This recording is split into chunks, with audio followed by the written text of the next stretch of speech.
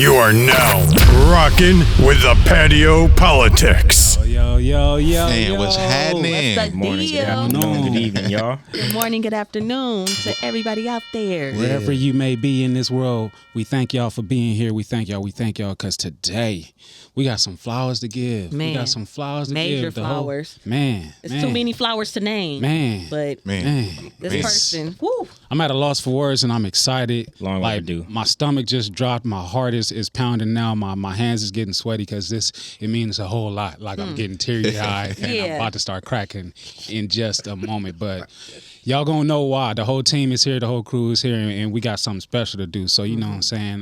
Right after we play this intro real quick, we gonna get into it because we got something special for y'all. We gonna tell y'all the name of the title today. Man, it's Layers of Five. Welcome to Layers of Five. Layers of Five. Y'all need to ponder on that. Think freedom fighter, think leader, think creator, think lyrical MC. Think just ponder on that. Layers of Five, and we gonna get to that at the end of this, y'all. Yeah. We hope you stay a while, 'cause it's right for life. Trying to be part of your life. We got whatever you like. Come on and just give us a try, yeah. 'Cause it's right for life. Trying to be part of your life.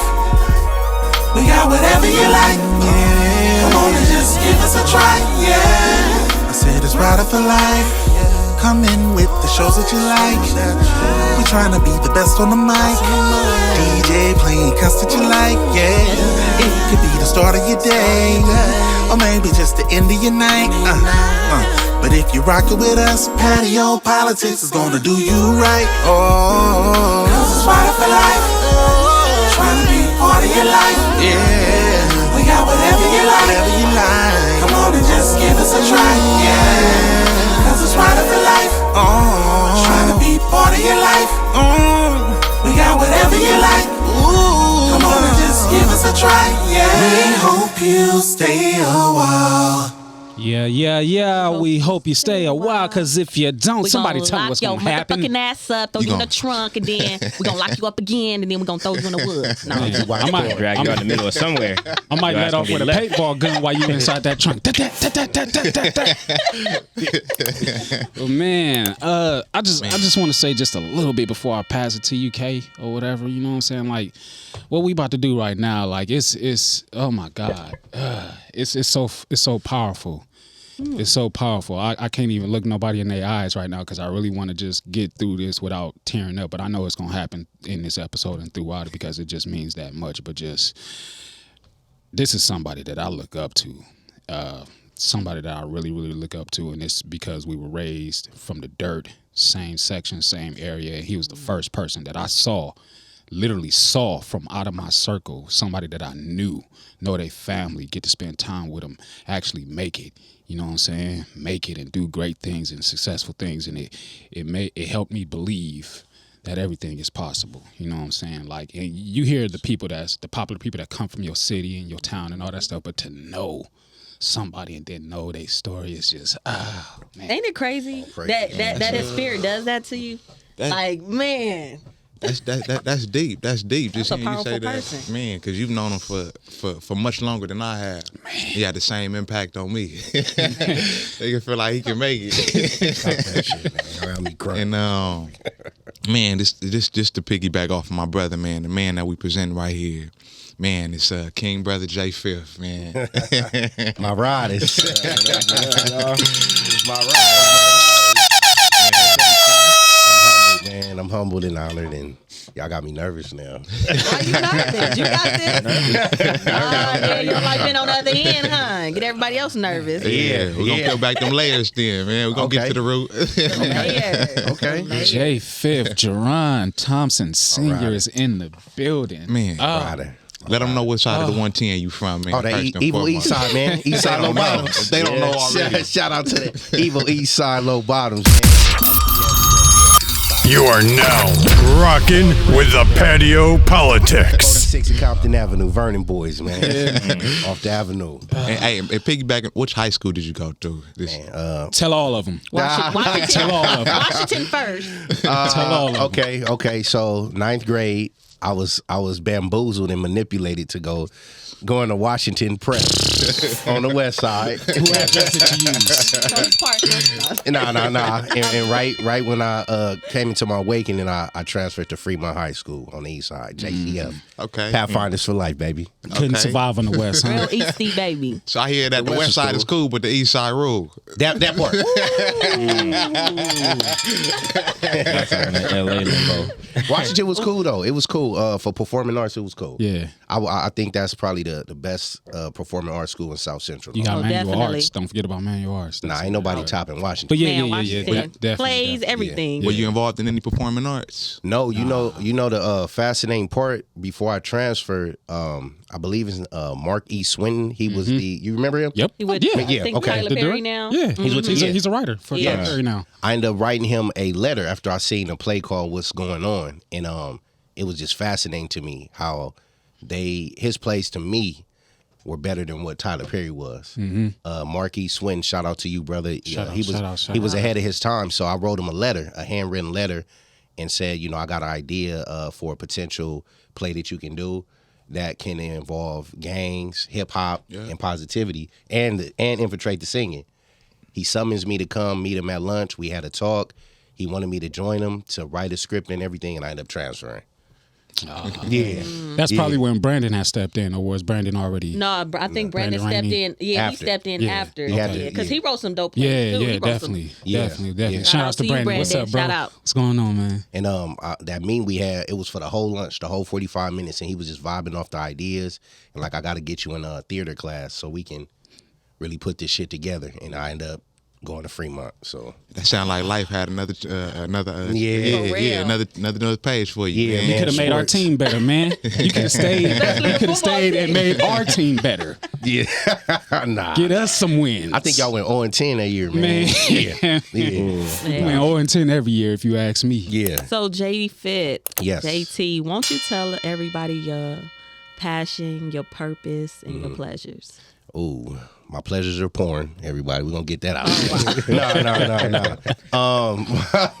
Well, I start with my pleasures. My pleasures are, man, seeing the people I love happy, and being able to be a blessing to everybody else. I'm a cheerful giver, by nature, by spirit, by sign, by heart. So that's my pleasures, and seeing the people around me I love happy, genuinely. My purpose is to serve. My purpose is to serve and be reflective of the Most High, be a conduit of the Most High. And what was the other one? Purpose? Oh, no, I said purpose. What was the other one? Purpose, pleasures, and passion. Passion. My passion, music, film, family.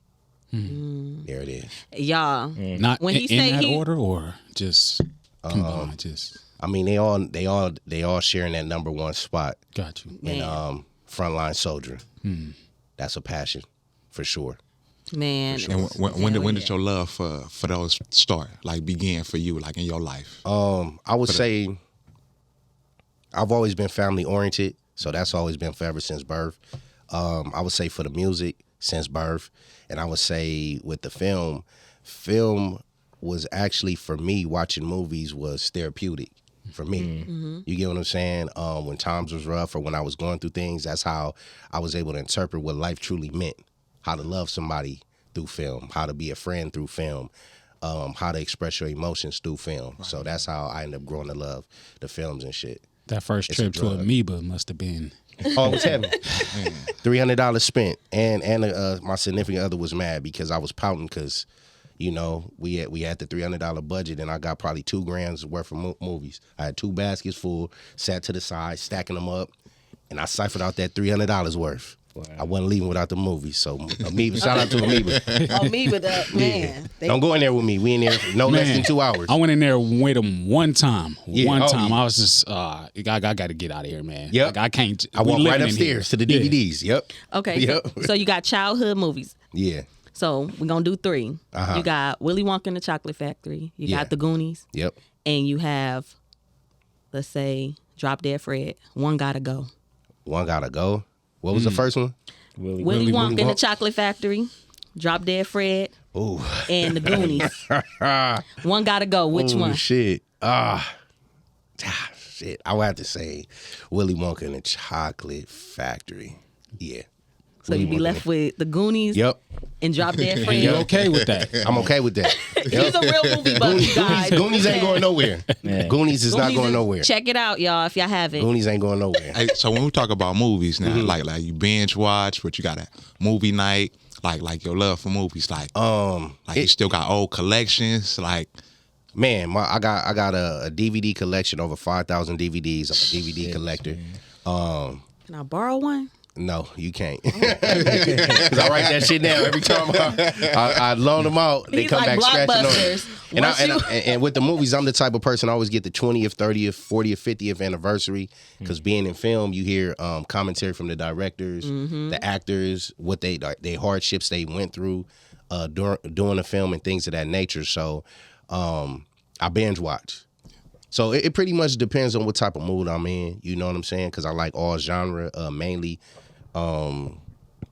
comedy, action, horror. I'm a horror buff, shit like that. So it depends what type of vibe I'm in. And I don't just watch the movie for entertainment. I really be in the motherfucker. Quiet, glued to the TV, breaking down scenes, breaking down characters, breaking down the plot, all that shit. So yeah, movies is life. No, Fire, that brings me to a question as well. Because I know we're going to touch on your directing side later in the show. Yeah. But when it comes to you watching films, would you say that out of all those movies you've watched, even up to this point in your life, of all the ones you've binged, do you see that your director style favors ones that kind of imprinted on you, or favorite films, favorite scenes? Sorta, for the feel-good movies. And I think, like you said, we'll expand on that later about the directing, seeing how scenes can move a person's spirit, how you can be feeling like shit before watching a movie, and if it's a feel-good movie, how it kind of transitions your spirit into feeling how that movie made you feel. That's how deep I'll be into that shit. So I would say yes, for sure. Could you tell me out of all the ones, could you tell me out of all the films you've seen, even what you could think of at this point, what film moved you the most that was the least expected? Like a film you might have stumbled across or didn't even expect to do well, like the film or a scene or... Oh, shit. You got me going through the Rolodex, man. For sure need a shot. I would say, I would say three come to mind. First, it's a spiritual-based movie. What's the name of that movie? Okay, I would say Armageddon. I would say Little Monsters. And The Shack, that's the movie. The Shack. Man, The Shack, that was powerful. The Shack. And I would say Classic. If we talking about modern day movies that's not in the 90s or 80s, I would have to say Birth of a New Nation. You know, with Nate Parker, shout out to him. Powerful film. Very good film. Movies that really moved me to real, like, you know, The Shack fucked me up as a father, but it taught me the power of forgiveness. You know, like for real, in real time, with a lot of things that I was still wrestling with. Wow. And it brought me closer to supervision with my children, or whatever the case may be. Armageddon showed me sacrifice. For those that have watched it, there's a scene in the movie at the end, very sad scene, but it's a scene. Have you seen it? Yeah. Oh yeah. My mom loves that movie too. See, yeah. For the same reason I think you're about to say. Yeah, when the father kind of, I guess somebody has to stay. And the father lets the daughter's husband go so he can be with the daughter, and he stays behind to kind of sacrifice himself and die. Very moving scene. It teaches sacrifice, because that's something I would have did in that moment. It's sad for that. And then Little Monsters, not a sad movie, but classic. There's a particular scene at the end where Maurice, who plays the actual monster under the bed, it's a point at the end where he has to let the little boy go. And this was his road dog. His partner. And they both kind of shed tears and cry. He go back under, and it fucks me up to this day, man. Getting teary-eyed. Yeah, so for sure with that. With the impact that the movies made on you, have that fed your passion? Like, just knowing that the impact that they had on you, has that led to, like, what feeds your purpose today? Yes, because I believe those movies made me who I am. I don't. You get what I'm saying? I was able to pick from, like, those three movies to make me a greater person, and find out that movies have, in some kind of sequence, more impact than anything else in life. Anything that can hold your attention for over 30 minutes is very impactful. And when you look at the messages that are being displayed, and then it showed me like, man, this is kind of almost deeper than reading a book, or it's church for me. It's my sanctuary and peace, because it's able to teach me how to navigate in friendship, husbandship, relationships, life, any type of ship. It showed me how to navigate and be able to translate that as a director myself, or even in music. So That's powerful. yeah. Now, can you take us back to the 8-year-old JayTee? Tell us about your story, your backstory, and Oh, shit, how you got, you know. Well, I would say 8-year-old. I wasn't JayTee then. Nah. I was It was Jerron. little Jerron. Jay Brown. Yo, badass. Well, I wasn't bad. I think I was more Misunderstood. very misunderstood and curious. I was curious. Like if I can look back at that young boy, I would hug him, but he would also be somebody that would look up to me. Yeah. You know what I'm saying? That would look up to me, and I wouldn't change nothing he went through. During that time, I was really into my imagination, heavily into music. I didn't grow into an MC until later on in life. Not later on, but teenage years. But I was always into music, so I was watching The Box. Shout out to The Box, Channel 39. Music Box. Music Box, yep. Watching Bone Thugs, all that. I was fast at school, so very promiscuous with the ladies by accident. You know what I'm saying? And I was into sports. I hated sports with a passion, so I was really just into, like, my passion, and what I loved was music. There used to be times where I would, moms and pops and them had a 5-disc CD changer. I would go to they had thousands of CDs or whatever the case may be. They had 1,000 CDs.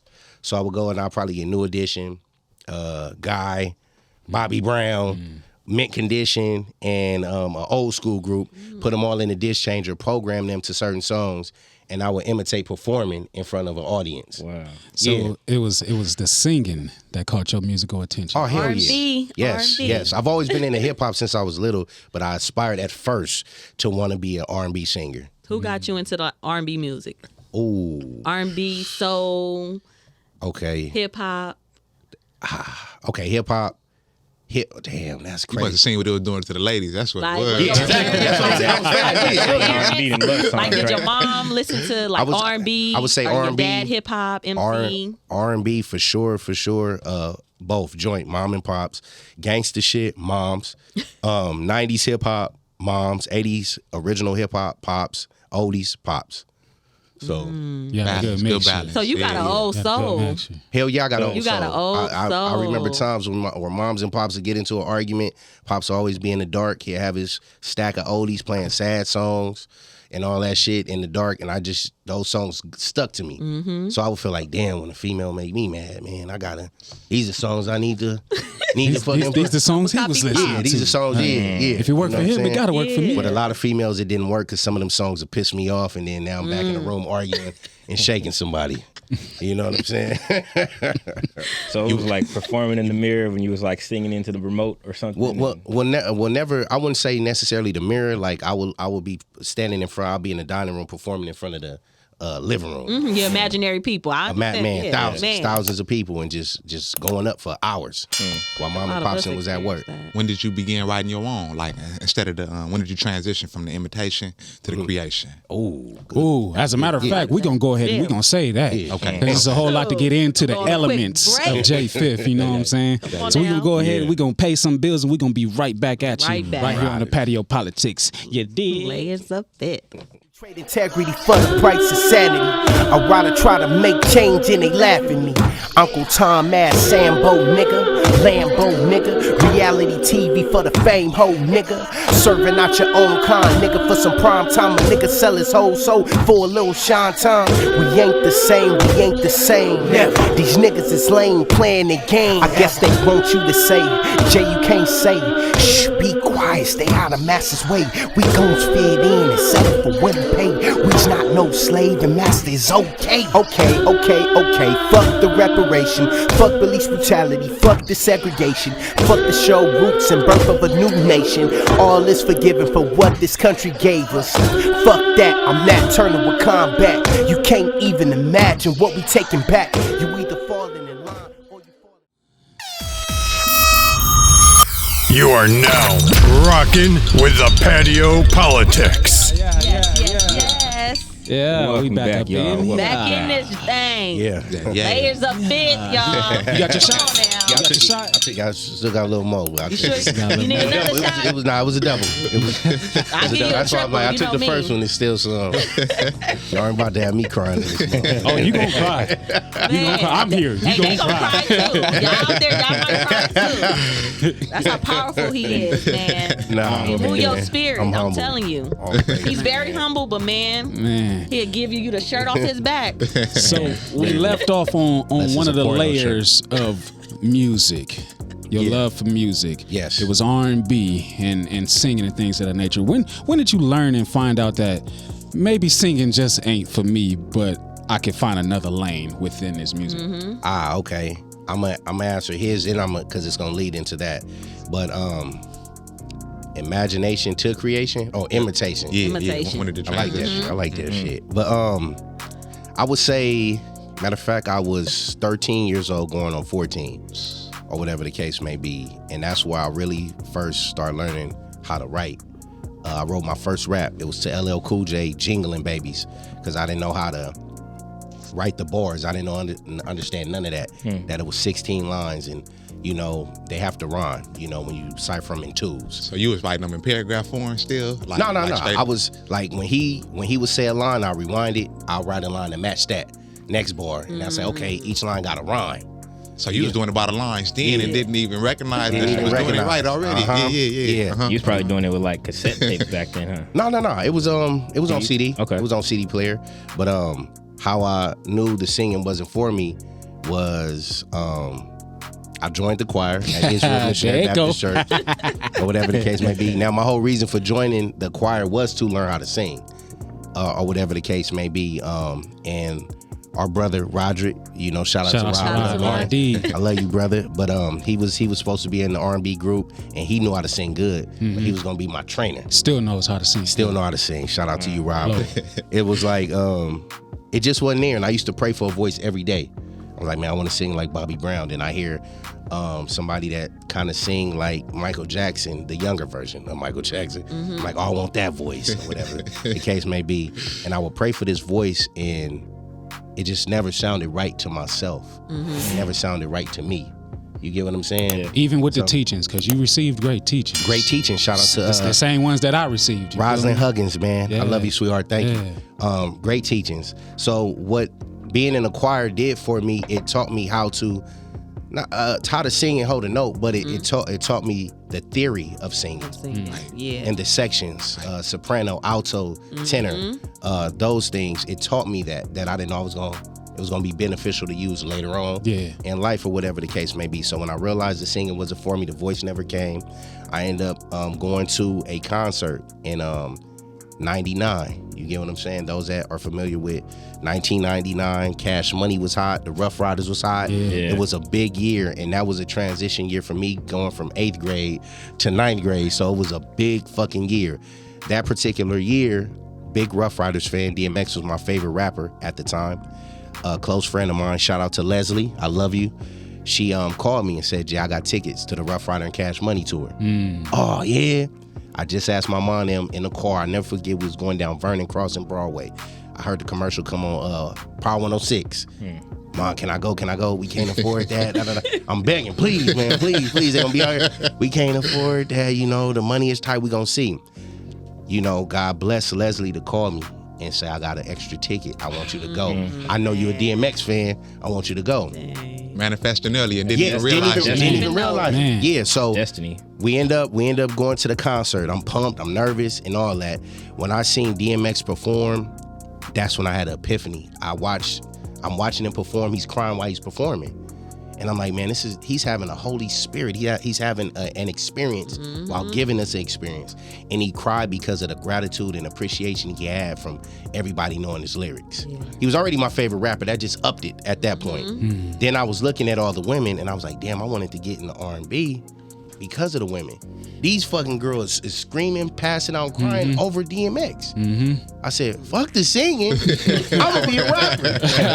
I can do this. Yeah, I'm gonna be a rapper. Name for this. I'm gonna be a rapper. And at that point, that's when I started teaching myself how to write. I wrote my first rap to that LL Cool J song. It was a 16, and I started putting it to instrumentals to make sure, okay, this is how long a verse is. 16 bars, this is how long a verse is, and it was going to everything. It was a universal rap that I always was spitting, and that was same cadence, It same matched flow. every beat. Hold on, Damn hold on. near every beat Do done. you still remember it? Is the question. Nah. I was gonna say, you didn't like Come keep the piece of on. paper you wrote it on, or I probably still got the piece of paper I wrote it on. Okay. But how Mac was saying, I was rapping how LL Cool J was rapping. Yeah. And then I turned it into my own, the more modern, the beat guy. And I was like, okay, end up turning it into mine and shit. Who was the first person that you shared that with? Like your first rap? Like, who did you want to share that with? Did you? Moms and Pops. Moms and Pops. What was their response to it? Did they shut you down? Did No, turn it they up? was just like, okay, like, you get you get what I'm saying? Because Pops was in a group. Mm-hmm. He wasn't the main rapper, but he was like the Flavor Flav to the Chuck D. He was the hype man. The hype man, yeah. The split, Yeah. the Shout out split Pops. star Yeah, to the to Busta Busta. Rhymes. Yeah. Shout out to Pops. In Complete Society. So he was impressed, like, damn, and he's always had me around music and rappers. Shout out to Tone Tovin, Tone Dev Click. He's always had me in the studio around it, and I didn't know I was manifesting it, because while those rappers would be in the booth, you know, I'm 10 years old, 11 years old, I'm reciting their rap. So while they in there, I'm memorizing it, saying the same thing they saying, but I didn't have the desire at the time to be a rapper, but I didn't know that It was already it was the in seed you. was being planted. exactly, that part. I wanted to ask you about that too. That part. In contrast to what Kay said, like, did noticing your parents being into the music they were in kind of imprint on you when you were young as well? Like how you were singing and performing, do you ever see like mom singing in the kitchen or dad?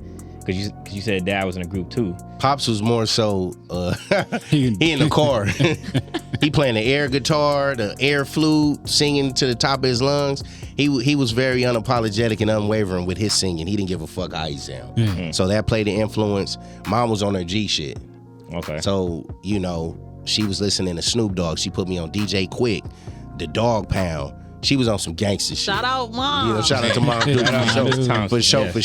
gangsta She shit. was on that. So it was a gumbo pot of influence that I had. Right. And not only that, with the gangster shit, Mom's put me on conscious rap.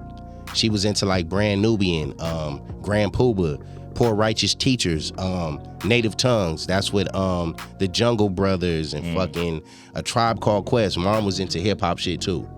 So she put me onto all that. And all that is a melting gumbo pot of my versatility in music. You get what I'm saying? So So this was groomed, y'all. This was, Since the birth. seeds was planted It's early. already since yes. birth. Man, and real quick, just knowing, man, the generation that you come from, the era of the dudes that you come from. 'Cause Yes. I got older brothers in your generation. Hell yeah. Shout out to my What brothers, man. makes you not being the one, like, what kept you out of the streets? Like, what kept you from going that way full-fledged? Because the environment that you come from is one of the real environments to where everybody in your surroundings is damn near, shit, they either dead or in jail right now. Man, I honestly would have to say the influence. You get what I'm saying? Who, you know, RIP the Big Twin. Shout out to my Uncle Myron, Twin Deuce. You know what I'm saying? Yee, my loc. But shout out to them. Moms, those were moms' younger brothers or baby brothers. You know what I'm saying? They were heavily into gangbang shit, like heavily into it. And those were considered my older brothers. Right on. However, they always threatened me like, I don't want you in this shit or we gonna fuck you up type shit, period. But it still was alluring and it interests me because of the camaraderie, the brotherhood, and all that. You get what I'm saying? You watching the box, you see Bloods and Crips videos, and then you seeing Bone Thugs. I don't give a fuck what nobody say. Bone Thugs is Crips. They always, you get what I'm saying? I want to grow my hair. I want baggy clothes. I want the chucks. I want to be in that. The influence of them, they wanted me to always go the way my mom and dad swayed me to go. And they was like, nah, we're gonna fuck you up if you get into this, because we don't want you a part of this. This is a whole nother beast. So that, and just moms and pops, shout out to them, keeping me grounded and always productive. So, you know, sports was what they kept me in year round. Yeah. But because of my hatred for it, because I couldn't do certain things my peers and my cousins were doing, they were off. So you talking about when I get out of school, I only got a little time to play the video game. My cousins can play it all day and night. I got to go to football practice or basketball practice, and I hated it. You get what I'm saying? So my therapy was the music and the filming. But like your true expression was suppressed. You know? So the fact that my uncles being heavily, you know, into gang banging, they kept me away from that. Moms and pops and them kept me out of it. Of course, I had peers at school that was doing this shit, but you know, my spirit just never dug into it because pops always taught me, whatever you do in life, you go hard in, no matter what. So if you're gonna be out here gang banging, you better be that nigga. And he said to be that nigga requires jail time or death. Period. Because the realest ones, that's where they are right now. They don't play games. They're not out here just ditching, fucking around. Nah, he taught me that. Whatever you do, you put your all into it. And I know if I crossed over fully to that, I wouldn't be here having this interview with y'all. I would be dead. Period. You know, and then not just that, me having a younger brother, shout out to Inf, he would have followed along and been on the same shit, if not more, because of me. And even if I would have been like, nah, I don't want you around it, the things he would have been seeing me do would have kept me from it. And also to add to that, just Pops always kept pro-black things and consciousness things in my face. Right on. To where I'm like, dang, I've always just been called to, I don't understand why we fighting each other. Right. Over a color. Exactly. The older I got, I started learning we fighting over territory we don't own. Not at all. Exactly. Then I'm looking, and I remember I probably was like 9 or 10, I'm asking my father, like, why do we sell drugs to our own people? Why we don't sell it to the white people? Why are they serving it to their aunties and uncles for bullshit? Why are we investing this hate and this drug and this poison into our own? He was like, because we lost. We don't have no leader. He told me that. You know what I'm saying? So the literature he showed me, and then just watching, you know, Roots and different shit like that, man. It's like it was disheartening to see that how our brothers are so lost. So I ended up growing to have hatred towards gangbangers. Because I'm like, the same way y'all pressing me, y'all ain't gonna press these Latinos. Same way y'all pressing me, y'all ain't in Calabasas pressing them or robbing them. You know what I'm saying? And it's like, nigga, slavery is over. Nobody's gonna tell me what color I can and cannot wear. You know? Did that give you like more rage and more anger to like push back against the system, or just like retaliate? System towards, meaning the gangs? Hell fuck you. Like, I'm gonna wear what I want. Press me or not. Man, and being a witness to it, man, I done seen killers on your set. I done seen people on your set. Like, understand that, like, the people that you done brought and has brought change in their life through the change that's being presented in your life. Because who's to say that you done have the same examples that they done had in their life, but you chose different. Because you also had another different example in front of you. That has led to your purpose as well. Like, because it's not only you, but the people that done came through you. Yes. And that's all Yahweh's will, man. All praises to the Most High for that. And like you said, it made me feel that way. So I grew a hatred towards gangbangers. So whenever I was getting banged on, I'm with the extras. And that's where the word Ryda came in. I don't have to be a blood or a crip, but don't get it twisted, nigga. I ain't no punk. We can go right now. And that's how it always was with me. And and that's what kept me balanced on both sides of it. You get what I'm saying? That I'm not, and I didn't judge my friends that were into that, because some people are just a product of their environment. Right, man. Yeah, absolutely. You get, I'm a product of literature. I'm a product of my learning. I'm a product of my inheritance. I'm a product of my ancestors, you know, because I tell people I've been here before. I'm not with it. So my job is, I have a lot of blood partners that's my comrades. My whole family is Crips. They loped out. We all blue from the top all the way to the bottom. But I've grown to be friends with a lot of Damus, and they've never blooded me. I have a lot of Lokes. They never cuz me. It's always that love and respect on both ends. But I would tell a person quick, if my Damu comrade hit me, I'ma ride for him. If the Lokes hit me, I'ma ride for him too. And I've always been that middle piece to bring both together, where they can be two enemies and they in the same party functioning. I look up, they're conversating with each other on some enlightening shit. And each one is coming telling me beyond another one back, man, whoop-de-wop, cool, blood. Like, or whoop-de-wop, cool, Jay, that's my dude. Like, I love him. I bring family together. Absolutely. You know what I'm saying? So, That's leadership, too. Yeah. That leadership in you. That's Yahweh. Man. I still feel that way about gangbangers. Speaking of leadership, because like there's so many layers to who you are. Man. We got to get into you being the firstborn. And Yes. then Yes. following afterwards. The demos, everything. Oh, shit. Everything that All fed your that leadership. What are the things that demos fed your and leadership? everything. Yeah. Because that's where it began. Being the leader is just Man. being a big brother. Yeah. Yes, yes. Absolutely. Now That's good, man. I feel, man, leadership is something you call to. I always tell people you don't choose the Most High; He chooses you, and that's facts. Whether you want to be chosen or not. Message. You feel what I'm saying? So, shout out to Inf and Jalecia, man, my baby brother and sister. Yeah. I've always felt like because of how, I'm not gonna say the mistakes I made, but certain choices I made as a youngster. You get what I'm saying? I never wanted it to influence my siblings. I've always wanted to be the perfect big brother. I was happy when I had a baby sister, someone I can protect and watch and make sure no guys is fucking with, you know what I'm saying? The same thing with Inf. But because of certain mistakes, I was a liability to my younger brother. You get what I'm saying? I put him in a lot of situations that were uncomfortable and unhealthy for him. I was a runaway. So whenever things may have not went my way or because I was misunderstood, I'm out the fucking window. Every chance. I ran away like 6-7 times. Easy. You know what I'm saying? And I didn't realize what that was doing to my brother. Because if I'm running away, I'm sneaking girls in my room and fucking them. You get what I'm saying? He's getting asked questions like, he's getting pressed. But why you didn't come tell us? And he ain't breaking the snitch code. But you know what I'm saying? Shout out to him. Yeah, shout out to him. Shout out to him. Yeah. But I always put him in situations where he got pressed by my parents. You know what I'm saying? And I'm still, I still have to sit down and have that talk with him to apologize as a big brother because I should have been a greater example. However, at the same time, it's both sides to that because even though I was doing that certain shit, he would never do it. Yeah. So Inf ain't running away. He ain't sneaking nobody in. Because he learned from you. He learned from you. He learned what not to do because of me. Middle child always learn from the older sibling. Yeah. Because of me, and in that fashion, I've always been glued to him. So if I want to go hang out with my cousins, as we all the same age, you can't go unless Jamal go. Fuck, man.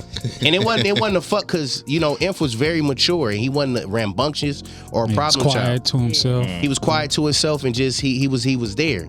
You know what I'm saying? But I know if I'm getting ready to do some dirt or do some shit I'm not supposed to be doing, I don't want to be responsible for what happens to him. Or I don't want him to see it because I don't want to influence him on doing that. But with that made me and him get closer as brothers. You get what I'm saying? And a lot of people don't know that. So it was a blessing and curse because even though the twins RIP, I looked at them as bigger brothers, they were heavily in the streets. So the moments we shared were precious, but a lot of moments they were more in the streets and I couldn't go with them to do the things that they were doing. Yeah. Whether it's girl chasing, it's at the Slauson Swap Meet, Crenshaw Mall, Fox Hills, pressing niggas, getting pressed. I couldn't be around that. So it was a lot of trial and error for me as the oldest to have to learn a lot of shit just by happenstance. You get what I'm saying? So, do you still feel like though that they look up to you, especially because of what you've been able to do and the kind of leader you've been able to become, despite all what you would call mistakes? I would just call it, necessary. Yeah, necessary lessons. Because you said you had Inf at your side all the time, but that could have also been a key factor keeping you out of those other situations. Exactly. I mean, I'm unsure, to be honest with y'all, because that's a conversation I've yet to have with my brother and sister because we all are different. They have their lane, and I have my lane. It's a lot of things that I may do and believe in that they don't believe in, and vice versa. Yeah. At the same time, I hear that I influence them, and it makes my heart smile. Would I rather hear from them? Yes, for that confirmation. Yeah. Because I'm always in disbelief, like, nah, I don't know. I don't know. You get what I'm saying? But if it is true, to be true, which I believe, Inf's into music. I'm into music. I'm not gonna take credit and say I got him into music because like I tell y'all, you're called into something by God. Whoever's there to guide you into that is just a messenger of God or a person to carry you into that passion. Now he's into DJing and producing because of the influence of us being in music and everything. So all praises to that. My younger sister Jelly, my baby sister, she was rapping at one point. Yeah. You get what I'm saying? She loved music. Oh. And I mean, maybe I am an influence. If I am, man, all praises to the Most High. It really makes my heart smile because they send me videos time to time and be talking shit, and they send me a video of my music and be like, this motherfucking nigga hard. And they be both rocking. I'm like, damn, that's so cool. And I tell them how much I love and appreciate that shit and how it fuels me. So 100, man. That's a blessing. Yeah. I mean, like, your music is good enough, man. It's Great. beyond good enough. You know, I appreciate you know that, how I Ryda. used to get down. It's I like know. I mimicking appreciate everybody. you. Everybody in the house. Everybody. I appreciate you, on their Ryda. head. Every cadence, every like delivery, Man. all that. Like, I'm on your head. Like, Very yeah, I know your lyrical. song better than you. How you feel? I appreciate it. And you know, as far as the oldest shit, I'd rather me than them. You feel me? So I'd rather the things that I went through that I'm glad it happened to me so they cannot do it. You get what I'm saying? I know my sister, you know, shout out to D, she's with somebody that's not putting his hands on her. And it's possibly because she seen me react in ways that I reacted. You get what I'm saying? Yeah. It's important for siblings to stick together and band, and when you're in the heat of emotions, you don't think of the effects it have Effects on and the everybody consequences. that may be looking at you. Right. Absolutely. You feel what I'm saying? Same with my brother. He's been around me going so hard on females to where he was too young to interpret it. Damn, my brother got his heart broke. And watching me turn into the guy that I end up Becoming. Sacrificial lamb, Yeah. Oh yeah, for sure. for sure. Wouldn't change it you either. Man. Well, it's so, So many somebody more, got to get nailed to the cross. are. Only the chosen. so many more layers to this, man. So I think that's where the That's respect real comes leadership. From. They have for you though. Yeah. That's got to be where the respect comes from because, you know, some people don't come back from that. Some people just turn stone cold evil. Oh, yeah. Or they could have been, you know, in the other places you said. Or Exactly. could have been locked up. Or, Exactly. You know, some people end up in those lands and then they're still blaming everybody else and the rest of the world. So to see what you've become, because even when your brother comes around, you know, he still takes after you. Like, he looks Yeah. up to you. Yeah. We had our moments too, though. And talking about that heartbreak, we gonna get We into gonna that. get into. We gonna get to I got all the something good layers. for that It's heartbreak. too many layers. You can't put this man I in a got box. something good so. for that heartbreak. Yeah, We- you can't just put a porn star. No, you can't put this man in a box. Which one? He's not box material. Hold that thought, man. He's not box I don't need material, people y'all. looking at her. So we gonna take a quick break and we gonna be back with the layers of fifth. All right, we're gonna dive into it right after Real this. quick, y'all, Patio Politics. Now. The bullshit that we live in. Come on and just ride. Take our time while we cruise away. Baby, we got time.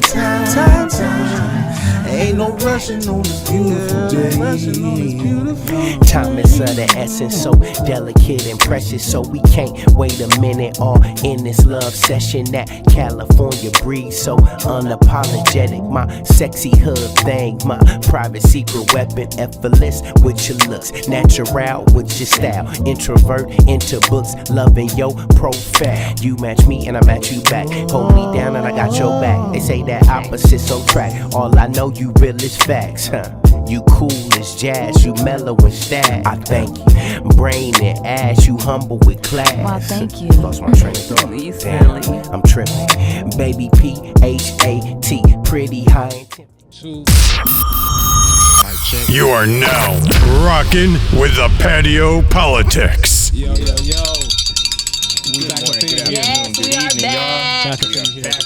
Make sure y'all liking, subscribing, all that, sharing. You know what Please I'm saying? do. Please. The Patio Politics. We're on every platform. Yeah. Y'all. Search us on social media. Shout out to the Legato Collection. Yes. Don't forget to let your mama and them know who ain't got YouTube. Real Facebook, spit. everything. Facebook. We got all of it, It's for y'all. For the everybody. old school. It's for everybody. Now, you mentioned Heartbreak, and I definitely want to get into that, but to lighten it up just a little bit, let's talk about some sports real quick. Okay. You know what I'm saying? Your first, you said you hated sports, but what was the reason that you hated sports? I believe it was my introduction to it, and it wasn't sports completely. It's just when you a kid, you want to be a kid. Yeah. You got a Nintendo, Super Nintendo. Yeah. You wanna play it, and being super family oriented, it was always me and my cousin. You was put on routine. Exactly. And when my cousins got off routine and was having fun, girl chasing, it made me resent my program. that I ended up growing to appreciate as I got older, because I seen that routine and program kept me out of the game banging and the street life. Because if I was with my cousins, that's what you I would have been into the bullshit. And I would have been the one in jail or dead. You get what I'm saying? So I hated sports, but started playing basketball first at the YMCA on Vermont in Century. Yes, sir. You know what I'm saying? Sir, wine garden. That's wine garden. Yeah. Shout out to the Lakers. That's what our team was. That was the only time you see me in purple and yellow. The only time. So everybody from the land know that, man. It's a monumental mountain. Still there. Yes, yes, it is. Still there. It is. But that's where I played basketball. I ended up getting a defensive player of the year for that year. That was that's all you good at is playing defense. Nah, I was good in So shooting. position 5, basketball too. point. He got no. Two guard, wing, center. You was always taller, right? So Nah, not how Smitey is. I was always small, man. Yeah. I just had heart. He had no fundamentals. You played two left two feet, guard. but he wasn't gonna give up on nothing. I had a jumper. You had You had a jumper. no. They said that shit. 'Cause if we play a pickup game, I will not play you serious in basketball. He's I'm a gonna be football laughing. player on the Hey, I don't basketball know about court. that. I don't know about that. We played a couple years ago. I don't know about that, man. Which I would never play with Tyler again. Yeah. man, Tyler goes. All right, I ain't gonna say never. It's just a 1% possibility on that shit. 'Cause my body was sore for a week. Tyler got horse's lungs, man. He ain't get tired. Shout out to Tag. Yeah, shout out to T, man, TG. But I played the two. I've always played the shooting guard my whole life. So it was basketball first, then my introduction to football. Football is my first. Now I love it. Can't live without it. But football, how I got introduced to that. Pops took us up to Fremont to do some calisthenics, some throwing around. Ball hit me in the face. I hated catching because of that, so I'm not a catcher. It was me and Free Money. Shout out to Free Money. Free money. We was up at Fremont practicing with a couple other kids. It was just 5 of us getting it in. The next week, we went to go try out for the demos. They was having tryouts or whatever. This is my introduction to the demos. Shout out to the LA demos, man. Shout out D-House. demos. Yes, Democrats, Eastside, low bottom Democrats. But we went, we tried out. It was a lot of kids faster than me, bigger than me, more experienced than me. I believe like a few weeks after that, after trying out, made the team, they put on pads. So me and Free Money, we looking like, what is this? You know what I'm saying? We got the equipment like little giants. We started playing two-hand On your touch. face and Nah, everything. not the cup on them. Yeah, nah, we didn't have the Looking cup. foreign It's like we playing two-hand touch in the street. You know how they shit was mismatched. That's how the demos was, man. yeah. You know, Just pour it out a Eastside shit. They just want to play. We didn't have no sponsors, man. We didn't have no sponsors or nothing. So old equipment, shit like that, making shit match. We got it on. They had a hitting line. Now you talking about we 7 years old with 8 years old parent, tiny Mike. Man, they let the experienced dudes hit the 8-year-old who played last year, and it sounded like two just cars crashing. They put a dude up who first time was like me and Free Money. Put him up, he got hit, he started crying. How'd that make you feel? I was scared as fuck. I would have been scared too. I was scared My as first fuck. time putting on pads. We got up to our thing and started hitting. I guess it wasn't to Pop's expectation. So later on that night, we went to the bottoms. We went to the 6. Went back to the crib. We in the front yard. This is like 8:15, 8:30ish or whatever. He put me and Free Money in the front. Now Free Money was heavier than me. Yeah. He didn't have no problems with the hitting drills. You talking about a Eastside Ryda who ain't got nothing to lose type shit. Single mom, you know what I'm saying? Shout out to Auntie Pam. Fareed was bad as a motherfucker. He was born to be a hitter. Yeah. Pops put me there. We was hitting for like an hour. Had a headache, migraine, everything. Hate hitting. But what it did was fuel like anger in me towards Pops, towards Free Money, towards football. What did you do with that anger? I took it to practice the next day. Right on. And used that. And been using it ever since. You knock people out. So, you get linebacker. concussions. Nah, I didn't play linebacker, man. My first year I played fullback. Oh, so you was on offense. Yeah, I was on offense. How was that Oh, so you just experience? wasn't catching the ball. He's like, just Nah, give hell no, it I to wasn't me and let catching. me run. I wasn't catching. That experience, it was cool. It was cool for what it was because I wasn't watching football. My introduction outside of playing it was Tecmo Bowl Yeah. on Super Nintendo. Shout out to Tecmo Bowl, baby. Oh, Yeah, I remember thought you were gonna Tecmo say Bowl? Blitz, but yeah. Nah, it was Tecmo Bowl. Nah, This is Techno. Yeah. yeah. Oh, man, You didn't play it on regular Nintendo? You started on Super? Super, yeah. I remember how I looked on Super Nintendo. I could have ran you then because I was on it on So regular this Nintendo. is like 90, 93, 94, Yeah. 9 quad, man. Yeah. You know what I'm saying? So that was my introduction outside of actually playing or whatever the case may be. But through that next year when I was 8 and playing with 7-year-olds and all that, then that's when the leaderships, the camaraderie, the friendships started to form. A lot of my comrades who are gangbang, who are OGs now, that's where we learn to build love for each other. Yes. And I ended up becoming through the years a bully's bully, because you had a lot of players who, just because they were team captains and faster than a lot of the OGs presently, who was just little kids out the projects and all that, they would get bullied by these kids. So my thing is like, nah, fuck y'all. Like, just because they ain't fast as you, don't bully them. Yeah. So now I would target them at practice. So instead of hitting whoop-de-wop, hit me type thing. Yeah, so You like get what that I'm little saying? giant shit you was talking about. Yeah, nah, for real Did though. you ever intimidate any of them with that attitude? Up until I hit my comrade, Big Cliff. Shout out to Big Cliff. I love you, dog. But shout out to Big Cliff. He was same age as me, but he was bigger than everybody. And he got in trouble at school, and how Pop Warner used to be for the demos. You got to hit. Yes, you fuck up in school, your parent is bringing you, you got to hit in the line after practice. Have to. Ain't no quitting, no nothing. And Cliff was so big, he had to hit against 2 or 3 people, or whatever the case may be. Now you talking about Cliff was the hardest hitter on the team, big as a motherfucker, and angry now because he's hitting and mad. So he knocking through 2 and 3 people like a bowling ball, even the people older than him. They brought people down older to hit him because that's how he was running through people. They put us all in the hitting line. Man, y'all scared? Y'all scared of this? Who got heart, man? We looking for somebody with heart. No one, nobody. Pops gave me that look, and I was scared as fuck. And he was like, who ain't afraid to hit Cliff? Come on. I walked out. I was scared as a motherfucker. It was. Did you hear the murmurs? Oh, listen, JayTee. JayTee about to go and walk up. It just got quiet. Yeah. It got quiet. Me and Cliff hit for 15 minutes. Damn.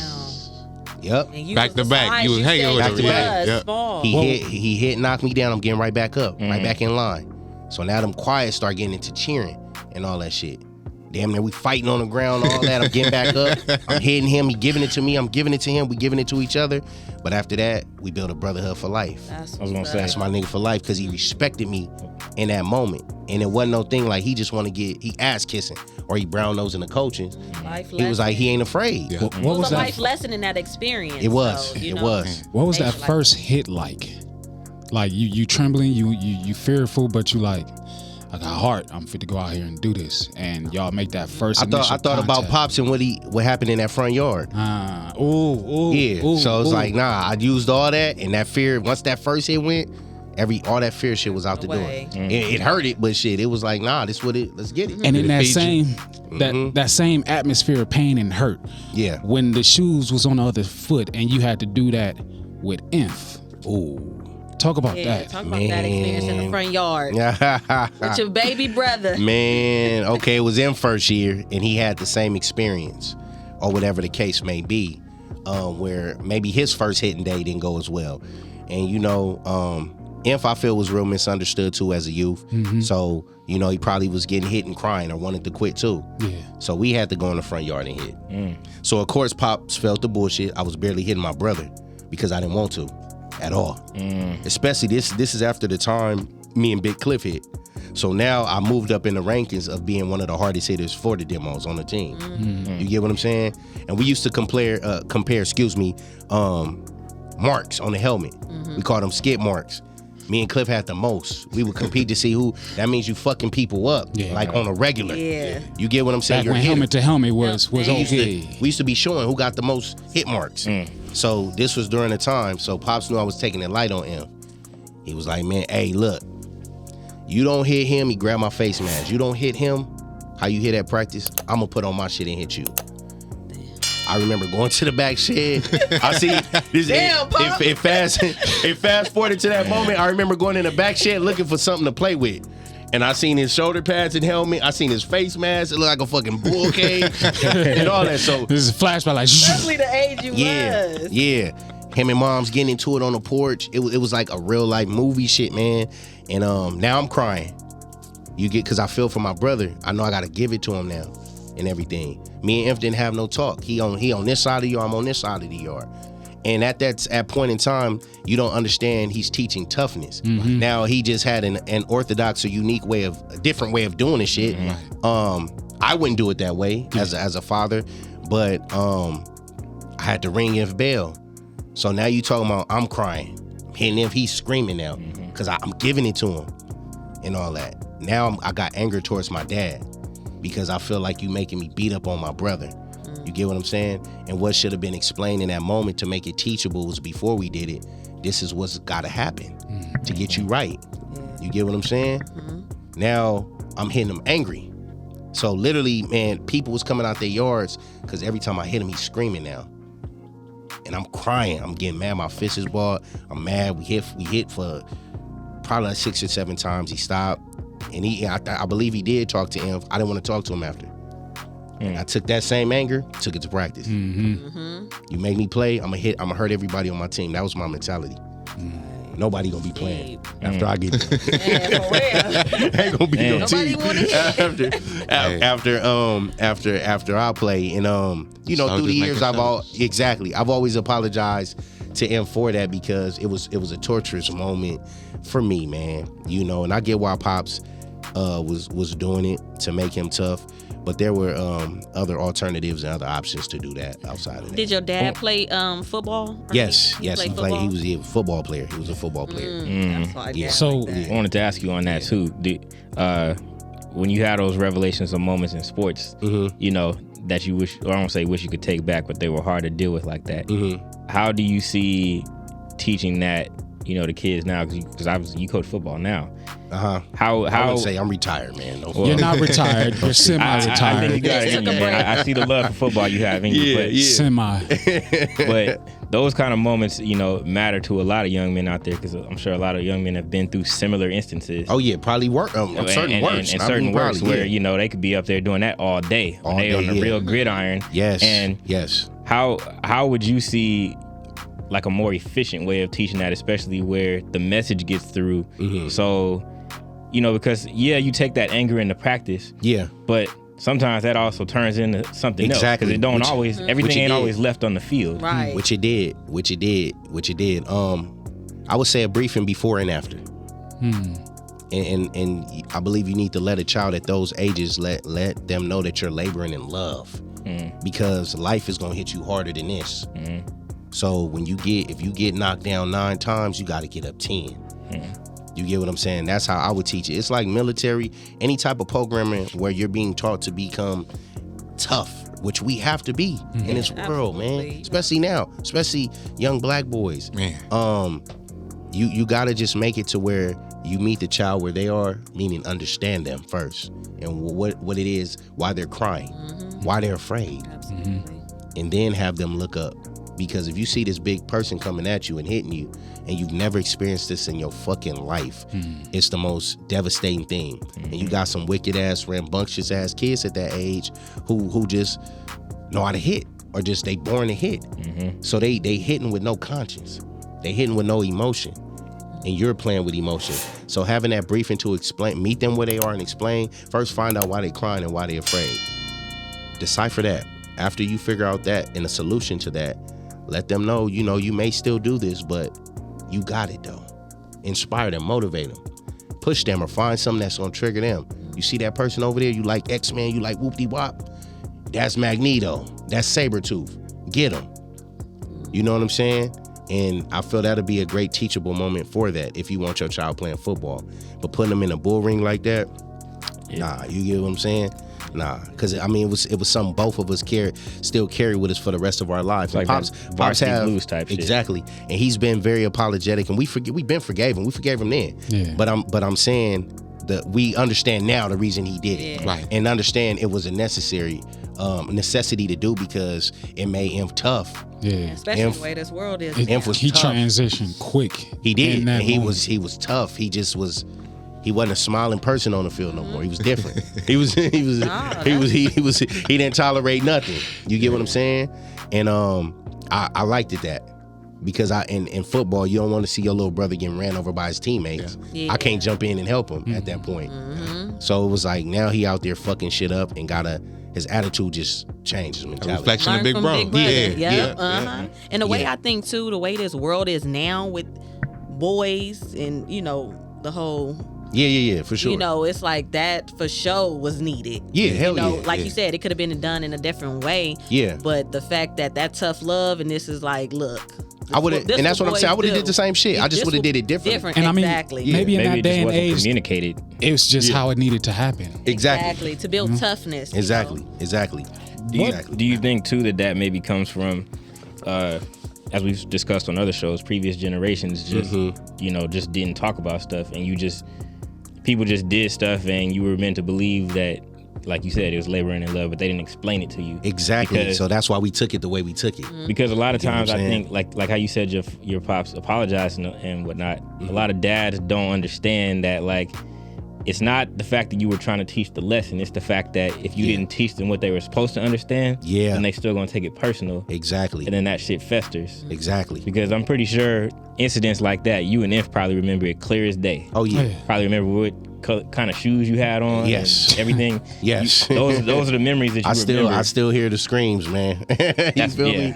So but it was necessary, and I'm glad it happened. Because nobody want their little brother, nobody getting bullied and punked and all that. So it made him tough as nails. What brought the end to your football career? Because I know you played semi-pro for a little bit, but why? When was the moment where you was like, all right, I'm done with this? Right. When I was getting ready to get out of high school, my senior year, I fucked off my 11th grade year. Like, if I would have stayed playing, I would be retired out the NFL. And I'm claiming it and knowing it. I would have been in the Hall of Fame right now because I'm, at the age I'm at. However, music, man, just my purpose. And that's what I had a heart for. That's what made me happy. So due to the fact I fucked off my 11th grade year, which colleges were looking at me and shit like that because I was ditching and being stupid as fuck, chasing my girlfriend at the time. I got ineligible, fucked off that year. I told Pops, like, look, this senior year, I'm gonna give everything I got, genuinely, from the heart. But that's it after this. Like, I done gave all my years. No, I'm doing music. I really had that conversation at 17 with him, and he understood. And I said, but I'm not gonna cheat you out of what you've been investing in me. I'm gonna give my all wholeheartedly. I'm gonna have fun. I'm in the weight room. I'm gonna be the greatest player that I know I can be, wholeheartedly and everything. But Pops, after this, I'm doing the music. Nothing's stopping me. Yeah. Nothing. Yeah. Nothing. You made your own decision. Exactly. And you talking about even then, it was a little resentment because when I got in UTR, shout out to AJ, Bill Cat, SB, man, the originals. Omar, the originals, man, UTR. My comrades, AJ started playing ball with me. I'm thinking he gonna play the senior year. He said, fuck that, I quit. I'm making beats all day. Yeah. I'm like, He hitting me after practice. I just made this beat. Whenever they would ditch, they would go to the studio, literally across the street from Fremont. So, or they'll say, man, if we ain't ditching, after school, we going. Yeah. I gotta be at practice. So I used to be at practice looking over at the apartment that we used to record at. So your heart was elsewhere. My heart and mind and spirit was elsewhere. But I'm like, damn, okay, let me just get a semester. This the last year, making my retirement year. Went all out. Colleges really started looking at me. I think it was the second or third game, I ended up injuring myself and was out damn near half the season. You didn't do that on purpose, did you? I did do it on purpose. No, I didn't do it on purpose. Nah, I was balling that game. It was a first quarter. I probably had like 6-7 tackles. Wow. For losses.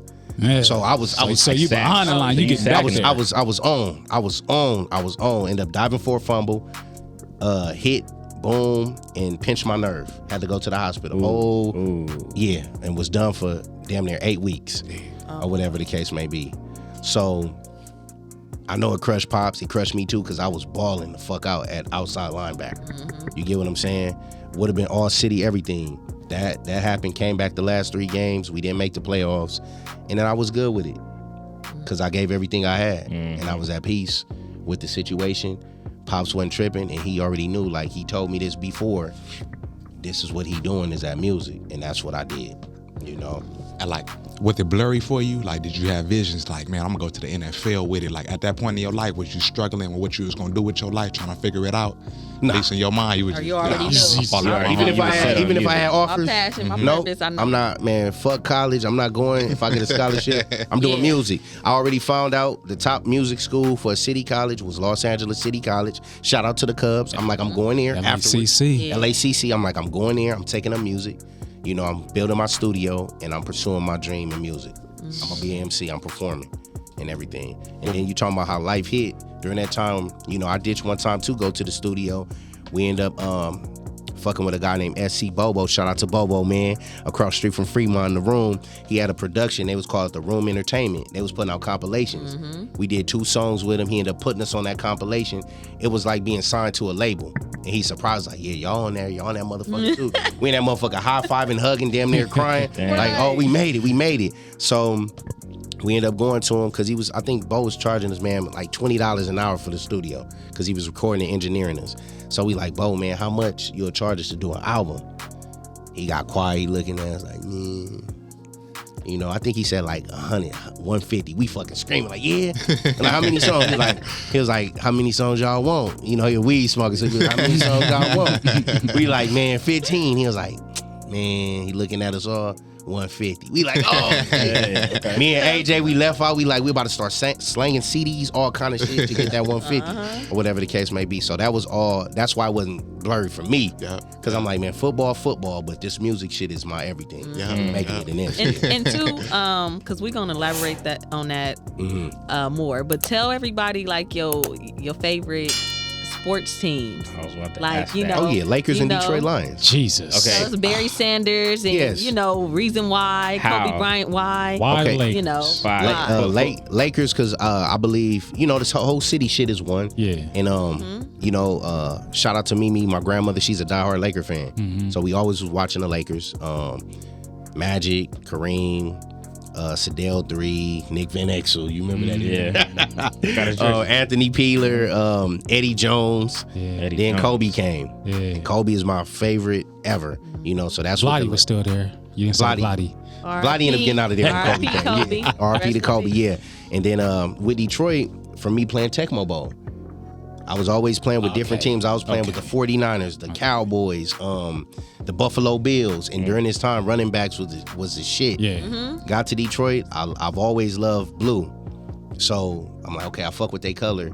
I kept giving a ball, doing a pitch to the running back. Sanders, number 20. Out of there every time. Out of there every fucking time. And I'm like, yeah, this is my team. I'm like, yeah, this is my team. This is my team. You got your own team because your parents they Steelers. Yeah, they Steelers. Man. You know, we cool. But I know. But it's the fact that you have your own, like that's dope too. Because you think like, oh, you a Steelers fan. Pops attempted though. He attempted to convert you. Yeah, he attempted. But the thing was, he told me once you get to a team, you can't waver. So that's why when people say, why the Lions? It's like that's why. Shout out to Pops, man. Loyalty. Comes from the game. Because I've been wondering all these years, you're the only Lions fan I know, man. Like, yeah, you know. Hey, but they been doing their thing. This sick man. We're gonna keep doing it. We're gonna keep doing it. We're gonna get one before I transition. Shout out to the Lions. That's a part of that 1% that you're talking about? Nah, it's 60. I mean, if you didn't get one with Megatron, that's all I'm saying. Shout out to Megatron, man. I thought that was y'all chance, man, with Megatron and stuff. Nah, we getting our shit right, man. They been killing it. I ain't we getting our shit right. We fucked up a lot of our legends and didn't want to trade them and pay them their money. We get it right though. Die hard. Yeah. I definitely. And quarterbacks. And I know you like the Calvin Johnson too. Yeah, I fuck with Calvin Johnson. Yes. He was good as well.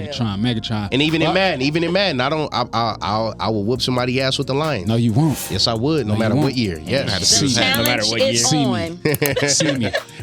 Buddy taught me. Taught me better than I knew beforehand. Shout out to Buddy. Shout out to Buddy. I want to see it. Yeah. I want to see it. I don't turn down no fade. I definitely wanted to make it light before we got serious again, but you know, just talking to you, everything gets serious. You know what I'm saying? Everything gets passionate. You know what I'm saying? But we definitely got to take a break. Jazz, you want to take us a break? Yes, we're gonna pay some bills and we're gonna be right back with the layers of J Fit. Yeah. Let's make it clear, the soul in my neck is too strong for the noose. Offer this light like I'm Grey Goose. There's so much to do, but it's hard to get through. My people won't change, fucking they brain, smoking that shit to keep them from the truth. They say, I feel your pain, nigga. Slave, mental unchained, nigga. You fighting for change, nigga. Why? Cause that's your lane, nigga. So I appreciate the sand, it's cheaper to keep it. They say that life's a bitch, so I treat her as I treat her. My skin, they label me victim. Is it because my black is black? The rebel in me won't change. I wear my black and that's facts. That's facts. Hamashiach, Yahweh Shah, got my back, but I can't lie. When you chosen, shit be real. Only the strongest can survive, and that's no lie. All praises to the Most High. I'ma ride for His word, and I put that on my life. You are now rocking with the Patio PolitiCz. Yes. Jangling. How y'all feeling? Man, blessed. Man, this Blessed. is amazing, Blessed to be a part of amazing this. interview, man. Blessed. I'm feeling light over here. Like I'm about to start floating and flying in a minute. Come on now. We peeling back all the layers. But to rhyme with Man. that, I'm really about to start crying. I thought I caught it. But you know what I'm saying? It's we about to deep dive into some pain. Man. Yeah. Some pain, because sure. that pain Headaches, is important. man, You know what I'm headaches saying? and heartbreak. It wasn't just an album, it was real life. Yeah, real You know what talk. I'm saying? Art imitates life all the time. Man, that's facts. So before we Should put get a message into on that. That's true. Man, Message! yo, before we get into all of them, I want to know, what was your biggest heartbreak? Your biggest heartbreak. My biggest heartbreak was my mom. That was my biggest because it was the first. How so? The first heartbreak. Elaborate. Her and Pop were going through a lot of issues. I seen a lot of things that I shouldn't have seen as a child. You feel what I'm saying? That I was carried into. Me and Mom Dukes was real close comrades. You know what I'm saying? That's my nigga. You feel what I'm saying? Shout out to But Mom Dukes. in the midst of a heated argument, I was pulled into a situation between both of them that I shouldn't have been. And I was asked a question that I had to answer because of fear. And, you know, Mom Duke said something to me that she shouldn't have said to a child. It's nothing a parent should say to their child. Yeah. You understand what I'm saying? And it fucked me up. It broke my heart to hear that. You get what I'm saying? Now, as a child, you hear your mother say something to you in that fashion. It does something to you, man. It does something, especially when you're in the middle of bullshit you done asked to be brought in between. Yeah, now you got to make a choice. Now I had to make a choice. Like you're splitting between the two. Like I'm splitting between the choice, man. And from seeing that, when she told me what she told me, I've always viewed my father as being the victim of a lot of shit. And it, you know, a seed was planted when she said what she said to me. A seed that was planted in me that I didn't know had continuously was getting watered. Yeah, it was through growing. every relationship that I had with a female. Until it grew into a monster inside of me. And you was taking that same heartbreak with you into your next situation. Oh yeah, I don't. Yeah. So I started respecting women less. I stopped trusting them. Didn't believe shit they say and everything. And through that, it kind of made me and my mother's relationship estranged. Right on. You get what I'm saying? To where it was always something with me and my mom, or whatever the case may be. And I didn't understand the pain that my mom went through. Right. The tragic until I got older. Right. And once I understood what she went through, it helped better and greater our relationship. That's why I said she was my nigga then. She's super big my nigga now. It's like, it's my dog. Even Able closer. to put yourself in her even shoes. closer. Yeah. Even closer. And of course, you know, she didn't want to share the trauma she went through. Right. But it was kind of a thing of hurt people hurting people. Yeah. Somebody physically planted a seed in her that she didn't know that turned her cold. You get what I'm saying? Turned her cold. And me being the first child, shit she going through in life, dealing with that psychological trauma she went through as a child. Yeah. You know, I felt a lot of instances I was a punching bag. Like you had to suffer for it. Like I had to suffer. You get what I'm saying? And didn't understand at the time, you know, before I was born, my mom used to catch hell from the siblings of my pops saying I'm not his, everything like that, you know, in mom's hood. So she ready to fade everybody. She down for the fades and ready, fuck you type shit. I didn't understand she had to endure that. So it was a lot of shit that wasn't broken down to me until I got older to understand. But that was the first and biggest heartbreak I've ever encountered, or whatever the case may be. Still the biggest to this day. Damn. Ooh, cause I had a lot of fucking heartbreaks, man. From a child too, you started dealing with heartbreaks as a. Well, the thing is, how I look at heartbreaks now is different from how I looked at them back then when they were occurring. So, when they were occurring, of course, it's like after every heartbreak, this is a worse. I'm crying. Fuck you, fuck bitches. I'm about to be a player, a pimp, a Mac. I'm killing everything. You know what I'm saying? But in hindsight, what I've learned is those were experiences that I needed, man, because I don't look at none of the girls that hurt me and have any ill will towards them. Yeah. It makes me love them more, because if it wasn't for the heartbreak they gave me, it wouldn't have made me the man I am today. Because no matter what happened, I didn't allow their actions and emotions to change the person God has made me to be. Absolutely. Which is so strong. Yeah. And I mean, I've fucking suffered heartbreak after my mom at 7 or 8 years old. Then it was a 10-year-old heartbreak, 12-year-old heartbreak, 15, 16, 17, 18, 21, 25. Every monumental part of my life I can remember where I was supposed to be celebrating life. I felt like life was stolen and snatched from me. You get what I'm saying? And which is why I felt every heartbreak seemed worse than the other. But it was a teachable moment, because had I allowed their actions and how their treatment towards me to shift me, then I wouldn't have never encountered the next heartbreak, or I would stop loving people. You get what I'm saying? So those were teachable and necessary moments to make me the man I am today. You get what I'm saying? Yeah. And hold on real quick. And can you kind of like elaborate on like the heartbreak from a man? Because a lot of times it's like the woman is like, oh, he hurt me, and you don't really hear too much. When it comes down to the man being hurt, it's kind of like, it's our kind heart of like, ain't supposed to get you get what I'm saying? It's kind of like y'all heart should be tough, like it's okay. So just kind of elaborate on just that feeling of, and you being a sweetheart, a giver, and because what people got to understand is I was taught by my dad to be, he's a hopeless romantic. He's very passionate. He was a kisser, a holder, a romancer, ladies man. He a Thompson. That's how we just deviated. And me sitting back watching him slow dance with mom, and when they were at their greatest and having fun moments, I always aspired to have that shit. You get what I'm saying? A lot of things I don't do in front of my children is because of that reason. I know from me seeing that, I want that. Yeah. So I'm taking that shit to a 10-year-old girl who don't understand that concept. Because she ain't seen it and she ain't thinking the way I want to romance her. This wifey to me. You playing house on a different level. Right. On a different level. I'm humping still. I'm playing out. But I want to marry her. You know what I'm saying? I'm still humping and kissing. But on a different level. And unlike, I don't know how a lot of other kids shit was. Like, not only the molestation that happened to me was on a guy on like some homosexual shit, but it was on some, after that, a lot of older girls that were in my apartment used to call me over. We humping, we kissing, titty sucking.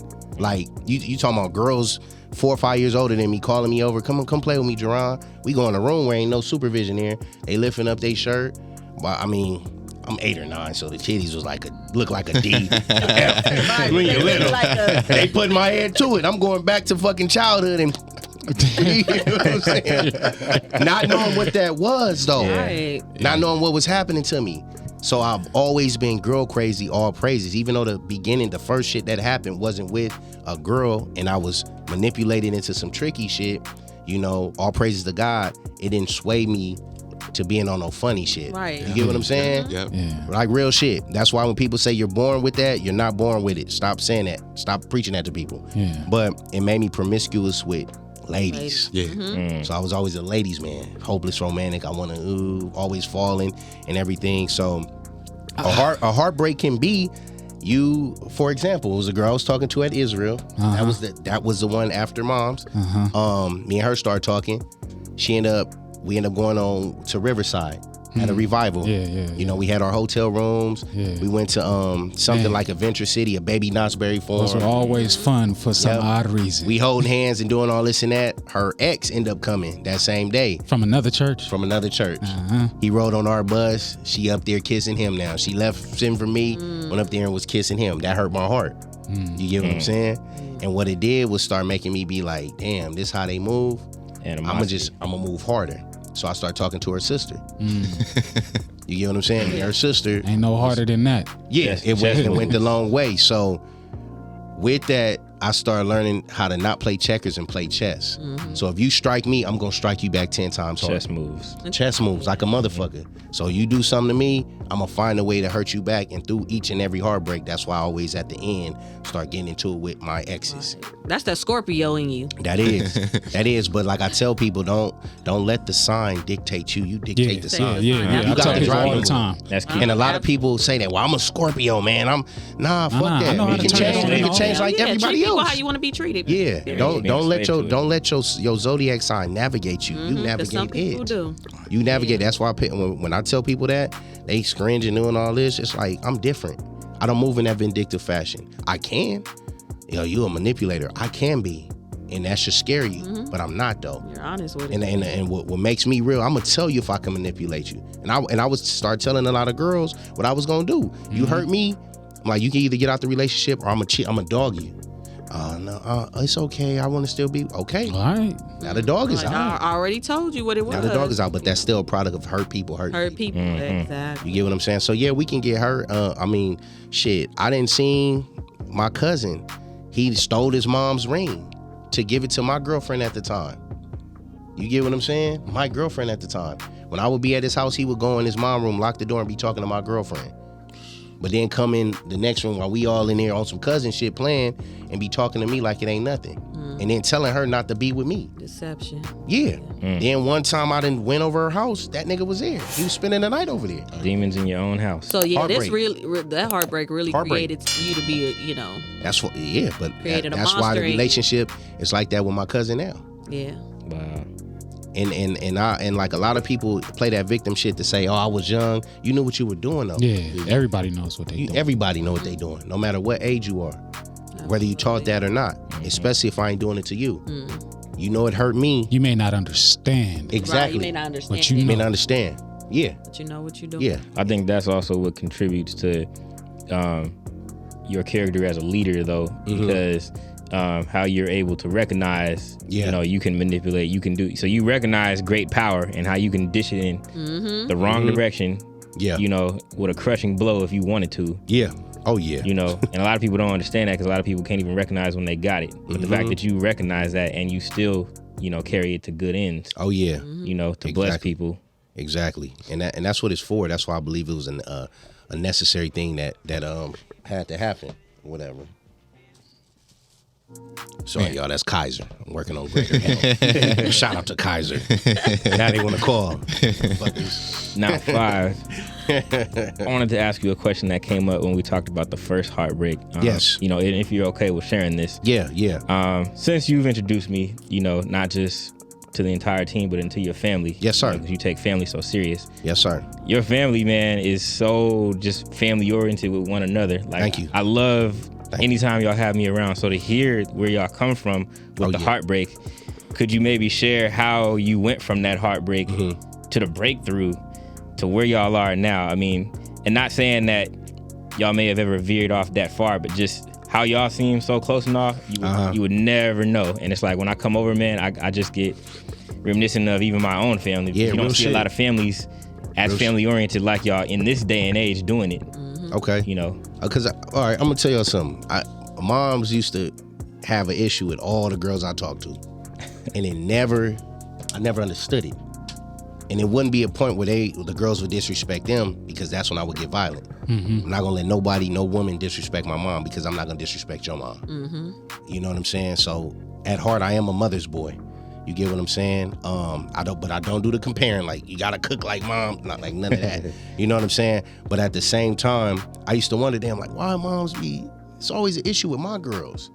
And ain't why? Moms wanna fight them, moms don't do that. And Pops had to tell me, man, your mom is afraid that they gonna take you away. And I just stopped and like, damn, well, why she won't tell me that? So I can explain to her that'll never happen. And then I had to just growing the years of really paying attention to my mom. It was the abandonment issues from her father leaving. So it was something deeper than me. You get what I'm saying? But it still was a moment, where I had to reassure my mom that will never happen, no matter who the fuck I'm with. What's understood ain't gotta be explained. You get what I'm saying? Now, if you're worried about someone taking your place, what am I doing to convince you of that? You get what I'm saying? What am I doing to do that? And it helped me grow closer to my mom. You get what I'm saying? Real close. That's shit. I got shot because of my mom. Yeah. You get what I'm saying? I got shot because of my mom. So, well, not because of her fault. Yeah, because of something. Because of a situation that happened. So it's like, that's what drew me closer, the more mature, man. And that's the thing what people got to understand. When you start growing and knowing yourself, it's so many things you unlock. Yeah. Oh, praise, man. It's so much shit you unlock with yourself where you start to understand life from a different perspective, because I've always been in that victim shit. Scorpio shit. I'm a victim. They hurt me because now I gotta hurt. I didn't have to hurt them back. You get what I'm saying? I didn't have to do that. I could have walked away, but for me it was just so fucking hard to walk away from somebody hurting me, because I'm like, I don't do nothing to you. Yeah. If you my friend, I'm gonna be the greatest fucking friend you ever had. Not on purpose. That's just how I am. You get what I'm saying? That's just how I am. Period. I'm not here to compete with nobody. But I'm gonna be the greatest friend you ever had, because that's what's in my heart to be. You get what I'm saying? I don't see disloyalty. I don't know what that shit looks like. It's hard for me to do that. You get what I'm saying? So a lot of that shit play a factor with me reading, man, praying, and knowing myself and looking in the mirror and saying, nigga, you did this, Jay, you did that. You can't do that. It's not okay. And me accepting that shit. It helped me understand my mom, to where it's like, damn, baby, this is why you did this. Come here, man, let me hug you. I'm here, I got you. If nobody else got you, I got you, and we got each other. Since your mom's the oldest, right? She the oldest sibling, yep. Just like you're the oldest. Yes. So, Yeah. she probably had to have it hard, kind of like how you had to have it hard. I wouldn't say that. Or, I wouldn't say that. Well, your mom was close with G Mom. They was partners. for sure. They was close. They was close. But I seen a lot of things that I grew to know that G Mom did that ended up jumping on mom that she don't know she did. Right. You get what I'm saying? Crazy how stuff can jump on. So it's like them seeds. man, them seeds be planted. The You most- don't the most- you recognize. don't even know it. The most dangerous weapons are those that are within the supernatural or the spiritual that we cannot see. Things unseen. Yes, Those sir. are the And you don't dangerous even recognize you're doing it. Those are the most dangerous weapons. Yes, sir. since we're in the realm of family, right? Yes. Let's talk about fatherhood. Yes. Man. Something that I know I aspire for Yes, sir. deeply. Yes. I second And that. just seeing you be the father that you are, going through the experiences that you've went through, like it's so inspiring. Like Yes. Thank you, Ryda. I appreciate that. it's so inspiring. But just let's talk about the journey of Made of you becoming fight game. a father. Because Ladies, 323. Man. I mean, I guess we hear now. I mean, not to put your business out there, but No, no. you have 3 different Yes. children with 3 different baby mothers. Let's Yes. talk about. Well, the they process. not BMs. I'm gonna stop you there. They're Got you. mothers. Feel me? Got you. They mothers, man. Let's talk about the journey and what was that first experience like of becoming a father? It was one of the worst in my life because I was a product of my vulnerability. You get what I'm saying? I was a product of my vulnerability. Seeing something extremely beautiful at a point in place where I was vulnerable and broken.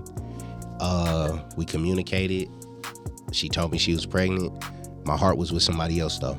With somebody else I was attempting my hardest to break away from, but didn't want to break away because of convenience, because of my loyalty and my fight for love, or whatever the case may be. She told me she was pregnant. I blurted out something that, fucked her up because I inquired, is this really mine? She, us being a Scorpio too, fuck you nigga and got ghosts.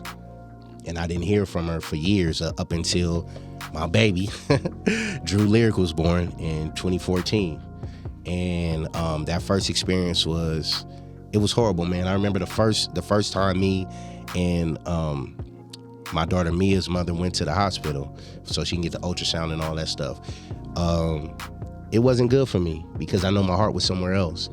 And fellas, don't ever do that to where you in a situation where somebody's pregnant, but you really wish it was the other girl who was pregnant. You get what I'm saying? Because now we end up depriving this one, who's a casualty at war, man, of the experience of your genuine happiness. You get what I'm saying? And I said something in the midst of my emotions that triggered her, and she vanished, and it fucked me up. It fucked up my trust. I start wondering, is the child mine or not? And then she reappeared. And Kaiser adamant. Damn, hey man, I'm coming to the appointment next week. Damn, man. But I didn't hear from her, and it fucked me up psychologically because I had to always look at myself like, damn, what if I got a seed in this world? I didn't know what sex the child was. I didn't know the name. You know, her sister, shout out to her sister, and they're reaching out a day or two. No, Father's Day. Of all my first Father's Day after my daughter Drew. The first Father's Day, her sister reached out and like, oh well, you know, he got a kid. You do. Gave the whole spiel. She ended up coming the next day, and it fucked me up. I had to look at her. She like, oh, what's up, Daddy? And I had to go in the room and cry. I sobbed. I'm in there balling my fists. And at this time, she was 6 years old. So I'm heated, man. I'm mad. I'm in there. Then, you know, the mom come in, and I wanted to choke the fuck out of her. Like, this is what you deprived me from. You throwing smut on my name, on who I am, my character. Because I wanted to be there, and you stole this from me. And it's nothing women y'all can do. No apology can give back that time. Yeah, that's 6 years. That's years, man. That's a lot. Years. You made that long life too. time. Yeah. You're entitled. That is valuable. That is important. You get what I'm saying? Yeah. It fucked me up, man, psychologically. And when she came in the room, I just had to give her love, and I was at peace. She was apologetic. I accepted it genuinely. She got to explaining. You don't got to explain. We here now. How are we moving forward, or whatever the case may be? She told me I still looked good and was shocked that I was fit. I'm not fat like I am now. No, You're not fat now. Not fat, man. Hey, but nah. She said that. I said a flirtatious line. Cause you know, Slick at the mouth. I'm a Mac, and y'all know what was on the mind. What's happening? Shit, You know what I'm saying? We got what's one. happening though. Oh my goodness. Might as well Yeah, get up in here, stir up another. She one. started blushing, and I'm like, man, we all good. Let's move forward. You know what I'm saying? And then in between that time, some other triggering shit happened with her, and I ain't seen my daughter since. You get what I'm saying? My baby just turned 10 years old last year. You feel me? So 10 years. 10 years gone. Man. You know, so every day, man, since she was born, my prayer has been that she has a forgiving heart. So whenever we do, and we will, You will. reunite. Yeah, It's gonna be the absolutely. greatest thing. You know what I'm saying? She doesn't have hate on her heart towards me, or despise her siblings that were afforded the privileges that I had to fucking fight for to, you know, be with them too. Man. But fatherhood, man, greatest thing ever. It changed and shaped my life to what it is now because it showed me that true, pure love does fucking exist. Man. You know, my baby, they saved my life. Yeah. You know, 2016, I was getting ready to commit suicide. I was standing on top of my building, getting ready to jump, and I wanted to make it a gruesome death because of what I was going through. So, you know, the bottom of the thing has spikes sticking up. I'm like, I'm gonna land on this shit. Glad I didn't, because God would have still kept me alive and I'd be fucked up in pain. Right. So it's a far fall. It was high as fuck. I was on the 4th floor, you know, and that's when I had a conversation with the Most High, with Yahweh, and he had to have a real conversation with me, and that's when I started realizing real conversations that are transparent and straightforward can be the healthiest for us, even though it may hurt. Yeah, And absolutely. it was like, bitch, nigga, you gonna jump or not? So I can send you where you going. Either you gonna go in there with your kids and toughen up and get your shit together and show me what I got for you, come get it, or you gonna jump and just let me send you, like, stop playing with me. Stop playing, man. You up here, jump or not? And I'm like, God, nigga, damn, okay. Yeah. Like, then I went downstairs, looked my kids in the eye, and they felt what I was just about to do. They just stopped. I'm holding them both, looking at them, teary-eyed. They start rubbing my face, touching my heart. Kids feel energy. Nah, for real, they start doing that shit. I'm attempting not to cry.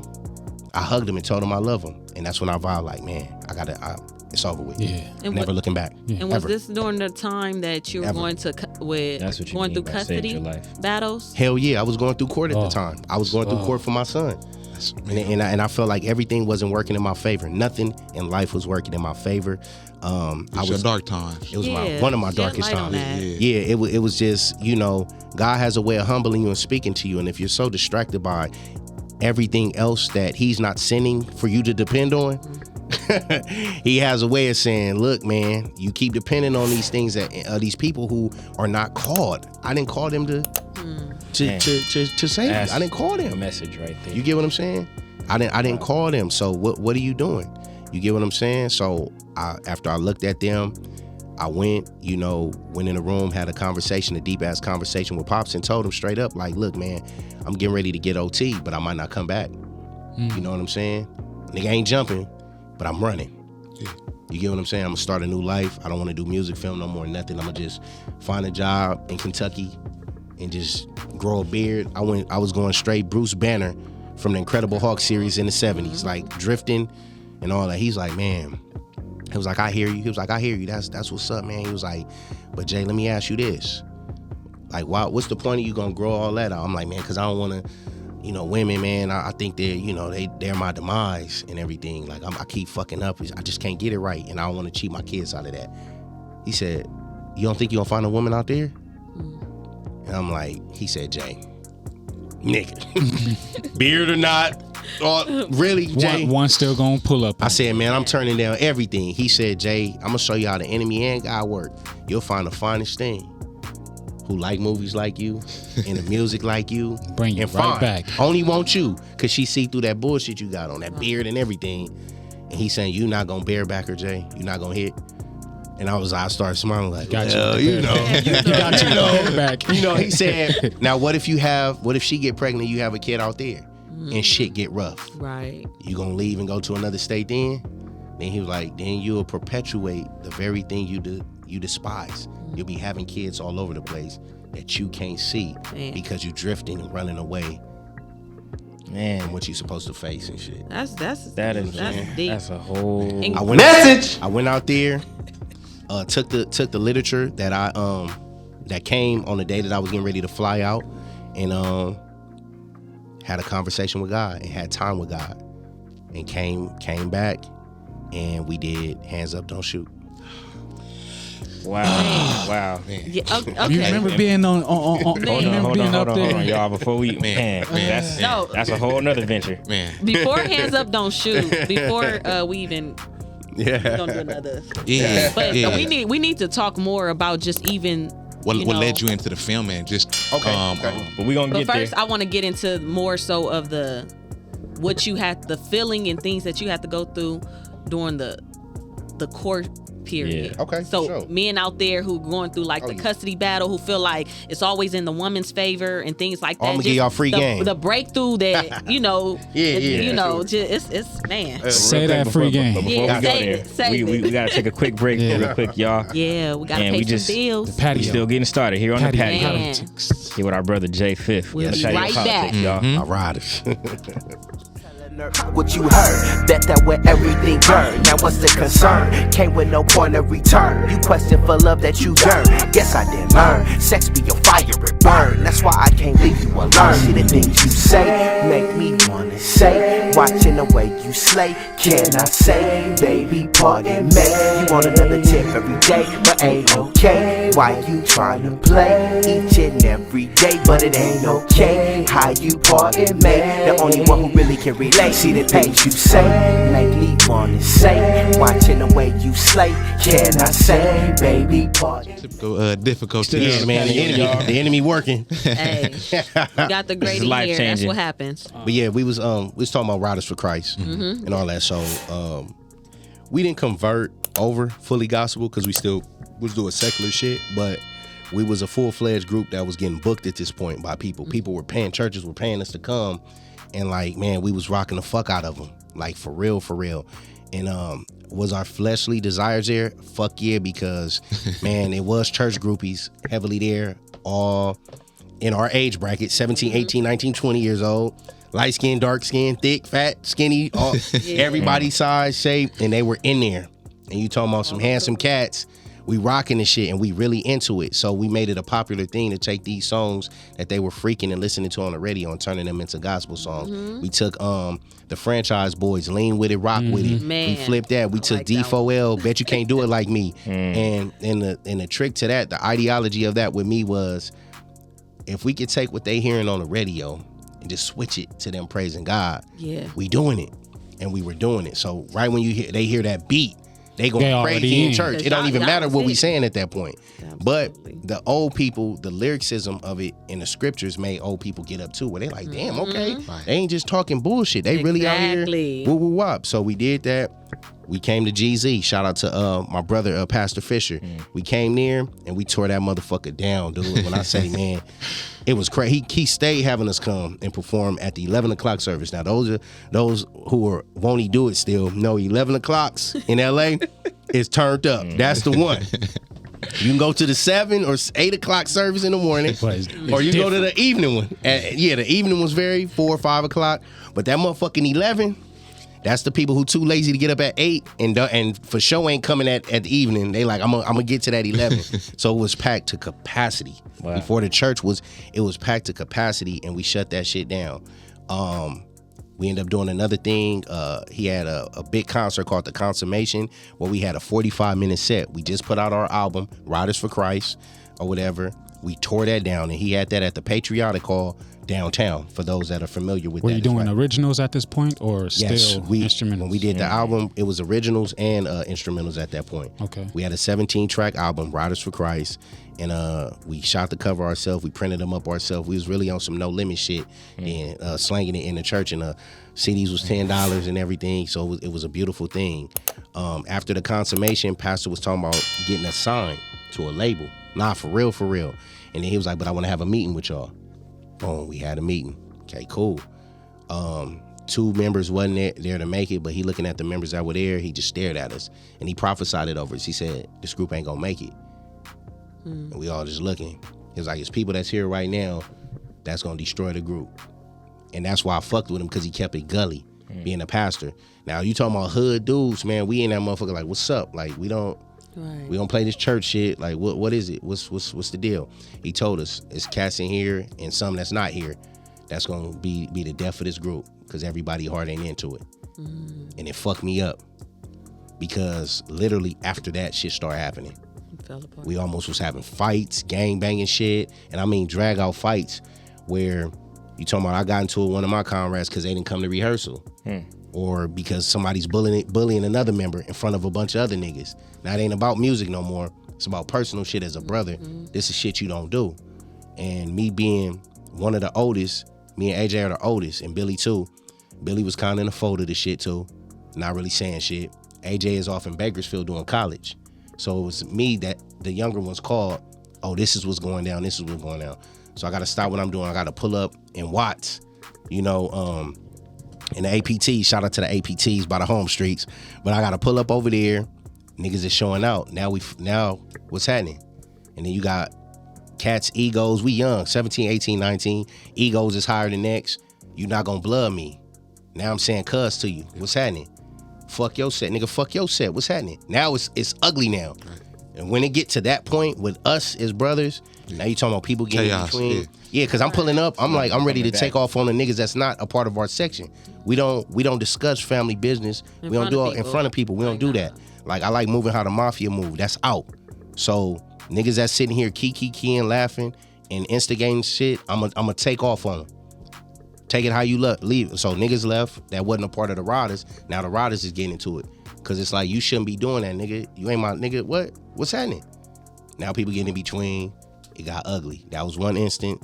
Of course, niggas end up hugging, crying, and all that shit after, like we always do, praying and shit. The moms praying for us and shit, like, y'all ain't supposed to do this.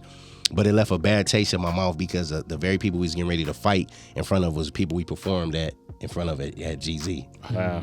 You get what I'm saying? And I start paying attention, like, this is what happened. Slowly after that, I ended up going to College Hill, and my comrades we all start kind of separating, going to, like, cats going to jail. doing all type of shit, and that shit was the end of Riders for Christ. You get what I'm saying? So right after Riders for Christ is when your transition happened with the filming and everything. What college? I wouldn't even say the filming. Just with College Hill. College Hill. It was like everybody The Virgin Islands. started scattering, doing their own shit or whatever. So I'm like, I'm gonna continue to do the Fifth Element shit because I was already doing solo albums when I was at LA City while doing the gospel shit too. So even though we was in the group, I still was doing your own thing. I was still doing Fifth Element shit, the secular stuff, putting out albums and everything, recording myself, engineering myself, and always putting out music at the time when I was going to college. The College Hill shit came, and that's, to me, was the death of Riders for Christ and all that shit. You get what I'm saying? So won't tell the people, like, let's go into the whole College Hill, because it's like after that it goes back into music. Like your life is literally like layers. I mean, there were other shows. Yeah. Okay. Yeah, Well, definitely other shows. Pimp My Ride. Well, that's what I'm saying. During First time on TV, everything. First time on TV was Pimp My Ride, and I'm gonna show y'all how God worked. When it came down to the shows, it'd just be me surfing on the internet, big ass desktop downstairs in Compton, just looking for shit. Oh, casting call. Looked up what that meant. End up submitting my car to Pimp My Ride. Had a 1988 Honda Civic hatchback. You know what I'm saying? I was getting taller at this time, so it looked goofy as fuck. It was white. I don't know if y'all familiar with the cats who be in like Ralph's in the parking lot. They want to get, if your shit got dents there, give me 15, I'll get the dents out. Fuck my car up doing that because I trusted somebody to do that shit for $20. He put 5 holes in my fucking side and all that shit. So my car was messed up. Had beat in it already, always had the beat in it, but it was still a fucked up car, always cutting off on me doing that. Wanted a new car. This is an opportunity to get on the show. Now at this time, watching the show, I believe that this was too far-fetched for me, being where I'm from. South Central Los Angeles, the hood, the Eastside. Matter of fact, I wasn't in Compton. I was in the bottoms on 46th Street. Like, man, they ain't gonna pick me. I'm watching the show, hearing where people from, looking at the houses they coming out of. They not gonna pick a nigga like me. I'm in the trenches with it. They not coming over here. They're not coming on the East Side. Exhibit ain't coming over here. So, end up saying, what the fuck? Let me just see how it worked. Did it, drove down to Santa Monica. It was at least, 500 cars there. And some of them was more fucked up than mine. So I'm sitting in this long casting. It wasn't a line of people. It was a car line of people. So you talking about like booty to dick freeway traffic. It moves every 15 minutes. Next car. Literally, y'all, when it got to like they closed it off. All right, we ain't having auditions. So everybody like, oh, mad as fuck. Literally. They closed the gate. The PA came out. No more auditions. That's it. Y'all gonna have to wait. Look online when we having the next one. This is a cutoff. Everybody like, oh, and I'm sitting here like, see, motherfuckers. Like, okay, yeah, I knew it. They wasn't going. Literally, right when I was getting in my car, a PA came out like, wait.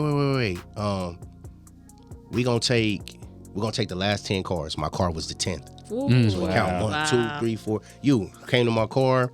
All right, we're gonna take y'all 10 cars. Go to this little parking lot right here, and it was packed. It was chaotic. Y'all go to this parking lot right here. We're going to have y'all speak. Y'all ain't going to get the whole 10 minutes to talk about your car, but we giving y'all 5 minutes to talk about it.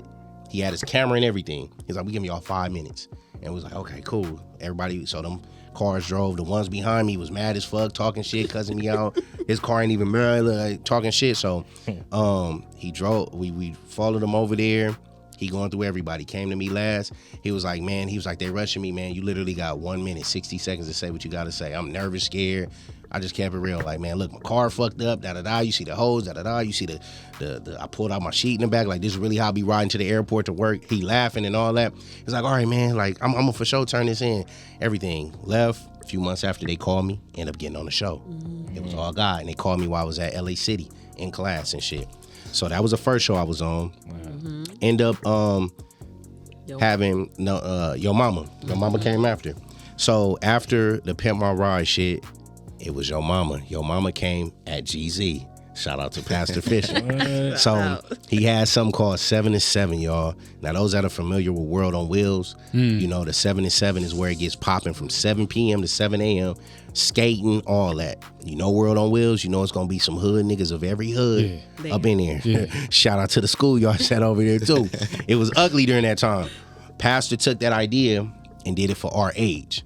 So, it's, man, I wish y'all were there. It's hard to explain the feeling You know, because it was gang shit that happened in there where we had to be pulled outside because some Pyrus was getting into it with Crip. Like it was getting ugly and all that. But at the end of the day, that's when I seen a youth pastor be able to pull cats from different hoods to the altar and have all of us crying in hands. Wow. And when I say ugly, it was real politics. Like, hold up. This Pyru and dude from Bounty Hunters, see these two lokes over here, they looking back, woo, woo, woo. It had to be a conversation where niggas pulled each other to the side during the session. Like, where you from? Nigga, where you from? Woo, woo, woo. Okay, let's go outside. Because they locked the doors to the church so you couldn't get out. So we was in the parking lot about to get it cracking and everything. And of course, my cats from Ryda for Christ, they jumping on the red side. No, we ain't allow that to happen. That's out. I had to go out there with them, so it was about to get ugly. Fisher pulled us out, talked to us, had us at the altar, everybody crying, everybody in hand. And you talking about cats that were murderers, but 17, 18 years old. Teardrops, everything. You get what I'm saying? Bodies under their fucking belt and everything. So that particular 7 to 7, they had MTV came up there. It was like 9, 10 o'clock. They were upstairs. They said we having it's a show called Yo Momma. We was all unfamiliar with it and everything. I'm downstairs and Sister Keela was holding the section. We had sections. Every 15 minutes we go talk about teenage shit, sex, deaths, grieving, real life shit, and all that. We in her pod talking about sexual things as teenagers, unprotected sex. We're having a real conversation in church or whatever. Shout out to Infrared, my brother. I love you. He was up there. They come running down. Fi, you got to do this. I'm like, what are y'all doing, man? What y'all? And they interrupted me during the session. They're like, nah, man, come on, man, fuck this shit. Literally in church. They hood niggas. So they excited. They holy but hood. They're like, fuck this, man. Fuck this sex talk, man. Like, you don't use condoms no way, man. Come up here. I'm like, hey, man. Airing you out. Yeah, I'm like, hey, man, no, I'm not going up there. And they're pressing like little brothers. Nah, we gonna stay here, man, or we gonna start blurting out shit. All right, man, I'm gonna come. So went upstairs, and it was a comedian up there baking everybody cake, killing them in church, talking shit, bagging, all that. It was like, we know somebody you can't beat. So right when I walked to the door, he started bagging on me and everything. So the people from MTV laughing at him and all this shit. I didn't know he was a comedian. Like, okay. And they like, yeah, this about, I'm like, what's the show about? They telling me. I said, well, what if you don't know Mama jokes? They was like, well, can you talk trash? And he was like, he's good at that. I'm like, oh yeah. Yes, oh yeah. I was like, nobody trash talking me. It was like, well, just do that. Went up there, baked this cake, killed his ass off, and they signed me on the spot to do the show or whatever the case may be. End up being on Yo Momma.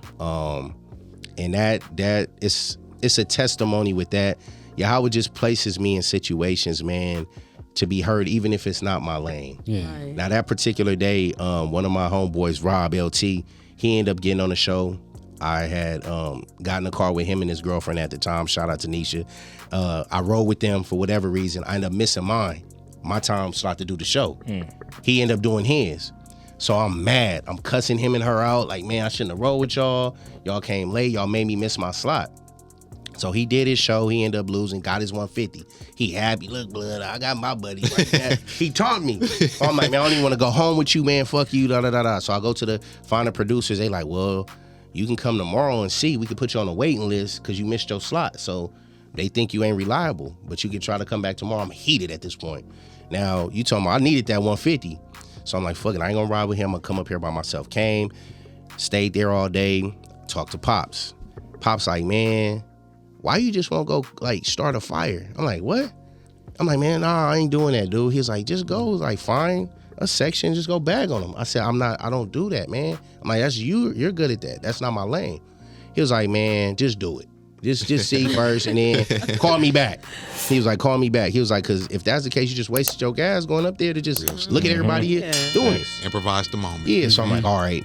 I go to a section of people and they had breaks in between the shows. And they like, anybody in here, you know, want to tell a joke or say something funny and all that? So I start bagging on all the people that was in the show.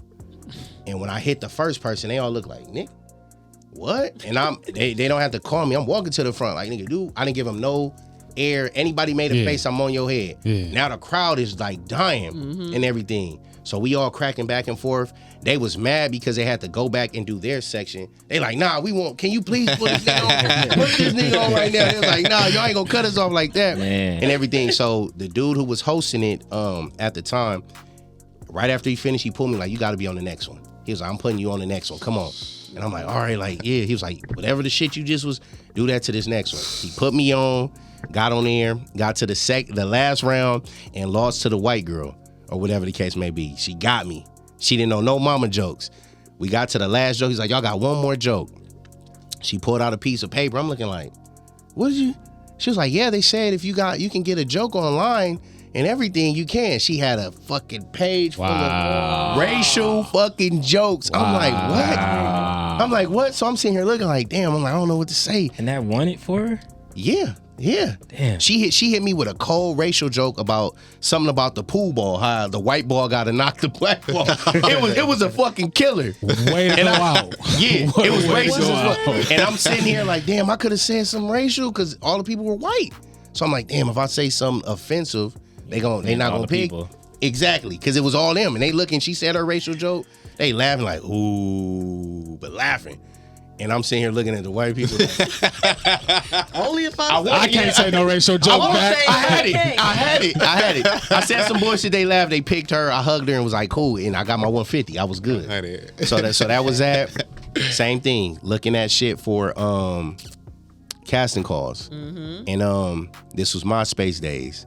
MySpace, I got a message and it was from a PA from BT. They said they're having a casting call for College Hill. And I submitted, you know. And he got in. Wait. And we gonna unpack that. Yeah. We gonna unpack the mess out of that. Get into that. Yeah. Real quick, we're gonna take a quick break, y'all. Yes, Be right back here on the Patio Politics. Subscribe on the Patio Politics. Come back and discuss College Hill, y'all. It's getting real. My brother Jay Fifth on the patio. Bell pepper burgers. Shout out to the Legato Collection. Yeah.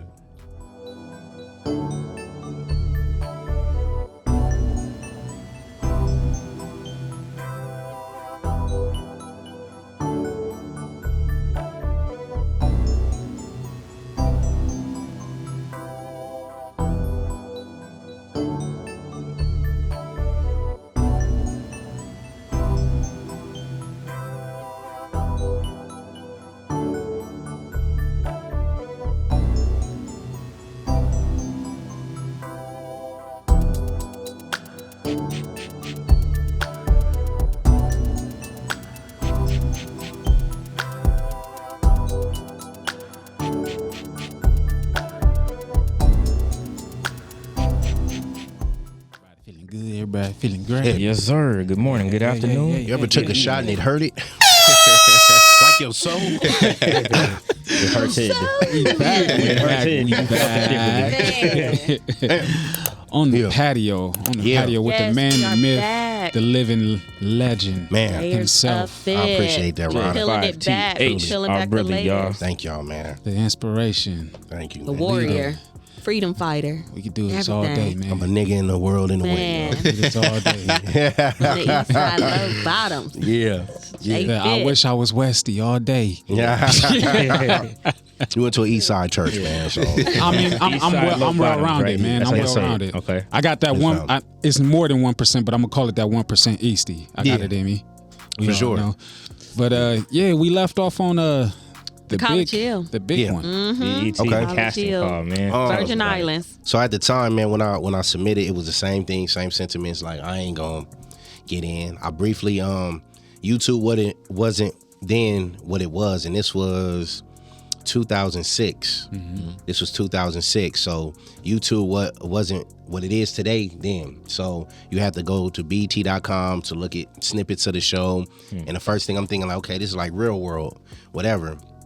You couldn't Google Virgin Islands back then because it was only Yahoo. Google wasn't even what it is now. What it is now. Yeah. And so I've never heard of the Virgin Islands until the show. So I'm thinking Virginia. Being ignorant. I was ignorant, geographically ignorant. Yeah. So I didn't know it was an island, didn't know what it was close to. I didn't know nothing about it. I was ignorant to the island or whatever the case may be. To that point, had you ever traveled out of the state anywhere? Never, man. Got you. Stayed on the east side. That was your first time. I traveled to the west and back. In Vegas. Las Vegas. Don't That count. was it. That was it. That was it. That was it. That was all. Your first true experience of getting on a plane and everything. And this No, ain't- not getting on a plane. well, not getting on a plane, Not but getting on going a plane, somewhere where yeah. you can't just be like, oh, Let me go back home. Let me go back home. Oh yeah, type stuff. Like, hell no. nah. Hell no. So at the time I had a girlfriend. I submitted, did the auditions. After my first audition, shout out to Pops, man. He had a real transparent conversation with me. He said, man, I'm like, they called me back for a second one. He like, yeah. I'm like, yeah. He was like, let me holler at you though. He was like, if you go, man, you should break up with your girl. I'm in love, young. I ain't doing that. He was like, Jay, I ain't watched the show, but they gon' be at you though and attempt to fuck your shit up. That's what these shows do. Me like, nope. I'm not breaking up with my baby. Nah, we gonna stick it through. I'm gonna be good and all that shit. All right, man. I still advise you to break up with it. Didn't take that advice. Ended up getting on the show and everything. So my whole point, what a lot of people don't understand and know, for going on the show, it never was TV. That's wholehearted, God honest right hand of Yahweh's truth. It was for the fact that I didn't have a chance and opportunity to go to a university like a lot of my cousins and shit that went to school. I've always heard stories about it, being in dorms, all that. So I'm like, I can be the first out of my immediate family to be able to go abroad, overseas, university, HBCU, college, for real college. LA City to me was child's play. Like, it's cute. That's where we all went. That was it. Started for a little Ain't no bit. dorms there. That was it. You get what I'm saying? It's no fraternity. It's like, it's cute. It's like a bigger high school. Yes. Yeah. Yes. Where you can pick any class you want. University Yeah, experience exactly. is what you were looking at. That part right there. So I wanted that and everything. So I didn't know what I was embarking on. So upon our last, our final interview where we was already selected, they gave us, y'all know not the registration shit, but the shit with the classes. Classes. Your form. Gave us that. That shit be fun to me. Whenever you can pick and choose what you want, it's fun to me. The catalog. Yes, because you got choices. Heck Yes. yeah. Man. They giving us, man, you guys got to pick 6 classes that if you were to get chosen that you're going to take when you get out there. So I'm looking at shit. I'm like, oh, man, I'm music. Oh, man, all this. I'm circling shit. I'm happy. I circled like 20 classes. Only got one that I picked or whatever the case may be. But end up going. And the minute I got off that plane, man, when we landed, my spirit just shifted. It immediately shifted for some reason. And I didn't identify why it did that shit.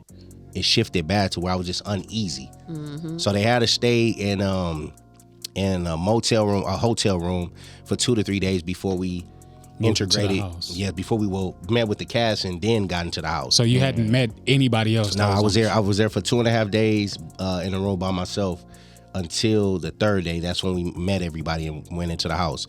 The 2nd day, one of the producers came in there. He had to talk with me, telling me about how the show may be, giving me bullshit. He was sprinkling powdered sugar on shit or whatever, because he was giving a hype talk, a football talk. Make sure, man, you turn up. You had a greatest time of your life. They kept telling me this gonna be your only, and me being from South Central, but being a faithful man of Yahweh, it's like, this ain't gonna be my last time nowhere. Right. Or you to tell me this gonna be, or this, job. But they were counting on ignorance because they probably used to casting people that are so desperate. Fame or, facts, facts, real time shit. So, end up getting in the house, meeting the cast members.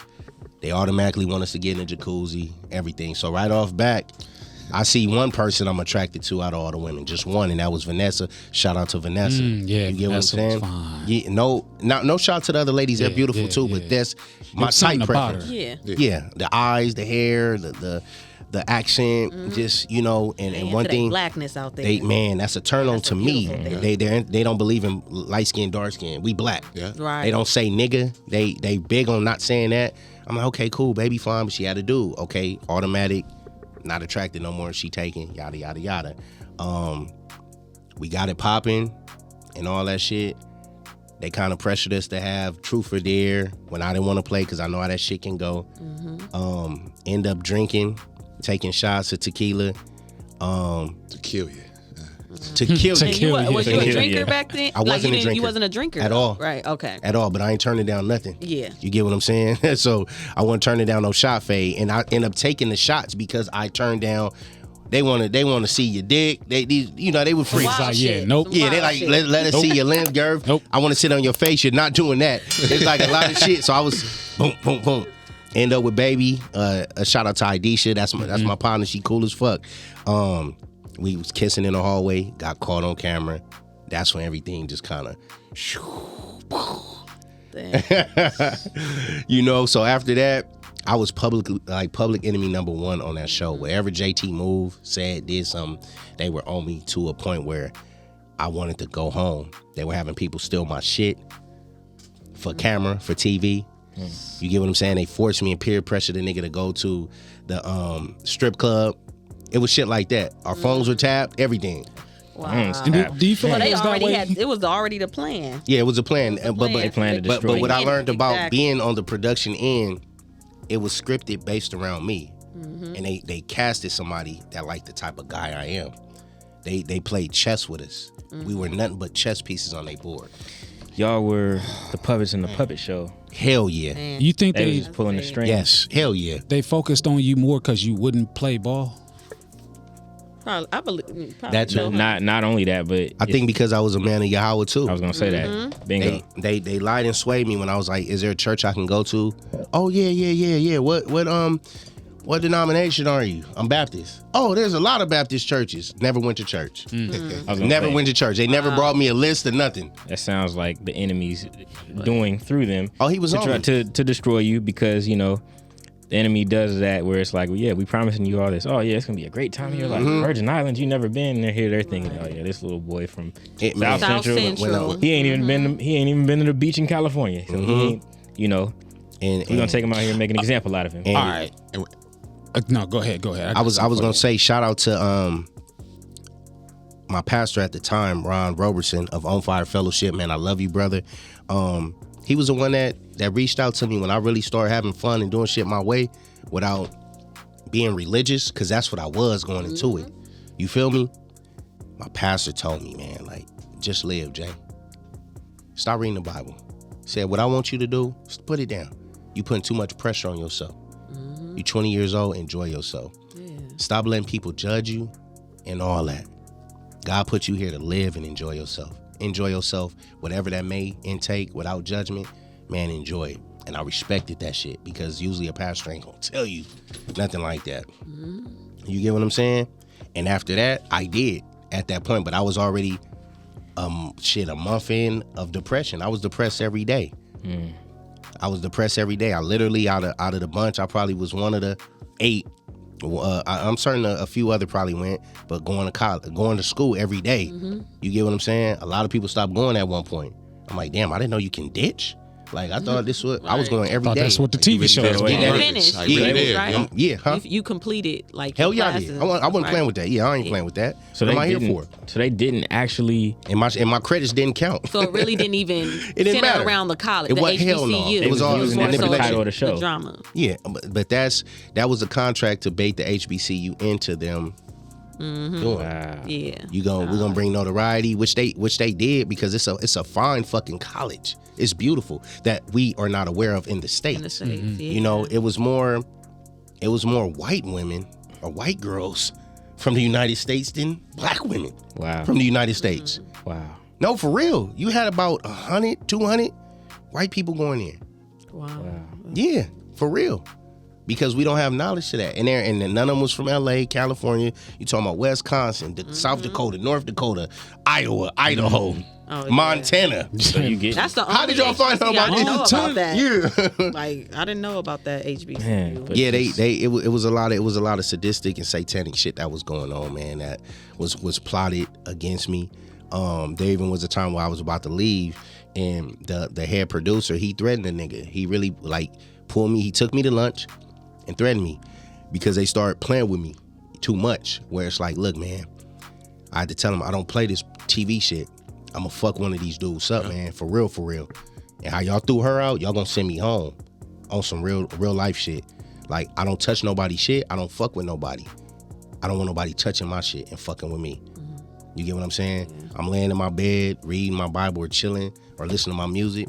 Somebody Crystal took my fucking shit, walking out the house. I don't play with women like that, dude. You know, she already talking crazy. I don't play like that. I'm a herder. And they licking their chops. They ready. They licking. They ready for it. And then come to find out, when we finished the show, Crystal ended up telling me that the producers told me that my clothes were missing, and they said that JayTee did it. Wow. I said, Chris, why you just didn't come to me and ask me? Producers was demons, man. Oh, nah. Manipulation. Real shit. It was demons. Manipulation. So when she took my watch, rewind back, when she took the watch, I grabbed her makeup shit. Okay, she got my watch. Well, man, I don't give a fuck how much this shit costs. Y'all don't know how much my watch costs. Y'all got the jury detector. Y'all got the tester to see if these jewels are real or not. I don't give a fuck cubic or not. Don't touch my shit. Yeah. So I grabbed her shit. She had a lock on it. Crack. I'm about to throw this shit in the water. All her makeup shit. Now they running, scurrying. JayTee, can we just talk? Can we just talk for a second? Hell no. Nope. Run me my shit. started. Run me my shit. Run me my watch. Right. Nah, man. And when that happened, it's like, send me home, man. Because I'm a herder. I don't want to put my hands on her. But I will, though. TV or not. Yeah. I will be that nigga. Right. Ike Turner 2.0. You get what I'm saying? No fish tank. Yeah. Nah, for real, though. Like, nah, I had to keep it real. Yeah. The producer, Karen, took me to lunch to calm me down and everything. Man, Jay trying to talk me in the stand. I don't want to be here. I'm good. Send me home. Send me home. I don't want to be here. We eating. You want a burger? I don't want no burger, man. I just want to go home. Just send me home. And then he pulled the mafia card, real slick and sleek. Well, I would hate to do that because if we do, you're gonna have to pay back. Whoop, whoop, whoop, whoop, whoop, whoop, whoop, whoop, whoop, whoop, whoop, whoop. Wow. Tab. Once the tab hit, start running it up. 5K and over. I'm like, damn. Wow. It was like, cause we gonna have to replace you, and it's gonna cost to replace you and bring in the sit-in. And he was like, I'm personally gonna find a replacement, so you have to pay it. I'm like, whew. So I'm thinking about moms, and I'm like, damn, they gonna have to pay that shit. They gonna be in debt. I'm like, all right, man, I'll stay. He was like, man, I knew you'll see it that way. My Negro. Yeah. But in that moment, he taught me something that was so crucial. He was like, just look at it like this, man. He was like, in life, JayTee, I'm gonna teach you something. He was like, when cards aren't dealt in your favor, you just gotta say, fuck it. And play him. Fuck it. He just said it plain like that. Now I'm burning. I want to punch this motherfucker in his face, but he taught me something. He was like, man, you don't have to tell your girl. You can always lie and say this is scripted. But if nobody, fuck it, JayTee, just fuck it. It was the best piece of knowledge that he gave me in the midst of bullying me into Stan. Yeah. And up until I say probably a few or a couple years ago, I had hatred towards him. Real shit, like I would kill that nigga if I seen him. And he knew that. Because it's like nobody else know what you did, nigga. Like the world don't know what you did. You wasn't there when I was suicidal in the car because of this fucking show. You wasn't there when I got backstabbed by a nigga off the show who posed to be my homeboy but wasn't, who I took in like a family member. You get what I'm saying? Yeah. And I had to let that shit go and accept what it was and take it for what it was, because people was telling me them 15 minutes of fame was gonna make me who I am, and I better seize and capture it. Man, and it's Yeah, like, you get what I'm ain't saying? worth it. It was a lot of fuckery, man, with everything, even after the show. So closing the show, we had a chance to go home. We filmed so much shit, more than any episode. They was like, we got more than enough footage. So they like, Thanksgiving is coming. We're going home, but you guys gotta stay here. So our last day of production is gonna be on the 19th of November. Those that know me, my birthday is the 21st. Thanksgiving was following that week. So I'm like, okay, I went to the producer, the tough guy. I say, hey, man, can I go home then early? He said, he was like, Jay, all right, since you stayed, he said, what I can do, if you get a letter signed by all your professors saying that you took your final and honored your obligation, because we have a contract with the school saying boo, boo, boo. We can't send you without finishing if you can finish your finals and get a letter from each professor, I'm gonna send you home.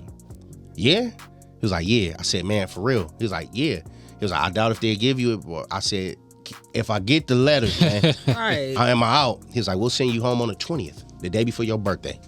Oh, man. Next day, school, went to my professors, told them, I got to go.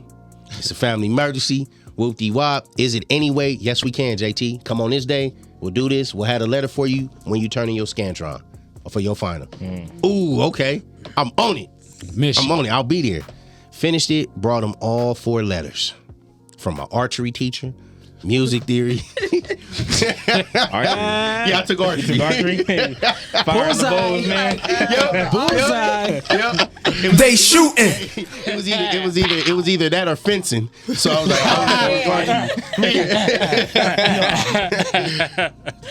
yeah, I didn't know what fencing was, and then Willie was like, "Come to my class, man, and see." And when I seen him in a white suit, so I'm like, "I'm not doing that." Did y'all actually do some of that on the show too? Nah. We did paintball shooting. That was my first time paintball shooting. So gave him the letters and all that. He having a meeting with us, and he like, "All right, y'all, we're getting ready to leave production and all that." So all of us like, "Well, we out the house. What are we doing?" Okay, we got y'all. You know the rooms y'all stayed in when y'all came. We like, yeah. We gonna put y'all there, and we all looking at the LA kids like, ho. We about to be here till December 9th. We looking at the calendar like it's November 19th, 20th. We gonna have to be here that long? They like, yeah, but you know, you guys gotta stay. Why y'all going home? Why we can't go with y'all? We asked, and they like, so y'all mean to tell us we gonna be out here for Thanksgiving? Yeah. The other island kids is cool, cause this is where they from. Mm-hmm. They not trapped. So we like, yeah. We like, damn. Okay, so they like, all right, here's the financial choice. Now the cost of living in that motherfucker is double out here. So if milk costs $3.69 out here, is $6.69 in the island. So you gotta pay for the shipping and all that. Nah, it's all, they got grocery stores here. But I'm saying the cost of living is higher. About importing it. Yes. Yeah. So maybe not living in a house or anything, or in the projects. They had nice projects there. But I'm saying food wise, since it's imported, it costs more. Exactly. Yeah. That's so right. they like we can either give you $400 in a food card for the college. Mm-hmm. You know, you go to the cafeteria, swipe, or we could just give you $600. So I'm thinking I'm about to leave. I'm like, man, just shoot me the $6. I'm not gonna be here too long. I'm laughing and shit like, yeah, like I'm out of here. Like, give me the $6 and give me my plane ticket, and I'm out of here, or whatever the case may be. So, you know, certain kids is like, give me the food card. Willie took the food card, which was smart on his end. I think the girls was like, just give us the money, we'll cook whatever. They was depressed as fuck for that. And I'm like, run me the $6. Right after that meeting, everybody got what they got. All the California kids is depressed as fuck. We don't want to be there any much longer. We ready to go home. We thought it was unfair that they get to share Thanksgiving with their family, but we're deprived of that. We got to be still here with no family. Man. And then you can't even call home because of fucking bills. Like, that's international now. Yeah. Mm-hmm. It ain't what it is. You couldn't FaceTime, Skype, none of that shit was out. Uvo, none of that shit. So this was contact. Flip phones. It's little to no contact. So we get up, I go smiling. I'm like, all right, whoop-de-wop, what a ticket. He like, Jay, I got some bad news. Bad news? What you mean bad news, dude? He was like, well, they not letting you. So hold up, man. I done took my finals. Basically, you're telling me I'm about to sit in this fucking hotel room for 2.5 weeks, 3 weeks. Almost a month. Yeah. You talking about from the 20th to the 9th of December. I'm about to sit here in solitude because I don't have no class to go to because I finished all my shit early. Like, I'm done. I'm done with class. I have no reason to being up there. So I gotta sit here now? Bullshit. It's nothing we can do. Bullshit, y'all. That's how I went into my birthday. My 21st birthday. Wow. That's how I went into that shit. Wow. I had some cats. Shout out to my homeboy Lamar from Florida. He was out there. He ended up hitting me and saying, man, Jay, come to the club, man. I'm gonna buy you drinks on me, yada yada, and give me a good time. He not from out there. None of the islanders, none. They got ghosts to be with their families. Man, but all y'all is at the room. We stuck at the motherfucking room. I'm in that motherfucker. I got my equipment there because I ended up having my Dukes ship my studio there. Mm-hmm. So I had the studio in the room and shit and all that. So I'm like, man, went to the grocery store. $600 was gone. Damn. And we had one refrigerator in that motherfucking room. No microwave. We had a little refrigerator and all that. How you not have And see, a microwave? See, crazy thing about it, people need to know this stuff. Psychologically, I was done, dude. Yeah. I was in solitary confinement. Yeah. With food. How did you transition through those times? How did you get through those days? My addiction, women. Yeah. So me and another show member, we came up with some because he was still in class, so they was able to function at school. I was just up there for no reason, so I stopped going. I said, man, I need some companionship. Like, what do I want to? So me and him came with a wager who can hit the most chicks before we get out. Oh, cool. now I gotta exercise my time. This is right up my alley. I got the room. I'm about to use this motherfucker to the max and all that. I went and found somebody, got some dro and all that. They was it was some hood shit going on with that. But when it got some liquor. So my bedroom ended up turning to the spot. About that Eastside shit out there in the Virgin Islands. had the weed, had the drink, all that shit. So we end up having that. Now I got a purpose on going to the school. So it's like none of the Islanders. Well, I mean, Aisha introduced me to some of her friends, and Vanessa did too. But I went up there, and them same friends I started reacquainting myself with and really politicking with, to where I start really befriending them. And they're like, oh, just come in my dorm and chill. They calling their homegirls over. Oh, now it's cool. You get what I'm saying? So now, instead of the time doing me, I'm doing the time. Mm-hmm. You know what I'm saying? Long story short, I did win the competition. Obviously. Yeah, but you had more time. Man. Yeah, but it was psychologically, it was fucking with me. I didn't want to do no music. I think I did one song. And it was to, because he one of my favorite rappers, Young Dro. Mm-hmm. My girl got a girlfriend. Mm-hmm. My joint Fifth got your girlfriend. I did that there. Yeah. And that was the only song I could muster up to do because that was it. It wasn't no movies to watch. You probably had 4 channels. Yes. They had HBO and the only thing they played was The Wire. Wow. Yeah. That's why I don't like The Wire. It was like I had to watch it. It wasn't no rewind, no DVR.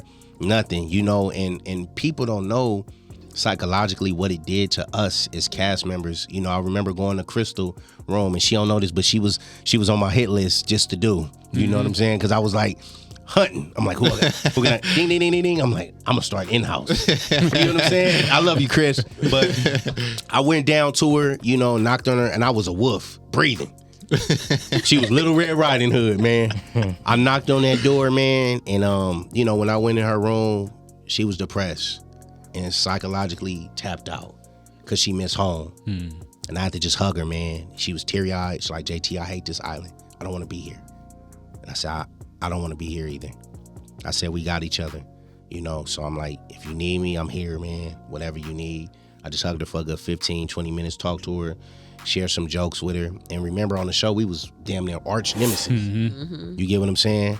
But I utilized that time, instead of dwelling in my emotion and using my addiction to women to play on her vulnerability, I was there as a friend. 100. Fuck what we went through in the house. We in this together now as family, because all we got right now is each other. Man, that's it. You get what I'm saying? She was crying like, man, we had to go downstairs to the concierge and eat they cafeteria ass hotel Thanksgiving food. She like, I'm used to ... She broke down and I fell for her. And at that moment I had to be her strength, because it's like, shit, little do she know, I'm in my room crying, missing home too. Yeah. Missing home. That shit torture. It is. But people don't know that. And people so quick to sell their souls to for the fame and not knowing. And on the outside looking in, it's just like what we see on TV, we feel, oh, that's what it is. And it's like, no, it's more to that. It's sadness and more shit to that, which led to the suicide. But saying that to say, I always tell people when they inquire about that show that I did sell my soul. I did sell it to the devil unknowingly. Yeah. You get what I'm saying? Yeah. They put you in a situation where they call you up. They got the PA right there in the office. The contract was this thick. I'm not reading that at 20 years old. Yeah, I don't think nobody gonna read that. And they don't plan for you to. Oh, no. They know they count on your excitement. It's a psychological play. It's chess. I'm going to put them in a pressure situation and make them seem like, hey, we in a rush. Sign here, sign here, sign. I'm going to act like I'm on the phone, so I'm busy, so I can't answer no questions. He ain't going to take this thick-ass contract and go seek counsel to say, you signing your life away. Mm-hmm. You get what I'm saying? That shit was a lifetime contract that we got. They broke it down to us after the show was edited. Wow. when we were on the tour, they sat with their lawyer and he broke down everything. Guess what? If you commit suicide and kill yourself, you cannot come after us. Your family, nothing. That's fucked up. Yeah. So it was. They had their bases. I sold my soul to the devil without knowing. I went up there happily. Here, take it. Didn't know. And when I got on that motherfucker, that's why my spirit shifted. Yeah. Yeah. And being on the outside, as far as like with the film aspect, and just seeing how the editing part of things now, and it's just like you can easily put shit together. Hell make yeah. it seem Oh, like, you can make anybody look like anything. Yes, you look can. like anything. Yes, you Just can. The, How you think they make Freddy Krueger scary? Man. You can have Michael a whole- Myers. They feel like probably had a whole other C-roll, D-roll, E-roll of footage that they Shit. probably didn't A whole even lot. show. And probably didn't Hold even on. And I'm show gonna in show the you. Bible They did. study. I'm gonna show you how I end up coming across that. Okay, we gonna get to Yeah, that. we We're gonna gonna take get a to quick that. break real quick, y'all. We here on the patio with my brother Yes. Jay Fifth. Yes. Got the whole Yeah. team in here. Yes. This morning, afternoon, evening. Shout out to the Legato Collection. Yes. Mac on the ones and twos. Yeah. Yes. We're gonna be right back Pay some in bills. just a second. A culmination of powerful properties that create balance and produce good energy. Cultivating a culture of mindfulness is a daily battle. We target your inner me. Physiological effects, change you can truly feel. Aesthetically pleasing on the surface, but handmade to help you heal.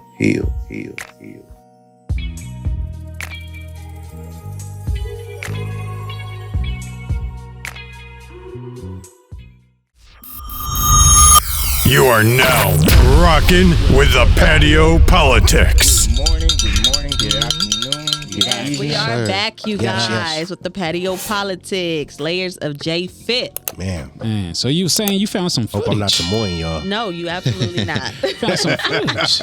I like story Nah, time. I'm man. gonna be real with y'all. Yeah, like I've in all my interviews I've done, I've never shared this with nobody, with the world. Nobody. Shit, not even interviews, like just on a personal tip is a whole lot Yeah, that that's you a ain't lot shared. to even, Well, yeah, and even on a personal, when I talk to people, some people know how I am about it, but so they probably shy away from I'm that. asking like, But it's like, nah, so nobody asks those type of questions like, well, why you was about to commit suicide? because I just took it Why at you- face value. Like, Oh, yeah, you ain't yeah, fucking yeah. with it, fuck it then. But Yeah. all right, What's one of those things, you don't want to push somebody's triggers.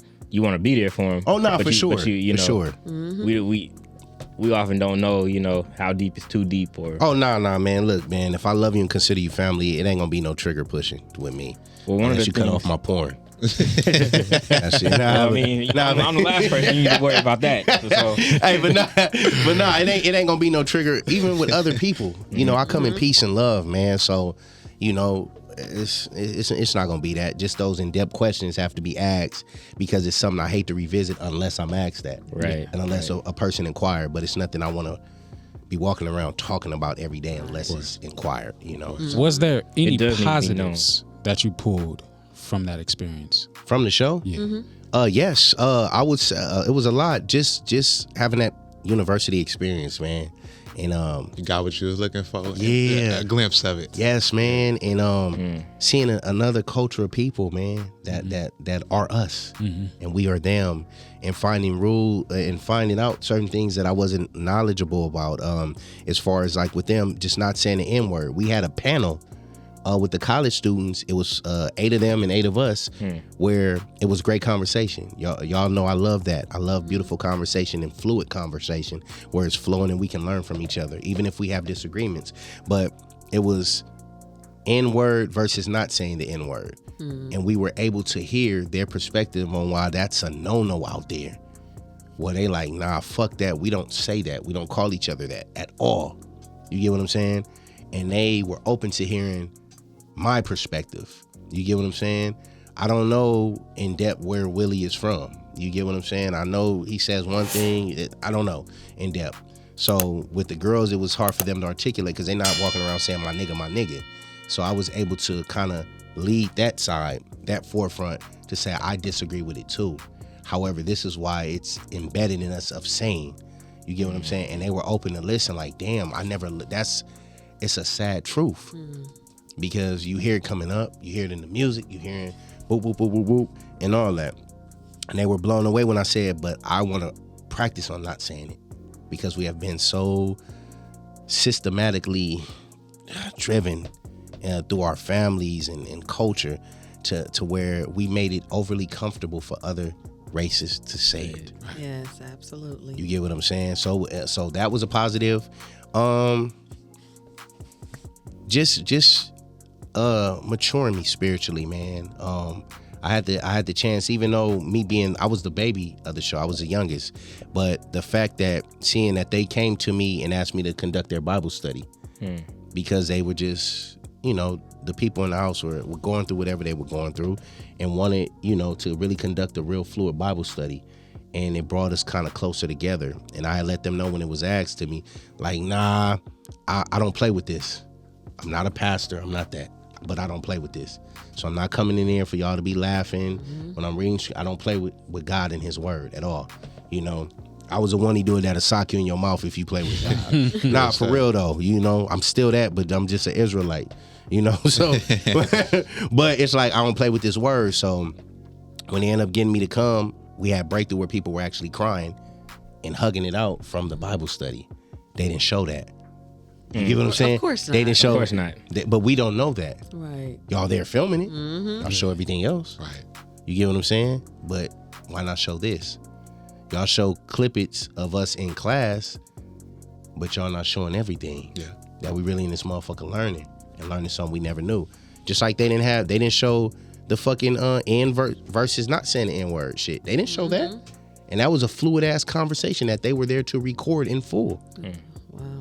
Yeah. So it was like that Black Entertainment TV. That part right there. I told them I should have been a recruiter because I was coming back telling cats from the hood, like, y'all need to go to the island for school, all that shit. Go to that HBCU and learn, brother. Like, for real, for real. Is it bitches there 5? They there too. A lot. But I'm saying, they all they, and this thing, they're righteous. They love blackness. They love blackness. You know what I'm saying? So it was that is positive, the whole Bible study. Paintball shooting, my first time going, I won. You know what I'm saying? In the paintball shooting. On a winning team. Nah, I was the last one standing. Oh, so it was everybody. Standing, but not winning. It was lone wolf. Nah, For themselves. Yeah. No, it was 2 teams. Okay. But I was the last one standing. Got you. So it was the Cali kids versus them. We only had 3. It was me, Crystal, and Willie. Crystal, shout out to you again. She attempted, even though she didn't want to do it. She took a hit. I couldn't dive in front of that bullet because once you get shot, you out. Yeah, that's it. You get what I'm saying? But I was coaching her through it. She took a hit because she didn't know what she was doing. Her gun got jammed, and she was a casualty of war. It was left to me and Willie. And, we was on our Contra shit. Those that play Nintendo know about Contra. He took a hit. They pulled him out. And I was the last one standing. To their knowledge, they didn't know that I love Commando with Arnold Schwarzenegger, so I know certain tactics. I'm gonna take something and throw it over here. You gonna look? I'm gonna do an army roll, all that shit. And I took out 3 of they. I took out the last. They last 3. Easy. Man. So I had the white flag. That shit was fun right there. My first time going to Miami was cool. And I would just say, man, knowledge of self, man. I didn't know I was that attractive until I went there. And it wasn't from women here.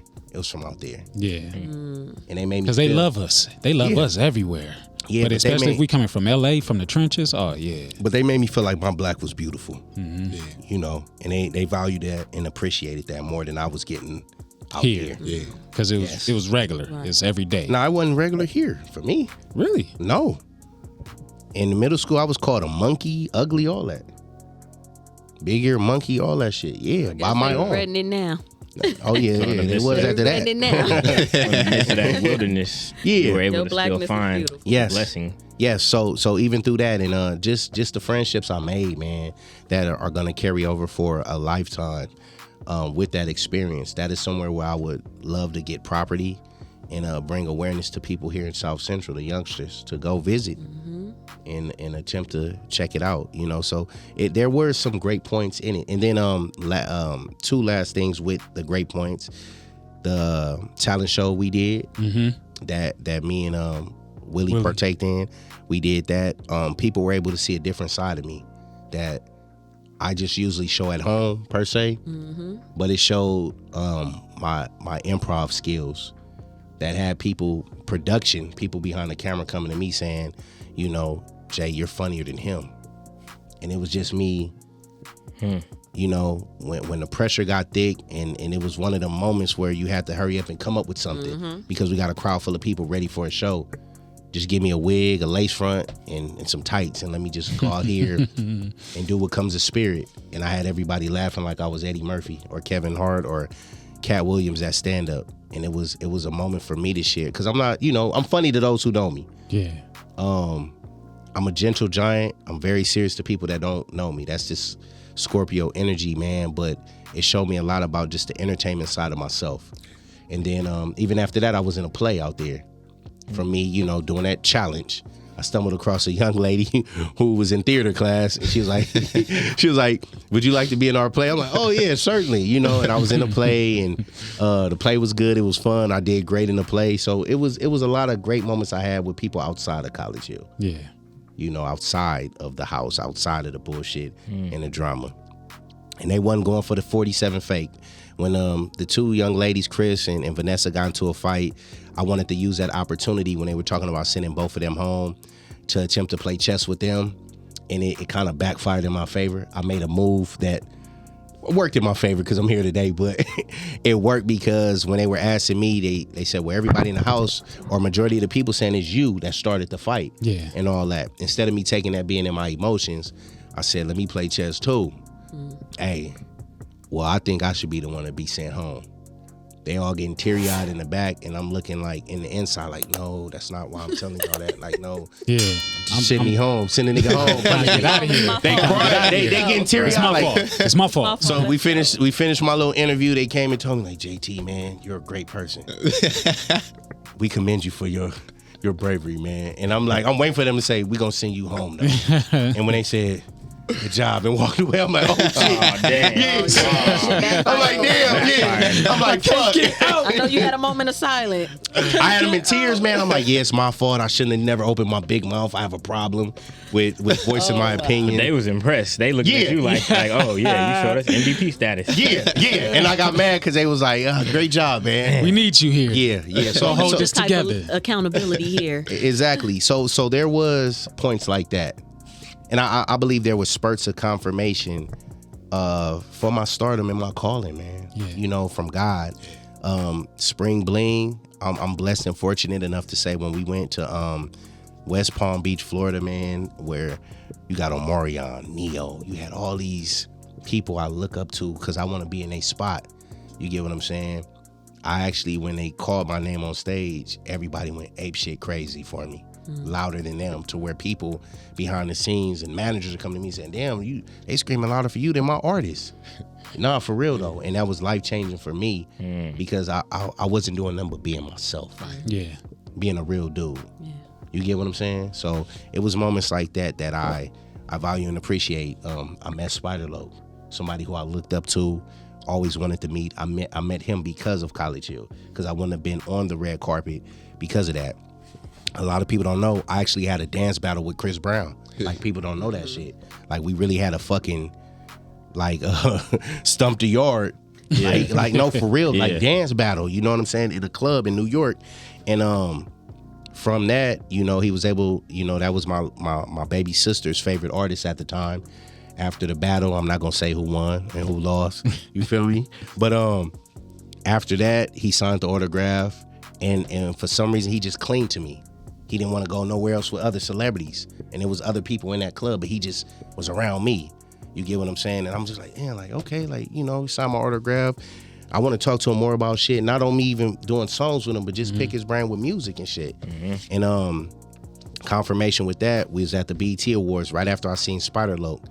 DJ Who Kid, if y'all familiar with him, he was G-Unit's DJ. He came up to me. I'm a fan of you, man. And I'm blown away. Like, damn, Who Kid? Like, I'm a fan of y'all. Like, y'all G-Unit. What's happening? He like, man, we'll call away. What's up? We getting ready to exchange numbers. One of the publicists, JayTee, come on, we can't do that right now. And I'm heated. Wow. I'm heated. I'm heated. He was getting ready to pull me, introduce me to 50 and all that.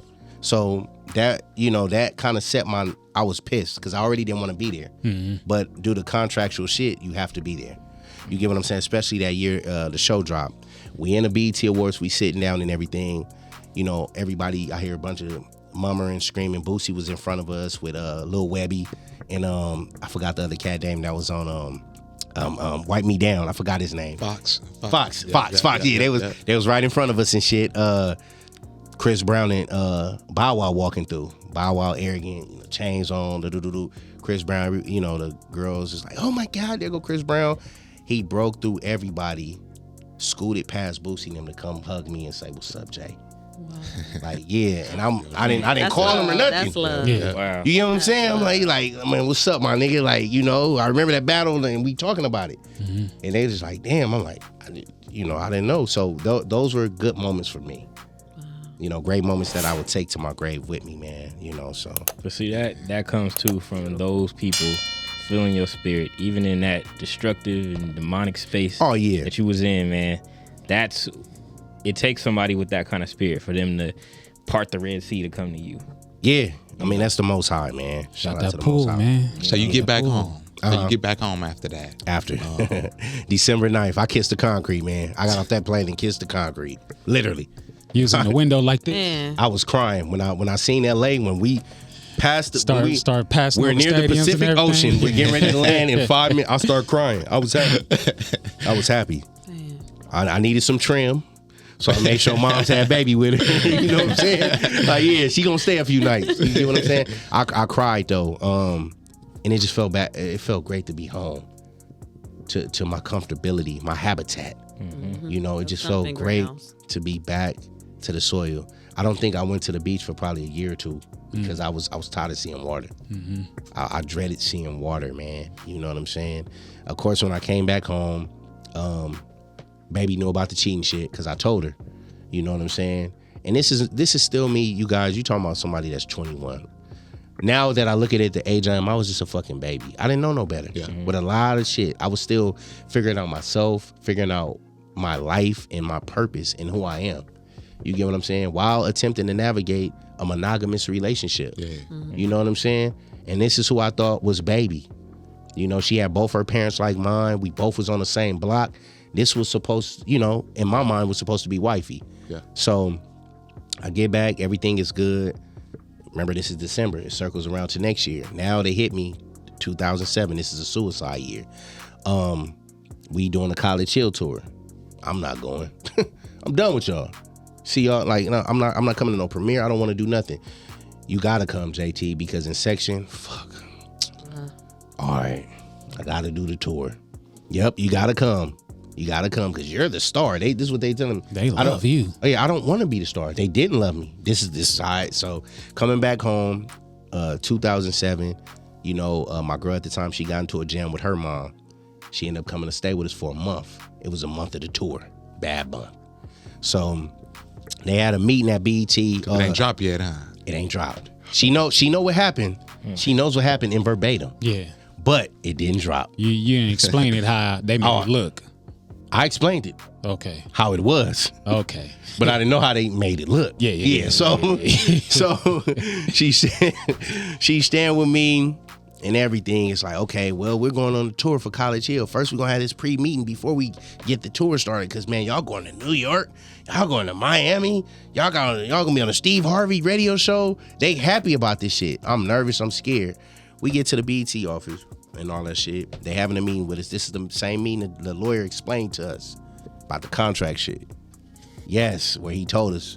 When he said about that kill yourself shit, that's what stuck out to me because I'm like, why would anybody want to kill themselves over a show they been on unless y'all doing some tricky shit? But also, how would y'all know that to put that in the contract? To put that, why would there even be a clause in the contract? They know what's coming. They've been met with it before. Man, so I'm like, damn, that stuck out to me. So they got a bunch of people there.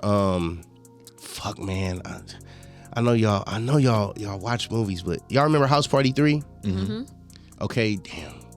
What other movie this cat played on? He a comedian. He bald headed. When they had he made Play eat the toe jam crackers. Oh, the old black guy. Yeah. Who had the dog? Dog. Yeah. He was there. So it was a lot of other people in there that they were pitching the show to, or whatever. This is how a lot of this shit circles around to the present day Ryda for Life. With how I know how you promote and market shit when you do it. Because I was listening, but I wasn't listening. It was something in my consciousness that was like retain everything they saying. So they had the first 4 episodes for display given into them in gift bags or whatever. So they're like, all right, y'all, we gonna go to the next room because we got a party tonight with Vivica Fox and Kim Kardashian, all that. We gonna have an after party. Cool. So they leave out. Me and Willie just talking. He like, what's wrong? I'm like, man, this shit's scary, man. I don't know, like, what's going on. I don't know how they gonna show me and depict me. You get what I'm saying? I'm telling him, I'm like, baby at the house. I don't know. I'm just scared. I'm nervous. He like, man, it's gonna be good. So as we stumbling across, we see the table. It's some DVDs there. And that shit said episode 1 and 2. I don't know, 1 through 4. So we talking and looking, and then I don't know how 2 disappeared, but they end up disappearing out of nowhere. You get what I'm saying?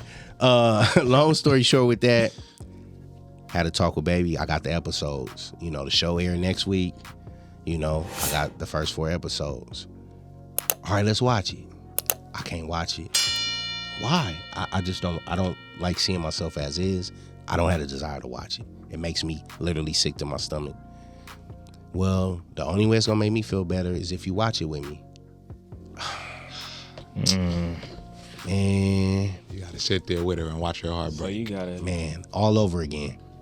All over again. I had to sit and do that. Even though when the kiss and all that shit happened, she acted as if it wasn't broken. I felt it. I felt her energy. I felt the shift and everything. Because even after that shift, now it's hard to tell her I gotta go to New York. Yeah, because it's always gonna be stuck there. Oh yeah, is she coming? Feel it every she even time. got a fresh image in her You know mind. she gonna be there. It's like, I can't come with you, huh? Nah, you can't come. You get what I'm saying? And what a lot of people don't know is when we were filming the show, they attempted to get her to come behind my back. On some messy stuff. Yeah. Just to like visit at the house and shit. Man, but see what they don't understand about me and my comrade Mon Dukes, we watched. She put me on the mafia shit. She did. So we talking codes and parables and shit that nobody understand. So she hit. Mom's called me on the phone. Ixnay on the ooye on the other lay. Nah. nah. I'm gonna hit you back. Click. So I'm like, boom. Okay. Mind you, I just had a conversation with my girl. I was talking to her privately on my cell phone at school. That was the only time we was able to have our privacy because all the phones were tapped. So it's like, look, they doing this tricky shit here. So when you call the house, don't be with the funny shit because when you call, they coming down with the cameras and they ready for us to bicker. We gotta stop. So whatever grievances you got now, like, nah, we gotta, don't do that no more. All right, I understand. Boom. Next day, that's when mom's hit me with that. I hit her back. I'm like, man. I'm like, so the record. So I'm like, so you saying the label trying to sign Ray Ray to a deal? She like, yeah. I'm like, man, how soon they trying to sign him? Cause I just talked to him. She like, oh no, they talking about getting him to the label ASAP. I'm like, ASAP as in today? She like, yesterday. What? And I'm like, man. I'm like, is Ray Ray trying to sign? She was like, I talked to Ray Ray. Ray Ray want to see what it's looking like. I'm like, I don't know if they ready for Ray Ray, man. Because if Ray Ray come, they ain't gonna be ready for Ray Ray, man. You know, Ray Ray on some Suge Knight shit. Ray Ray on some Pac shit that they not ready for. So Mondu's like, hold on real quick. She clicked, boom, boom, boom. She said they called her. Production called her while she was on the phone with me. Miss Thompson, you're not telling JayTee that we're trying to have his girlfriend come, are you?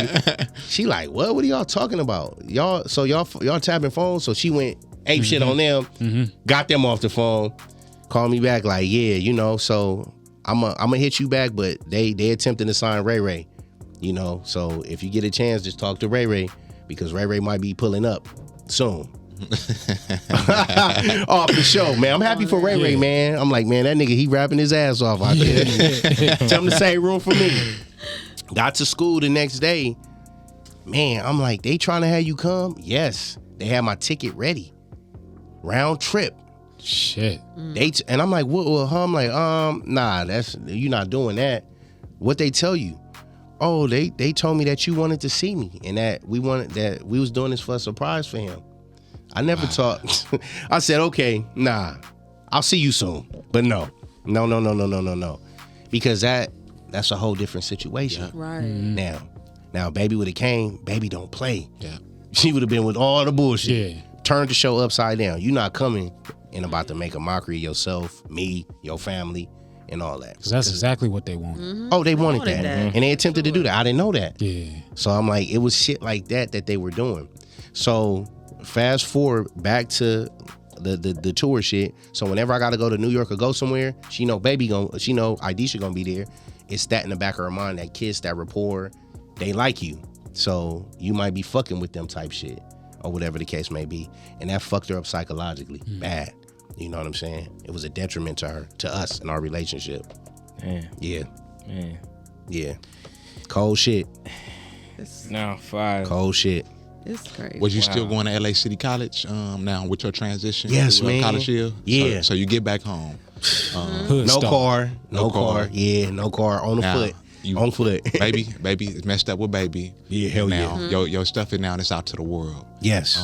How's your community responding to you now that, okay, you got some fame under your belt? Did it feel like that to you? Did it feel like fame? Or did you got For did you get, man, for a 21-year-old, it was embarrassment, man, because I didn't have a car. So you talking about I'm getting on the blue line and the red line going to school. First you ain't thinking, damn nigga, you on TV, you ain't got no money. I know they paid you, bruh. This is on the train. These are my conversations every single day, cause I'm not bearded up. I'm not able to cover Like my a new face, same conversation every same single day. conversation all day, except at LA City. LA City was my safe haven because it's a lot of Asians, Latinos who aren't familiar to the show. So I was able to get off the train and be like, Blend in. but on the way back home, coming into South Central, I'm always find somebody, that recognize ain't you? And they loud. And I wasn't offensive towards them because I know they're excited. You get what I'm saying? And one of the things people admired about me was I never was on no Hollywood shit. Never. So I'm gonna talk to you. We gonna politic. Whatever questions you ask, I'm gonna answer just because that's the type of dude I am. I always looked at myself as I'm just JT, man. I'm not no celebrity. So yeah, people wanted autographs, they wanted pictures and all that, and I was giving it to them. And I stopped allowing ego and pride because I didn't have a car. Fuck with me. I was like, man, these are just my circumstances. It is what it is. But I'm here though. Yeah. I'm here. I'm moving. It is what it is. I'm really like I'm the people's people. Fuck that. Like this is me. I'm really a hood dude. You know what I'm saying? So it was cool. The love I got from South Central, man, was A1. Walking and on the foot, I'm gonna say on foot and on bus, you walk through a lot of hoods. On a lot. Yes, tell us. You get what I'm saying? Lot. So it was times I would stumble across, man. I done walk through the Mona Parks. They show me love. Pirus and show me love. I'll be in the shopping center. Everybody know on 119th in Wilmington. Yeah. You know that big. Yeah. I'll be in there. I'll be getting ready to go on Food for Less, McDonald's or something. McDonald's, all the Cats- chicken nuggets. I was with my mom one time. Some cat was like, "Oh, Piru, hey, Piru." He stood about the sunroof, so I'm like, "Ray, I'm telling him, I'm getting Mars. Like, hold up, like, watch out." I'm sorry, ma'am. He was like, "Was you on that show?" I'm like, "Yeah, man." He like, "Oh, Piru." He got out the car, hugged me. Like, "I'm sorry, moms. Did you use mom? Sorry, moms." Like, this was my nigga on the show. We hugged and talked and all that. So it be times like that, man, where it's like I appreciate times like that. You know, when I went to New York, they wasn't fucking with us. They wasn't fucking with me. They had this thing where they say, "Oh, we got this person," and everybody would cheer. "We got this person." Me and Willie got no cheers, and he was fucked up from that. He was hurt from that, and I'm like, "This the East Coast, man. The attraction is different than all that, man. The world is so much bigger than New York. You get what I'm saying? It is what it is. Like, Right, yeah. But I was grateful to have that love where I'm from in my section by the people that counted, and it was a hood people. And they valued me because they said, "Man, just for you to be on TV, you stopped and talked to us. The average nigga wouldn't even do that. Game don't do that. Snoop don't do that. Whoop-de-wop don't do that." You get what I'm saying? Right. And I was able to have fluid conversations with them to where we spoke the same language and dialogue. Where they like, "You ain't no Hollywood nigga. You from the East. We can tell how you move and how you talk. You ain't no TV nigga. You for real, like from the trenches." So, yeah. And can you talk about that talk in that car that you had? Because it was after all that. So let's get into the talk that you had, the conversation you had with the devil. Because a lot of people think, okay, like you have, I'm gonna see the devil, and it's the like explain that, and how it You probably gonna have to go on break. Yeah, for that. no, we We know gonna- we we gonna are. go We on are. break. We about to Yes. go on break. So we Yeah, gonna that shit pay right these there. man. We gonna pay these bills. We gonna be right back. Shout out to the Gato. Yeah. Make sure you subscribe on YouTube to the Patio Politics, Ryda. IG, Facebook, iTunes, everything. All y'all. that. All We'll that. be right back, All that. y'all. Our riders. Yeah.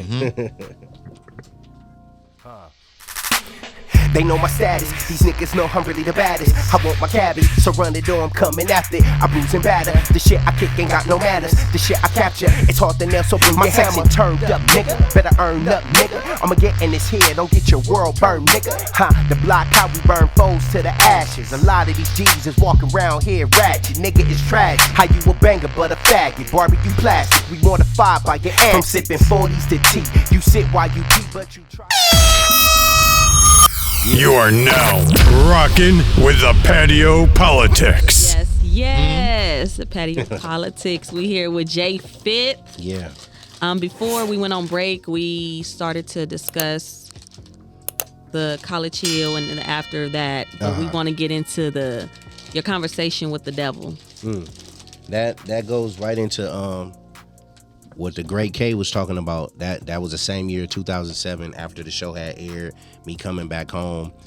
There were a lot of instances where it wasn't so good. And this is where I may go into a club and I start being labeled as a cheater. I wasn't good with words and how people viewed me at that point. Because I was still at that time at 21 living for people instead of me and accepting who I was. You get what I'm saying? And what was so mind-boggling about that, I would go places in clubs, random clubs, just to chill. And I would be enforced into these situations because I didn't want to be there, because I knew that's what I could get too. I can get the bad and the ugly and a little bit of the good. But it was more so sometimes the ugly in situations when my spirit wasn't cool with going out. And women would come up to me, you that cheater, huh? You cheated on your girl and all that. And it will fuck me up, man, bad. Because I was, do y'all know what she was doing to me while I was gone? Like, do. But then it becomes a ping pong. And at that point, it don't matter, but it's like, you don't know me. Right. Why you believe in everything you see on TV? You get what I'm saying? And if I am a cheater, so what? They still was like, can I get your number? And that's what fucked me up. Like, women ain't shit. Like, man, y'all, this is how y'all. So you criticize me just to make conversation. Yeah. But you still want to fuck. At the end of the day, yeah, it's like, Yeah. it make no sense. So it was that. I ended up losing my relationship, with somebody I was with for almost 5 years, who I had aspirations of marrying.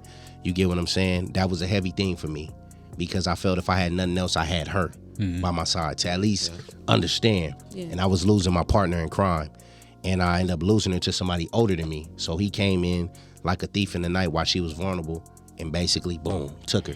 And he was more stable. He wasn't staying with his moms like I was. It was a lot of shit. So that was an ego blow to me, being somebody who was on TV, who other women was on. Like, I'm going to these clubs, it's like, it's better chicks than you that's on me that I could be hitting, And it's like, you leave me for somebody else. So it was an ego kick with that. Not only that, it was a lot of people I was coming across musically who just wanted to use me for my name. So they didn't give a fuck about my lyricism, my wordplay, nothing me as an artist. They just wanted to say, oh, I'm featuring a nigga from College Hill or do. And I didn't look at it like that. I thought really people wanted to deal with me because of music, So it was bringing in a lot of users and people who just wanted to take from me, but who didn't value and appreciate me. And all that because I didn't value and appreciate myself. You feel what I'm saying? Yeah. So that led to New Year's Day. I was constantly getting into it with my parents at the time and my family members, because it was one of them things, y'all don't understand what I'm going through psychologically. Like, I'm 1 foot out. I don't want to go out. They were calling me antisocial and didn't know why I was like that, why I didn't want to come out. Willie at the time, he'd come over when I no phone on, just want to be stuck in the house, being depressed. This is what generated the suicide thoughts. He'd come, man, telling my folks, JayTee antisocial. Everybody asking about JayTee. Everybody want to see JayTee, but you ain't telling them what they saying to JayTee when they see me. Yeah. And they don't get it because they're not in my shoes. You don't even get it, nigga. You the funny man on the show. You're not the cheater. You're not hearing bad shit that you like, I'm really not that. Like, but I'm not about to go into a conversation with people I don't know to tell them who I am. Yeah. Think what you want to think, but I didn't think that then. Right. I was still a baby. So leading into that, It was that shit I was dealing with family. I felt very misunderstood, which I was at the time. That's facts. Feel like nobody heard me out. Feel like I was being used, and really just got to a point where I was tired of living. My girl didn't want me back. I felt I did everything in my power to gain her back because I didn't want nobody else at all. I attempted swimming through women as a therapy. It didn't do nothing because I was then comparing them to her all the time. Yep. Nobody's gonna be her. No matter how where we go, how much food we eat, how much we are intimate. It's like a fix. Yeah, and it wasn't a fix that was helping me because I didn't know about soul ties. So that's all I'm doing is adding bodies under my belt. These women wanted to be my girl. I don't want to be with you.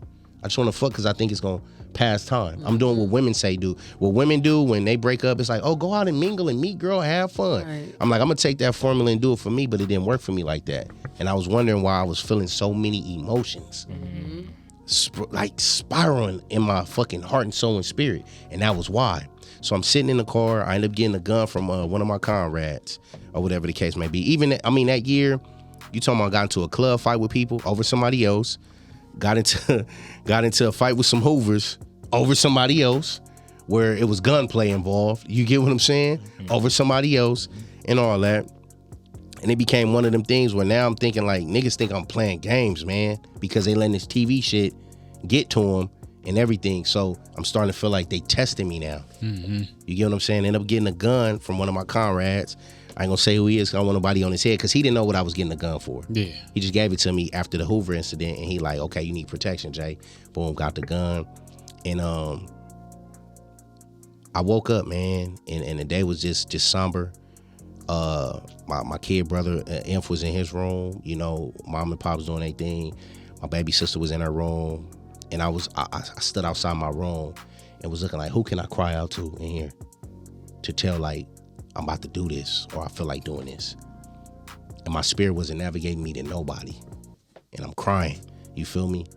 I go in my car, take my car keys. So I had to Pimp My Ride car at the time.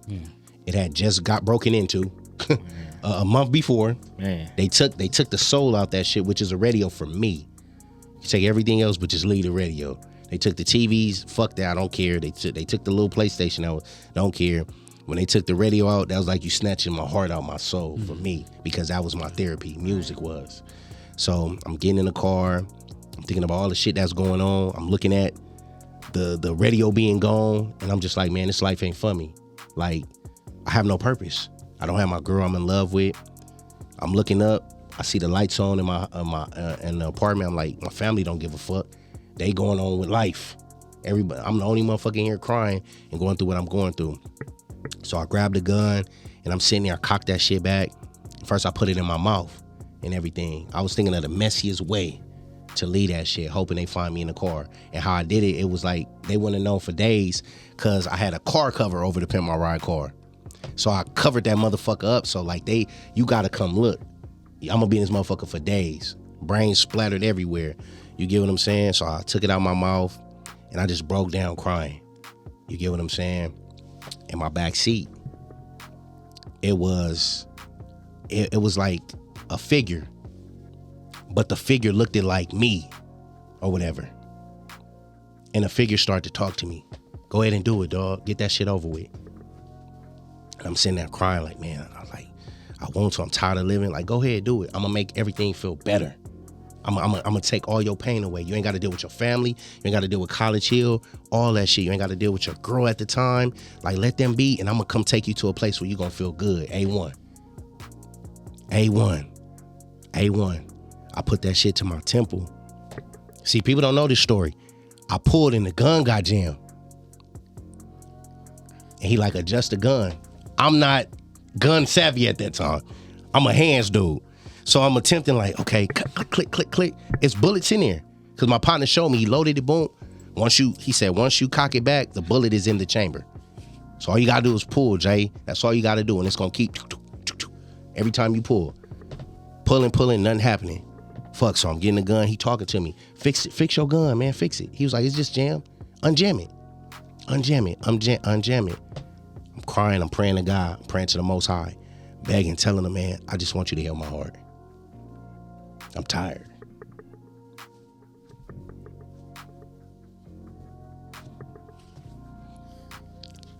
What was the part that lifted you up out of that, man? Yahweh. Yeah. You know? Yep. Man. Yep. Yahweh. You know? Ryda, if I can be honest, Yahweh. Yeah. You know, that's why when people tell me he ain't real, Man. I know. Yeah. Yeah. Because I seen them both. I seen Satan and I seen him. I talked to Satan. Yeah. He wanted to take a nigga, you know? So. And he didn't. Yeah. And he couldn't. Yeah. Yeah, so. You're covered. And now you got some new chapters that was arriving on you, man. Yeah. And you know what was I'm cool. Yeah. I'm cool. It's real though. Yeah. It's real. Yeah. And it's needed. You feel me? But one thing about us, man, we ain't afraid to cry. Shouldn't be. Nah, for real though. Cause I'm here and I'm grateful. And it's not tears of sadness, it's tears of happiness. Yeah. Because had Yahweh showed me where I'm at now, wouldn't believe him. Mm-hmm. You know, I hated my parents, my siblings, everybody, man. You know, and I didn't truly, yeah, man. I was myself without being myself. Yeah. And I allowed the world to dictate that to me and tell me who I was because I didn't know who I was. You feel what I'm saying? So after that conversation that I had with the devil, I had a conversation with God and said, fuck that, man. I put that gun down. And I was like, man, this motherfucker gonna have to kill me to take me where he wanna take me. And that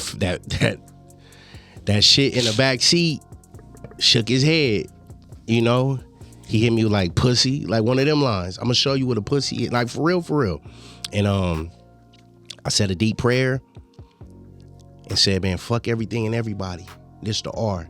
And at this time, my comrades, AJ and them, King Cat, they didn't know I couldn't call them because I felt nobody could relate to what I was going through at that time.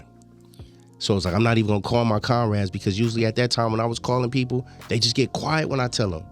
They didn't have nothing to give me. Or they'll throw me to God. And I hate when people do that because when a person is on the edge, you don't fucking throw them to God. What's the purpose of you being here in my life? Right. If you're gonna shoot me off to the Most High, what the fuck he put you in my life for? You get what I'm saying? Yeah, absolutely. So that's why when I tell people, if I genuinely love you and I got you, I'll kill for you. I'm gonna ride for you till the wheels fall off. You get what I'm saying? So when you call me, I'm there, no matter what. Real talk. You get what I'm saying? So after that, I said I gotta make a change. Fuck everybody. Fuck being signed to people. Fuck. Man, I got played with the music that year. It was like, I ain't gonna be nothing to play with. I'm gonna start my own shit. I'm gonna take Ryda for life and yeah. It was ground roof from there. Yeah. Yes, sir. Yeah.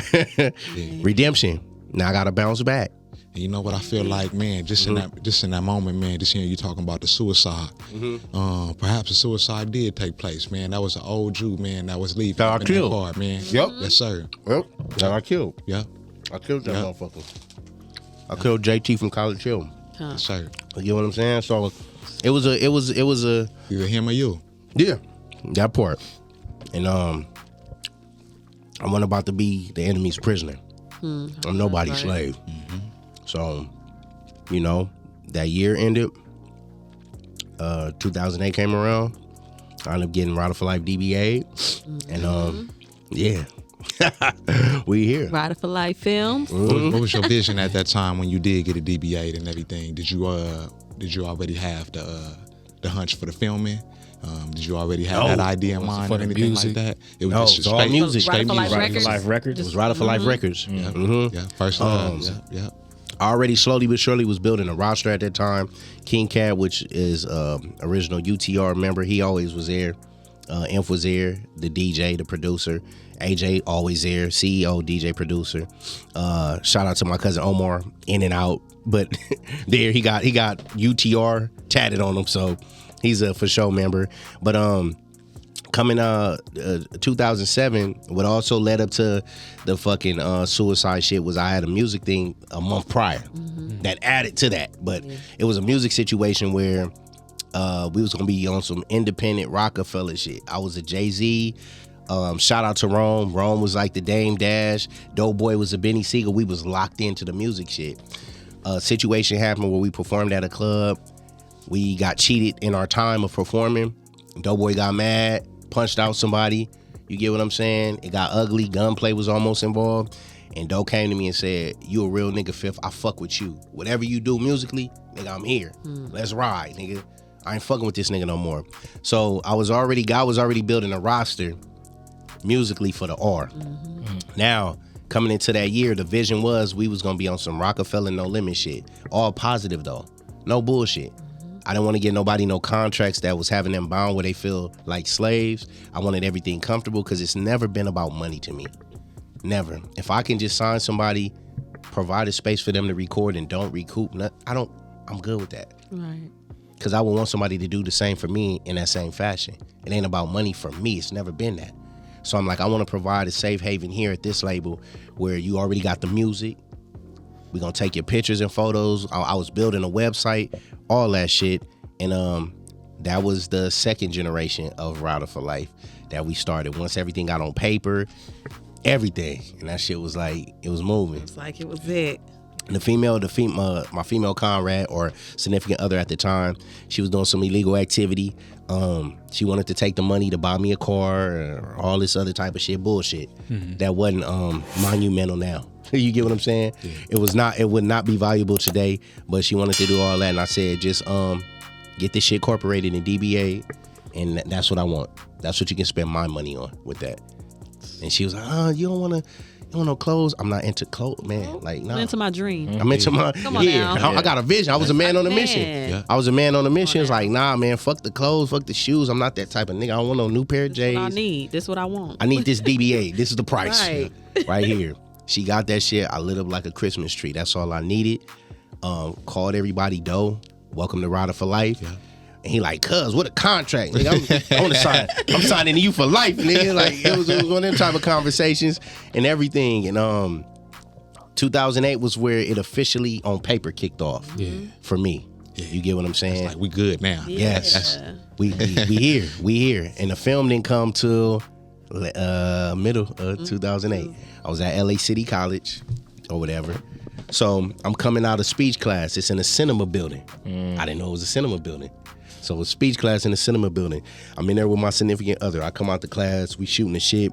We just did Toastmasters the night before. Are y'all familiar with that? What Toastmaster is? No. Public speaking shit. Like, you could just randomly go to it and they teach you how to public speak and overcome them fears. Yeah. Really, really good if you just have a fear for that, to go do it. They'll have you like write an essay or a paragraph or something, expressing yourself. You got to stand up in front of all these people. Yeah, it was beautiful. That's nice. It was life changing to me. Yeah. You remember the movie Toastmasters? Yeah. That's where it came from. Yep. So we just came out of Toastmasters, and I'm like, damn, man, public speaking seemed cool and all that, because I got up and spoke. That was my assignment for speech. You got to get up and talk and everything. And I'm like, fuck, I hate talking in front of people. Did it. They loved it. It was cool and everything. So we coming out of class, just shooting the shit. We was on our way to Jack in the Box. And it was one of them days, I think we had like our last $5 or $6 collectively or whatever. And I always been optimistic, man, with funds. We gonna eat one way or the other, even if you gotta eat and I don't. But I always tell people I'm gonna be fucking good, because usually what feeds me is my optimism on what's to come. You get what I'm saying? Yeah. I was already seeing something. So we coming out of class and all that, just talking shit about a movie or something. A guy walk up to me randomly out of nowhere. He said, "What do you want to be when you grow up?" I laugh like, like what? He like, nah, for real. What you want to be when you grow up? I'm like, a rapper. He like, boom, slammed the magazine in my chest, wrong answer, and walked away. So I look at the magazine and it says shit about filming. It was a filming book with equipment. Yeah. So I shit y'all not, man. He was in his class with people. Looked up, he was gone. It wasn't nowhere to walk or no door to go into. Nowhere. You had to be walking down the hall. I looked, he was in a crowd of 2 people. He was not with them. And it was literally just a split second like that. Wow. Look at the book and I look up like, what the fuck? So I'm tripping. Man. So she laughing like, what? Like, who was that weirdo? I'm like, yeah, I don't know. So I get to Jack in the Box and none of the shit is bothering me. Cause I'm like, damn, man, like, that's what I want to be though. Like, why would he tell me that? That spirit talking. We was communicating and everything. So I'm like, man, filming shit, like what? As soon as I opened the page, it was like, you need to start your own movie. It was a thing like that. That's what the shit said. Shit you not. Wow. On my life, man, I shit y'all not. Right hand of God. You received it as instructions. Most in that moment, Yes. you That decoded it. Yes. That was Yeah. That's when that's the It was an angel. It was an That was angel. an angel. So I'm telling her, she come back with the food. I'm like, look, she like, what? What is that? I'm like, I just opened this shit randomly. Look what happened. She was like, you lying. I said, I swear to God, man. So I called Willie. He's into the movies. He didn't act. He auditions, commercials, all that. Been casted in movies. I called him because we was close at the time, very close. Considered him my brother. Hey man, what's up, Jay? I'm gonna do a movie, man. Man, JayTee, you ain't doing no movie. It was as serious as that. Wow. I'm like, nah, man, like for real, nigga, like quit playing. He's like, I'm not playing, JayTee. What you know about movies? You a rapper, dog. You don't know shit about movies. Shit. This out your league, Jay. My brother. He said it he said it like that. Yeah. Dream killer. Better than to doubt. Actively. I'm thinking it's my brother. Man, Right. fuck you. All right, I'm gonna call you back, man. Click. Boom. I think I called moms and pops, told them. They're like, okay. It wasn't really registering to people. So I got off the phone with them, like, I ain't calling nobody else. I'm telling her, like, I'm gonna do my movie. So, you know, if you fucking somebody at the time, they might act like, oh, yeah. Yeah, let's Well, do it. whatever. Let's do it. As soon as I got home, I started writing DBA. Started writing that shit. That night, didn't stop, was persistent. Didn't know how to write scripts. I looked on Yahoo, because Google was not there, y'all. Still. It is not easy like it is Still. now, I'm telling What's y'all. the year? This is 2008. Still. No You had- Google. So you had to do it the old school way, probably in like Microsoft Word, where you had to space everything. Yes, because I correctly didn't have no knowledge of how to write a script or nothing. So I Yahoo'd it, and the first script that popped up was Nightmare on Elm Street, but it was a PDF, so you can look at how it was. So I'm like, okay, boom, boom, boom. I remember that part of the movie. It's speaking the language now, but I'm reading the script and saying, oh, this is how you do that shit. So I'm like, damn, I ain't got this type of software. No, I didn't dent like this. Like, how do they? Fuck that. I'm like, man, I'm gonna just use what I got. Got on Right. Microsoft Word and did that shit. After that, that's when I started going reckless with pursuing the movie shit. And you made your first movie, DBA. Made Now, DBA. now hold up before With we nothing. Death With by Dollar in the a Dream. dollar in the dream. Before- Dollar in the Come on dream. now. No lie. Dollar in the fucking dream. I was gonna say before really we get too shooting far in that everywhere. five, when it comes to DBA, Yeah. I always wanted to ask you too. Like, tell me more about that one. So you went from the you said it was a magazine? No, it was a book. Yeah, the magazine, yeah. Yeah, the magazine being put into your chest to I'm gonna do a movie to where did DBA come from? Just it was some matter of fact, it came after I looked in the book, because she was like, well, what you gonna do a movie about? And I was like, damn, I was thinking of something like, if she only knew him as Jamal, he wasn't Infant J to her. So it was like, say if Jamal get killed, this is what I would do. I would infiltrate the gang that either killed him or the opposing gang that killed him. Really get put in work enough to where niggas respect me. I'm gonna kill that gang and this gang. And she's like, damn, you're crazy. I said, I am. But I was like, I really would do that. So I'm like, but I'm gonna put it in movie form. I'm like, because these are real life situations that are happening in South Central with people. And it was. Yeah. It was. But I'm like, what way would be good for somebody who doesn't smoke and drink and mine is diluted like the average gangbanger to infiltrate and do that shit to where it's gonna scare other gangbangers? And she like, so you want to scare gangbangers in a movie? I'm like, fuck yeah, fuck you niggas, man. Gangbang K, yes. I'm like, cause they killed this innocent boy. Like, yes, hell yeah, I'm Gangbang K. Like, yes, I'm a Avenger. But from the hood though, and everything. Same environment as show. Yup. So she's like, damn, that'd be dope. I was freestyling like that, and then went home and just started typing it as it came to me. Or whatever. It was the most high. I didn't know that shit was gonna be 100-something. I didn't know about pages. I didn't know about structure and all that. And that's what I be telling people when people ask me questions about stuff. I always say, fuck structure, just create. Because one thing God has given us is a blank canvas to do whatever it is that our heart desires to do. But we limit ourselves, overthinking, analytics, all that shit. I didn't know shit about short films. So I made a feature out the gate. And then I'm coming in doing features. They like, everybody, your first movie a feature? I'm like, yeah. They're like, They what? shocked 'cause they like, oh, They're like, they thought it was what so else is there? small. No, they like, you didn't start from doing shorts? I'm like, shorts? What's a short? And on the same track that a lot of us are on, where you don't do film school, you just jump right into Man, I it. jumped right into that shit. And matter of fact, to that, I did start taking cinema classes a little bit after that, but it was dragging too slow for me.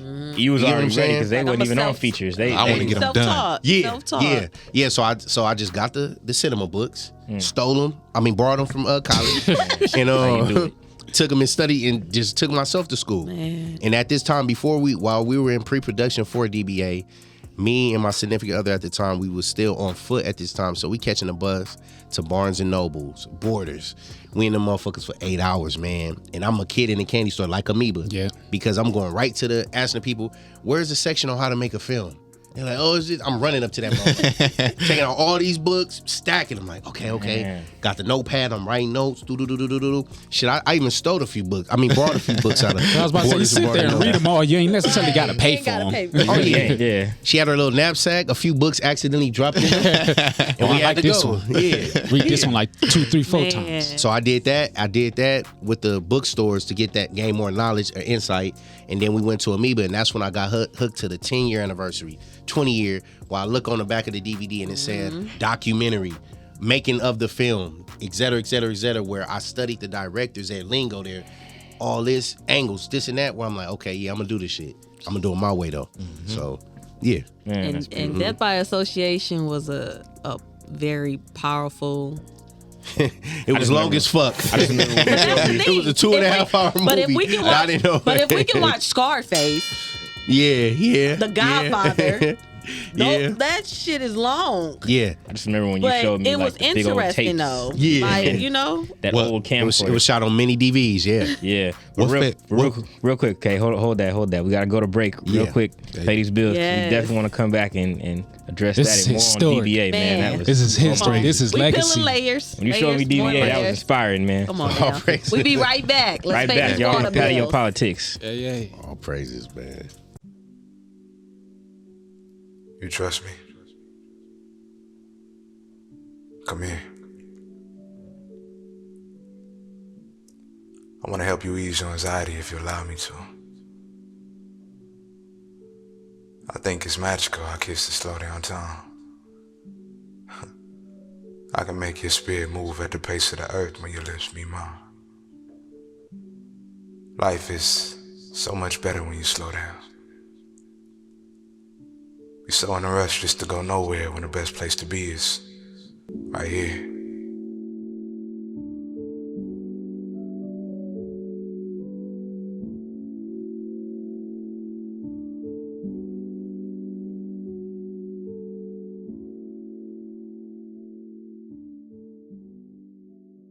And then go ahead. Tools. You are now rocking with the Patio Politics. Yeah, we back live and direct with the Patio Politics with the King Brother J Fifth. Yeah. sir. Yeah. Man, I wanted to lead into the next one, man. Just really to stand on what you was just talking about. What results did you see by the completion of DBA that was like, man, okay, this is what I'm doing. Like, okay, like what results that was like, okay, this is a thumbs up. Like, did you? So at the screening that we had, man, it was off Washington and I forgot the other street, but mid city-ish in that area. But the capacity for the place was about 250. We had 400 people come. Yeah. We were selling pre-sale tickets for I believe $25. We sold out. First feature. First How'd you feature. get First the word feature. out? 400 and some people. Sold out. Brittany and Brianna came too. How'd you get the word out? On foot. On foot in MySpace. To be honest. Nah, for real. That for real. Eastside. On MySpace, y'all. On foot, MySpace, and man, mainly I would say word of mouth. Gotcha. Word of mouth, man. And it was a blue carpet. It was the first blue carpet I did. Everybody came dressed up, all that shit. 400 people there, man. And when I knew it was that moment for me where it was calling. There's a movie where Imp's character gets shot in the back. Everybody was quiet. And I remember studying Boys in the Hood to mimic that scene, which I ended up having to shoot because our DP wasn't there.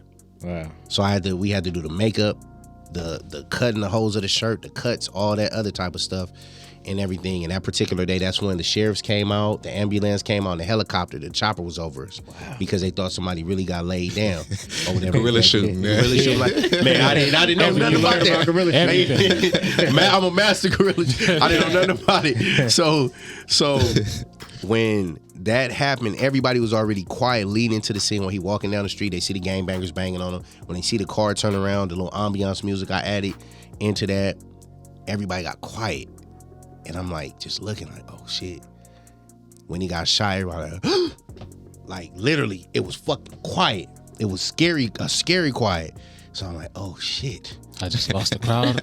No, I'm like, what just happened? I'm like, this shit, this did impactful. It was impactful, like how Boys in the Hood was to me, and everything. Man, the next scene when he had his funeral, when I heard people crying in the crowd. Wow. They were crying in the crowd. They were crying in the crowd.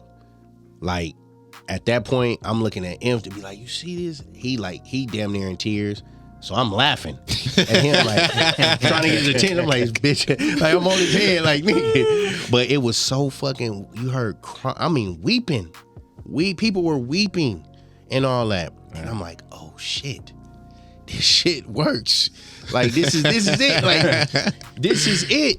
And nobody got up. People was mad. The movie ended. You talking about, man? People were sitting for 2 hours and 38 minutes, man. And I'm like, yeah, this is it. This is it. And it was a beautiful thing because I was able to still incorporate the music in it too, where it was all ours, and it gave me that moment of, damn, when I was in the car thinking of how I'm gonna bounce back, because I want to be on the Rockefeller shit, how they did Paid in Full, how they did State Property. How they did that 1 and 2, how they end up fucking doing Master P with No Limit, how they did Foolish. I got the hookup, different Lockdown, movies like that. I'm like, fuck, we can do the same fucking thing and all that. And I did all that out of a fucking apartment in Compton. You a triple threat. Small ass bear. I edited the film myself. Didn't want to, but I had to teach myself because when I went to people to edit, they didn't want to help me. Was this on Windows Movie or what did you edit this on? This was on Sony. At the time when I was going to college, I went to my my music engineer professor at the time. Shout out to Dr. Blake, and I said, "Hey man," because he had us do music videos at the end of every semester. So I went and said, "Hey man, I don't have a Mac computer, but I have a PC. Are there editing things for that?" He was like, "Oh yeah, he's like, if you use PC, just use that." And I said, "But I don't know any programs." He's like, "I'm sorry, I don't know either because I'm on a Mac." So I went to Fry's. Me and my cousin. I just got my financial aid check. Went. Asked them for softwares, Fries off El Segundo. Yeah. Way over there. Manhattan Beach, yeah. Over there.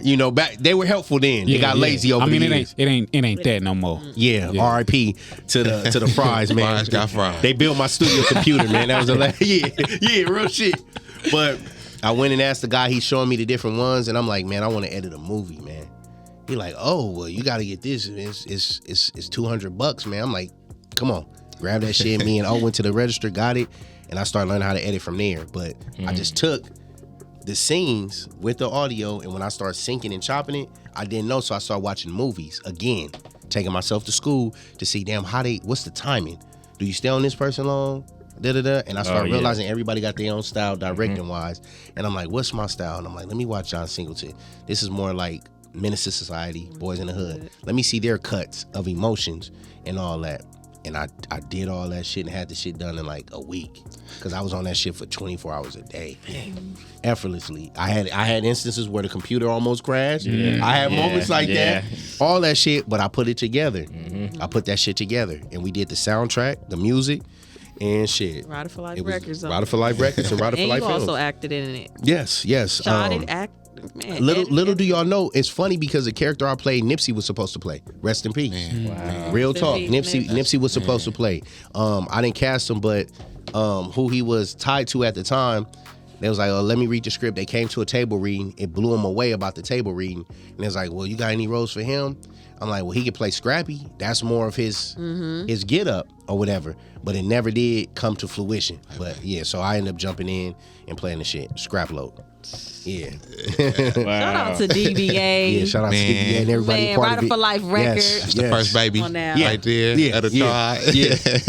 Yep. Man. Hell yeah. Yep. And from there, The rest history. the rest is history. Yeah. Went on to do the dramatic shit, which was a blessing. Pops put me on the dramatics. That's my favorite soul group of all time. Went out on a limb with Yahweh backing me as always. Reached out to 3 of the dramatics via MySpace. Wow. Didn't think they were gonna answer. None of that. 2 of the members responded. Put their number on some tap in right now shit. Tap in, end up coming up on some backstage passes and VIP tickets to their concert that they was doing in LA. Went back there, spoke to the member and founder. He was excited about the idea and concept I had. Loved it. Was excited. I was attempting to be a professional groupie at the same time because I'm just telling them how, you know, their music blow my mind. I'm naming songs. He's excited. Yada, yada, yada. And shortly after, me and him talked. He gave me the green light to do the pitch project to end up doing the film or whatever. And he was like, we talking on the phone while we were location scouting for the building we were gonna do it in. He like, JT, man, rest in peace to Ron Banks, man. He was a great brother. R.I.P. But he like, man, Jay, he talk, and he's chopping with me. He like, man, I'm about to have a wife. He was like, how you looking at the videos? And I'm like, to show, so your choreographer again? I'm like, we just on YouTube. I'm like, but we're limited. YouTube again ain't what it is now. Right. Oh, Yeah. You get what I'm saying? So it wasn't everything. He said, man, I'm about to have wifey send you everything right now, DVD. All our performances. And I'm like, yeah. He like, man, she already packaging it right now as I speak. You looking in the mail in the next few days. This is the founder of the group. Wow. The man. And when you look back at the dramatics, he was that nigga, the fine nigga in the group. The high pitched voice, it was him. He chopped with me like, man, like Jay. He said, man, look, I don't care what songs you do, man. He was like, you gotta do Welcome Back Home. I said, yeah. And I'm laughing. He's like, man, Jay, you got to. I said, why? He was like, cause I wrote it. He was like, that's my favorite song. I said, for sure, man, I got you. So we ended up filming that, doing it, casting for it, all that shit. Edited that too.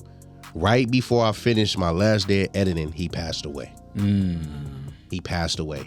And I was fucked up bad. Man. I was fucked up. And I got the call from G-Moms. Shout out to Mimi. She hit me and was like, you know, one of the members passed away today. What? And I was already cringing like, no, don't, you know. As sad as any of them. Yeah. And I'm like, man. One you like, just spoke. Yeah, not the one I just talked to. And it was him. Wow. Right after he gave me his blessing. So he didn't even live to see the creation. The creation. And that was beautiful. Yeah, what you guys did and what y'all put together. It was beautiful. And, you know, through that, you know, I had built a great rapport and brotherhood with a lot of people. Shout out to my man, Justin Jones, and everybody that had participated. Yes. But Justin, that's where I met him. Yeah. You know, through that. And he played Ron Banks. Me, him, and shout out to Greg Glass. We all went to the funeral of the member or whatever the case may be. And it was crazy. Yeah. Then after that's when everything else came. Man. You know? Oh, my goodness. What you mean? You got Last Call, The Pain. Last Call. Go ahead, yeah. Last Call starring my great brother back here, Sir Matt. Last Call. Last Call. The Paintings of Benjamin Daniel. The Paintings of Benjamin Daniel, which was a like psychological thriller, all white cast. I started working on the shorts, and then our first film festival joint was at Be Hurt with Max Film, The Last Call, and we had challenges with that too. It always was money with us, but one thing I love about us is our perseverance to where it's like, fuck money. How we gonna get it done? Let's get it done by all means necessary. And they ask. We say the Most High. And that's true. That's it's him. That's the source. Probably puts us in that position so we can't be prideful and say nothing. It's like we used every resource that we had. Resource. Yeah. People be asking, man. Last calls, hands up. Which is and I just sent that to you because it was 7 years ago. It just came up in my just sent memories. it the other day. Going to the the premiere and stuff. Like, So I did the features, and of course, in between that, man, you lose friendships, you lose help, relationships sever. People start having ill intentions towards you or using you. You know, there are a lot of people that was using me in projects, not for me, but using me for my name, different shit. So that's why I was just like, I'm gonna just do my shit. Yeah. Do it our way with no restrictions. There were so many stipulations people were putting to films, and it's one of them things where it's like you can't put no stipulation or limitations on what God has given me to give to the world. Like, what qualifies you to tell me that? Yeah. And if you can't tell me, shut up. Like art got a limit to it for real. And it doesn't. You get what I'm saying? It's infinite. It's like taking a canvas and saying, all right, paint right here, but you can't paint right here, can't paint right. Then I don't want this canvas. I don't want to paint at all. Yeah. I'm looking at how this be made. How is this made?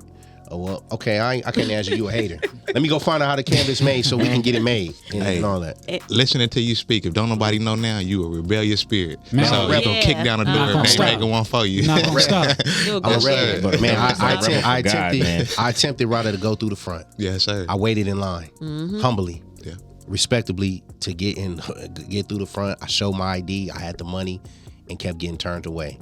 Now I'm gonna kick down the back, and we coming through all ends. Come on, Snatch now. you. Yeah, Taking everything. real shit. Man, and shit. as a leader, how do you deal with, like you said, the relationships with people comes and goes, or the trickery with things? Yeah. Man, and let me add to that. Like really, just with that, how do you stay charged up now? Being that with everything that you deal with, being a creator, knowing the things that you have been with, because I'm sure that some things probably show up that probably put you in some of those traumatic experiences with people. All the how time. do you keep your balance? What are some of the things or mental things that you do to keep Charge you? Not let people change who God has blessed me to be, man. At the end of the day, that's always my woo-saw. You know what I'm saying? And understanding that this is what I asked for. In an essence, no, because I feel leadership is given by God. It's not something you just step into. You get what I'm saying? So I felt I didn't choose God. God chose me, and this is what He's blessed me to be. And even in my past life, my ancestry life, and who I was, like I didn't been taken out in so many accords and frontline soldiering where it's like, the slavery shit is wrong. We got to find a way out. It's over with. Let's protect the women and the children and get the fuck out. Where I didn't kiss my wife in my past time and told her, I'm not coming back. You get what I'm saying? Yeah. I'm going and I'm taking them all out with me. Starting with the one who hurt you first. Real shit. Yeah. You get what I'm saying? So it's not letting the circumstances or other people's bullshit and hurt jump on me, man, because it's always greater and bigger than me. I got a purpose to fulfill and a journey to continue to abide by, man. And if I allow people to change me, then I'm no different than that motherfucker that was in my backseat in 2007. That's what he want. Yes, sir. Because he know he's every day one step. If he he's turning full heel where he's not gonna come back. Yeah. And I'm going straight Joker mode to where it's enjoyable to me. And I can't afford to do that. It's too many lives at stakes, and it's just one of them things, man. Being a leader, I feel your best example to lead is the show, to demonstrate first, and to lead from the front and not the back. You got a lot of motherfuckers who lead from the back and not the front because they're afraid. So you put foot soldiers or people in front of you who doesn't understand leadership to mislead them, and that's not me. I will never have y'all do something that I ain't done already or that I ain't willing to do with y'all. Period. So I'm not gonna tell y'all to be on foot at Venice Beach promoting, and I'm not promoting either. I'm not gonna do that, or I haven't done that before. You get what I'm saying? I will never do that. I'm gonna always lead from the front. So it's one of them things, like, I'm not gonna be on no Napoleon shit sitting up there while y'all go first, get killed off. Nah, if one go, we all going. Period. And if somebody stumble and fall, y'all keep going. I'm gonna pick my comrade up and we'll meet y'all there. We're gonna meet y'all there. One way or the other. So we making it. We gonna meet y'all. We gonna meet y'all there. Right. And I don't know if y'all familiar with Rise of the Apes, Planet of the Apes. Yeah. Yes. I'm Caesar, man. Yeah. That's just me. Yeah. That's just me, man. Rafis. That's just me. And it's a moment in time where I was just watching that movie with my kids, and it touched me, man. It touched my spirit in an emotional way, because once Caesar was free to get out of jail and do his thing, he had to tell his family member, man, like, I can't, this is home. Caesar is home. Yeah. He home. I'm home. Yeah, that part. That's what he said, I think. That part. I love you. I love you, but I'm needed here. I'm needed here. Yes, sir. This is where I was. You get what I'm saying? I've always been the one where everyone was afraid of the gorilla because he was too big or he was misunderstood. I was the one to let him out. You get what I'm saying? Let him out to play and all that shit. And not doing it for a manipulative play. Letting them be free. Letting them be free. I don't want nothing in return. But you like us. Get out and play. Man. And it's all. That's why a lot of gang members that would be metaphorically that gorilla fuck with me to the day. And they see me and it's love. They'll kill for me and I'll kill for them. You know, so. Man. Yeah. That's right. Man. Yeah. You're a warrior. Real shit, though. Man. Warrior. Man, and just real quick, just commentary, man. Like I can add to that. You finding your purpose, man, has definitely helped me solidify mine. Oh, man, all praise. Man, and I'm sure I'm not the only one. I think man, everybody, praises, because Ryda. I'm like, I'm gonna do this, man. It's like the way I perform in my stage presence. Like it may have already been there, but seeing the ingredients more from you and everything, praises, just putting Ryda. it together. Yes, I owe a lot to you, man. Yeah. And maybe You, even and those you challenges. bring it out of people. Yeah. You bring it out of people, and I Yeah. think, and two, you want the greatest for everybody. You know, like you really hold us accountable. You know, and you push us, man, JT. Even when we don't be wanting to be pushed, and we like, oh, he on our ass again. But man, Yeah. Because I know what it's like, man, to do much it by myself. Yes, sir. Because in many instances I had to, where I wish I had somebody to push me and believe in me as much as I believe in myself. It's been you've been a part of it where people just want to use me. You get what I'm saying? Or use me for their own benefit because I was a commodity or their byproduct. Nobody's product but the Most High. Yes, sir. You get what I'm saying? And I trusted and gave my heart to people who misled me and led me astray or felt their vision of me was what was going to work for me. Right. Yeah. But their vision wasn't in line with the Most High. It never is when it's selfish. You get what I'm saying? So when I do that to y'all, man, it's like I'm not going to sleep comfortably not knowing that y'all are not bringing out your higher selves. In any capacity, not just one that's beneficial to this company. Any fucking capacity. That's why I stay telling y'all, if y'all going through something, I'ma fucking feel it. That's the gift he's gave me and a curse. Because it be times if I'm going through something, I feel it. But what be my peace in Motrin, ibuprofen, is when I reach out to one of y'all and I make sure y'all great. Because I'm gonna always be great. Fuck all right. I've been being all right all my life. I'm no longer claiming just to be okay or good all right. I'm gonna be great. Don't worry about me. I'm gonna be great. As long as I ain't got the mind state of thinking how I was in that car on that rooftop about to jump, I'm gonna be great. But let's get y'all great. Let's get y'all great. And a lot of that came from just bits and pieces of y'all that keep me going. Books and literature. I'm a product of the literature I read. I'm a product of the meditation that I do. I'm a product of the prayers that I, pray to the Most High. I'm a product of the heart that I have inside of me. Real talk. I tell people it may be a black heart and stitched up, but that motherfucker still works better than anybody. real talk. Better than anybody. Carries the load and it beats hard. It's stitched up like motherfucking Ryda Chucky and Chucky face on that. But man, it still work. It's still working. The only way to stop it is for you to yank it out my chest. You got to be close to do Be that. able to do that. Real shit.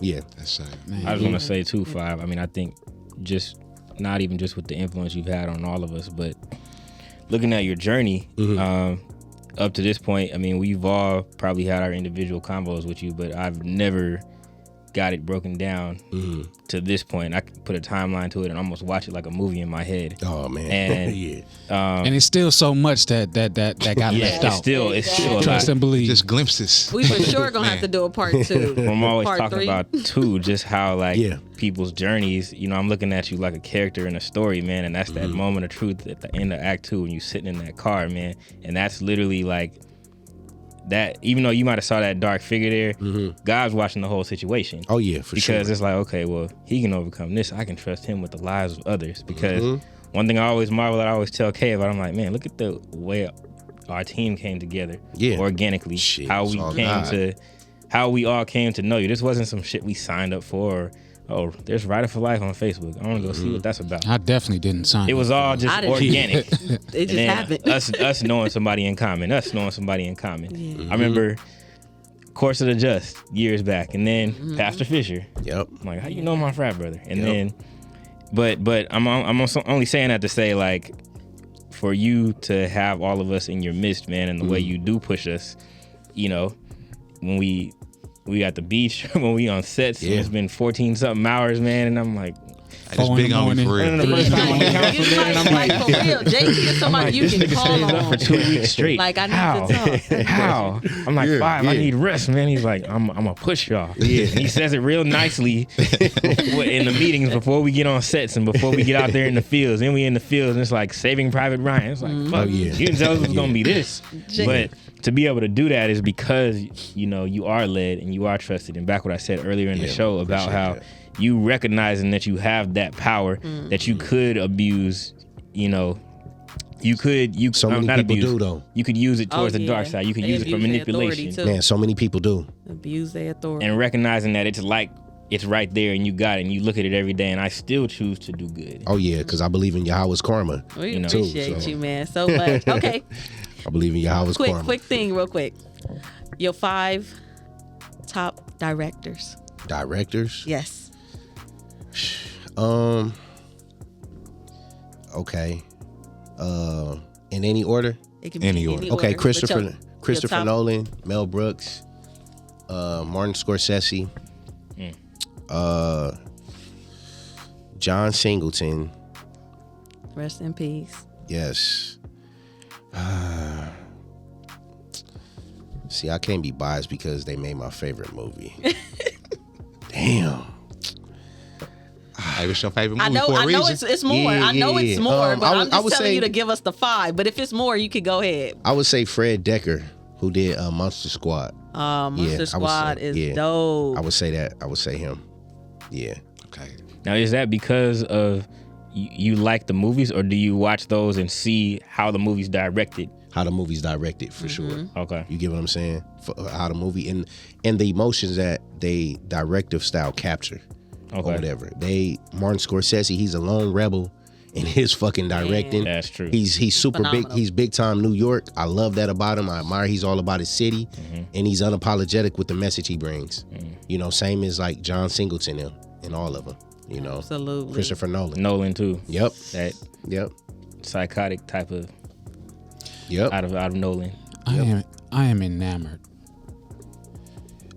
You are just out of this world. You are not of this world. I appreciate that, Ryda. One of the greatest friends that I've ever had Yes. in my entire existence. Great genius, Yeah. humble person. Appreciate Up, that. down, don't matter. Still you, authentically you. Just, Yeah. I thank you Man. for the opportunity to just be in your presence and be a part of what you built and what we're still building. Still building. Yeah. It's Legacy. Thank you. for sharing with us. Yeah. Thank you. Yeah. One more question for you. Yes. Yes. Yeah, after you, K, I'm good. I might steal yours. I might steal yours. Okay, you probably have. Okay. You can't be limited. Mm-hmm. I feel like the labels, they you know, they only mean so much. But out of all the titles that you carry, what's one that you hold dearest to your heart? Okay. Damn.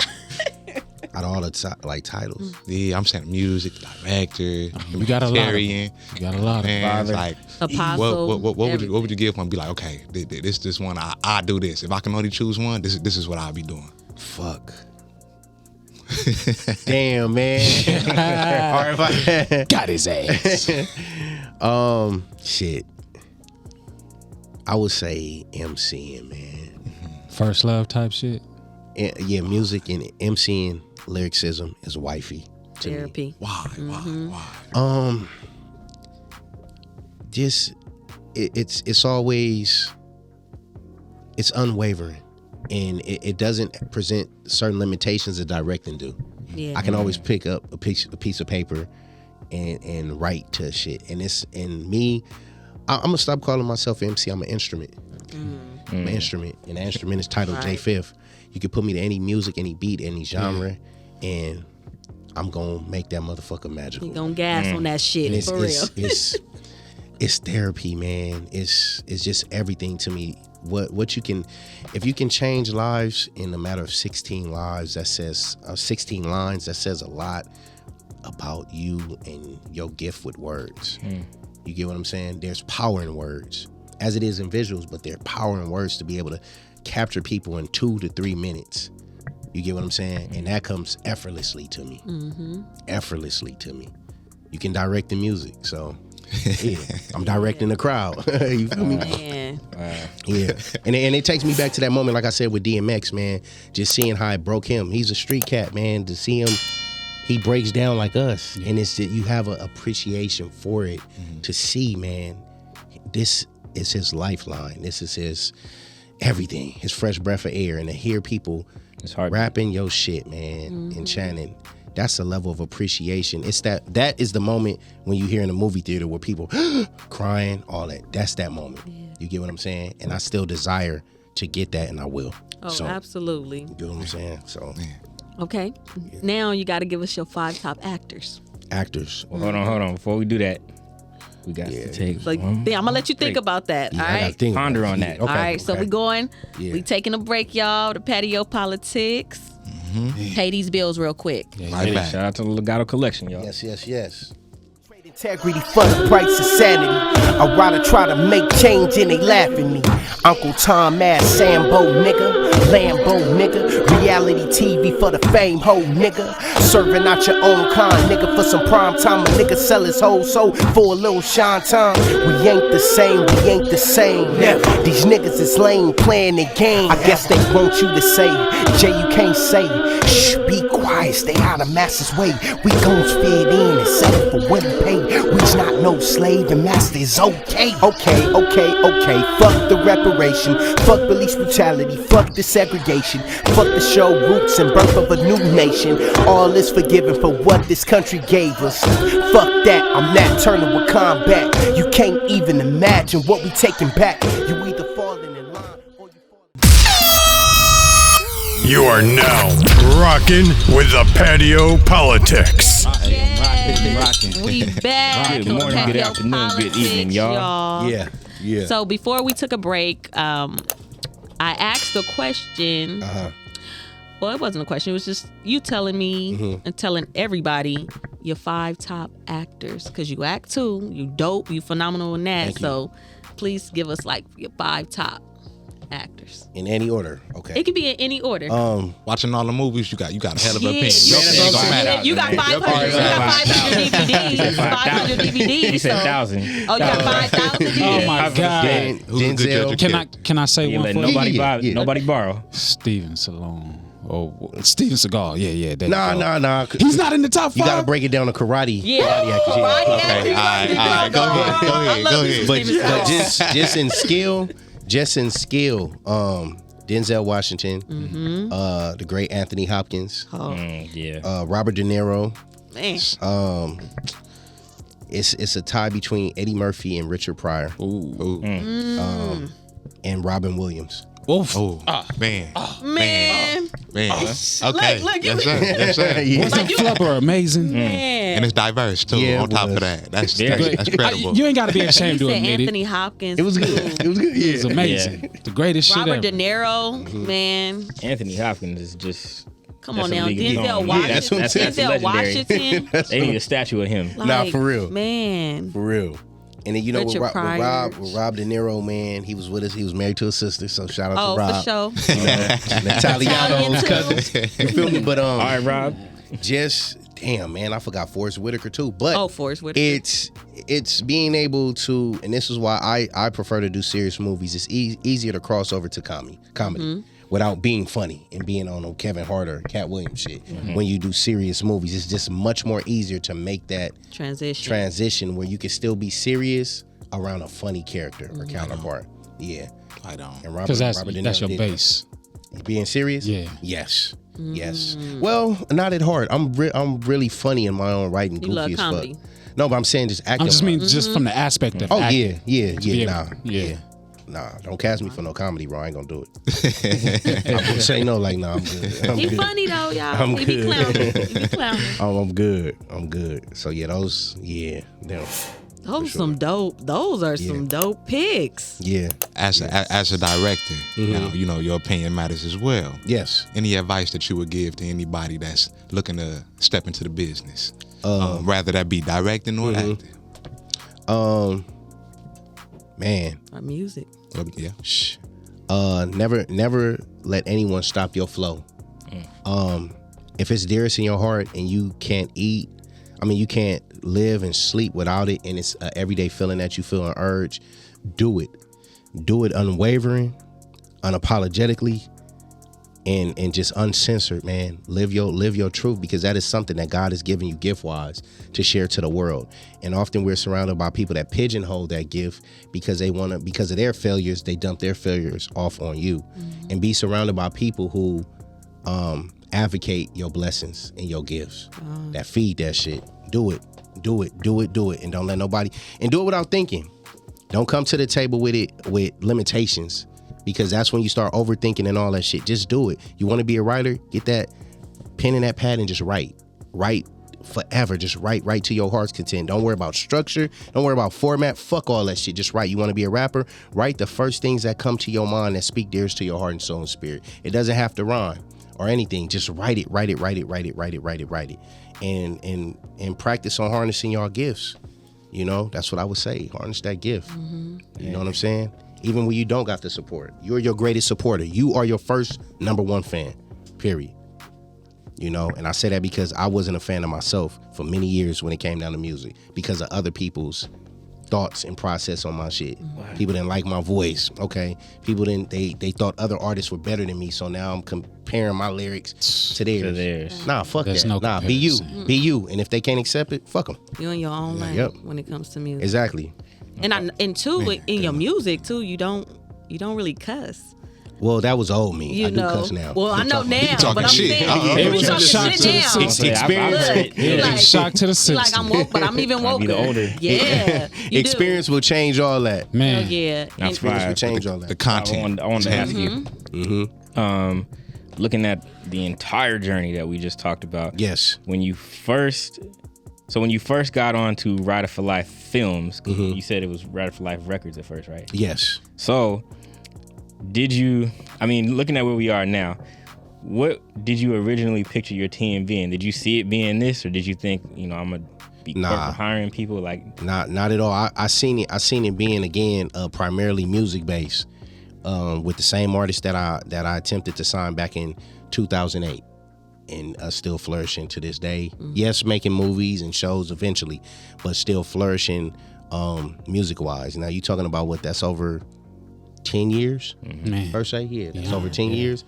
That's a decade, man, with the same team, same mission, same goal, and us making music together, man. Timeless music and classics that are dearest to us. Man. Because in order for the world to accept it, you have to accept it and love it first. You get what I'm saying? So that's where I seen it. So I wouldn't even picture where we are now. Yeah. production company. Yeah. A perfect glimpse at the destination don't always look like the start. Man, it doesn't. That's why I asked. It doesn't. I'm like, I want to know, like, what did you see? Like, cause the way you move with us is almost like Five knows every little in and out of this thing. That's You what would have thought he already knew us. Like, trial and error, and I can't display what I see for us now. Now my vision is much more clear than it was in 2008. I know that's right. I'm not blinded by sex, porn. no, No. But a little bit. It was porn, but By your ego though. Yeah. By things that are pleasing to your ego. Yes, sir. Yes, I'm not, man. vices. And I understand the importance of learning to retreat. One thing when Kay said that rebel shit, I do got it. However, I wasn't a rebel that was just all over the place. I'm a rebel with a cause. And when I break the cause because of emotions or things that are beyond my control that I'm attempting to fix, then that's when it's about me and it's not about the cause. Right. You get what I'm saying? Real talk. Yeah. And what would you say to any fathers out there going through like the same or Man. similar situation you went through with the custody, or Yes. people even out there dealing with suicidal thoughts and stuff? What advice would you give them, to inspire them? Please, fathers, fight for your children. Fight for the ones you love, and do not be a slave to the mothers or the system. If you are, because everybody's situation is different. You get what I'm saying? However, there's a lot of cats who don't want to fight the good fight because they feel going into the fight that they are going to lose. I was one of them cats. I was getting treated like shit by the people in the court building. They didn't want to help me. I was unknowledgeable about a lot of things, and it was hurting. It was discouraging. I watched a lot of cats, especially black men, walk out because women are getting attitudes with them because they don't know how to fill out the paperwork. And you getting mad because you going through baby daddy shit at home, and I want to see my kid. But you can't show me what to fill out and how to fill it out. You're snappy at me. You know what I'm saying? And that ain't nothing but the fucking enemy detouring you from fighting for your child. And in that fight, they just say, instead of fighting, I'm gonna just not give this kid the greatest version of me. And that kid is being deprived because of adversities, of challenges that we are afraid to face. Man up. That's the first step to being a man. Face your fears, man. Step up to them and go fucking fight. And you know, anybody that need help or walk through with that, I'm with the court fade. Holla at me. I'll walk you through it, like real wholeheartedly. To sit in with you, talk with you, all that shit. That's what it's about. We don't have that like women. Yeah. You know, Absolutely. a woman can speak on, she can go and do a live right now and speak on, I need help with court. You're gonna have 20 women DMing her saying, hey girl, let's meet here. I'll walk you through it. We don't have that as men. It's gonna be a few dudes in there too. You ain't got that. We don't got that. They talking about you. We questioning your manhood. We shifting that. Fight for the one you love. Fight for the one you created. Man. Black man, please. And it may be hard. You talking about, I was in a court battle for fucking shit, damn near 5-6 years. There were tears shedded. There were times where I was in court by myself. When I look at the opposition side, his mother, when it really ain't no opposition, but that was an opposing side at the time, she got a family full of people there. And I'm in that motherfucker by myself, straight dolo. And y'all would think, hearing all this, you'll be like, man, your shit should have been packed out with people. You know, so there were times where I just felt alone in that, but I kept fighting. I believed in the Most High, and I was patient. I learned to appreciate time, y'all. And when I say this importantly because I want y'all all to hear this, and people that's listening, you gotta be allies to time. Because if you allow time to do you, you're just gonna be sitting moping and weeping and all that. And I use that time to get myself together so I can be the superhero to my fucking son that I am today. Not him seeing me broken and defeated. It's like, nah, I keep getting knocked down. I'm gonna get up. I'm gonna show him how to fight and not give up. And show him that because of this court shit I just went through with your mom, man, we still going to Chuck E. Cheese. We turning up. You get what I'm saying? The older we got, we still having apple cider. We still toasting. We still taking shots of apple cider. Fuck that shit. And never speak bad about his mom. He will never hear that. Real talk. I love her to this day. Never speak bad about her. Even though the shit she said in court, she did a lot. That was a big heartbreak too. But like, nah, we moving forward, and I'm teaching him how to love. That's right. Teaching him how to love. Same with my baby. And you're gonna daughter. appreciate that too. Yeah. Oh yeah. Hell yeah. Absolutely. Yeah. Of course. Of course. Like to say it all the time. Breaking generations. Yeah. Breaking generational curses. And when you're doing that, you're gonna get attacked. So be ready for it. Oh yeah. Absolutely. That's like saying I'm gonna play football and you saying I'm not gonna get hit. You're gonna get hit. Yeah. And to JT, give a little words of encouragement to people out there who are dealing with the suicidal thoughts or, you know, contemplating it. Man, I'm not gonna say pray because everybody's not praying savvy, and like me at the time, who was a won't he do it, y'all. I prayed, and I felt because I wasn't hearing God, it detoured my prayer a little bit because I was looking for rebuttal. I was looking for confirmation, get back, and He was already speaking to me. He was in my heart. He was next to me, but I wasn't looking to Him because I was too busy looking in a rearview mirror at what was behind me. That entity back there, the enemy. And even in life, I was too busy looking behind me at what happened a month ago, what happened 6 months ago, College Hill. I kept looking back at all, my car got broken into, all that, instead of turning to my right and my front and seeing Him right there in front of me. So what I would strongly advise, man, is please go to somebody that you trust with your word, that you can be vulnerable with. And people, I gotta say this to the people that they do, please just be a fucking listener. That's it. Listen to understand. Don't listen to talk. Don't listen to rebuttal. Don't listen to make it about you and say, well, I went through this. It ain't about you at this point. A person is crying out. They're on a fucking ledge and they're coming to you to help get them off the ledge. And all you're doing is pushing them off, doing that selfish shit, making it about you. If you're suicidal, do not go to somebody who has not had suicidal thoughts. Period. Because they can't help you. You have to go to somebody experienced. Facts. You get what I'm saying? If you don't have that, I don't really be on social media, but for something like that, I will get on and I will talk to anybody on the phone, pull up, all that shit, because it's serious business. And there was nobody there. Even the motherfuckers I was fucking with was not there for me when I needed them. So I made a pact that I will always be there for any stranger, person of that nature. Period. That's real. Yeah. That's deep. And if you don't know how to pray, I'm going to pray for you. Then I'm going to teach you how to pray and feed you after that. with knowledge and things that help me get off the ledge. That part. A lot of people are suicidal because they don't know their worth. They don't know who they are. They don't know their value because they never been taught that shit. It hurts me with him. He ain't been taught that. Nah. We gonna be greater. Yeah. Period. Yeah, that's deep. Yeah. You ain't been taught that. Kate, nah. You ain't been taught that. Right. Nah. Come on, man. Yeah. Don't want to end on a sad note, but it's real. I'm passionate about this shit, man. Layers. Layers of, Passionate, man. Layers of J-Fit. We can leave with this. Or if you have something. No, go ahead. Okay. If you can sum up, if you can describe your life or just you as a person in one word, what would it be? Extraordinary. Man. Huh. Beyond.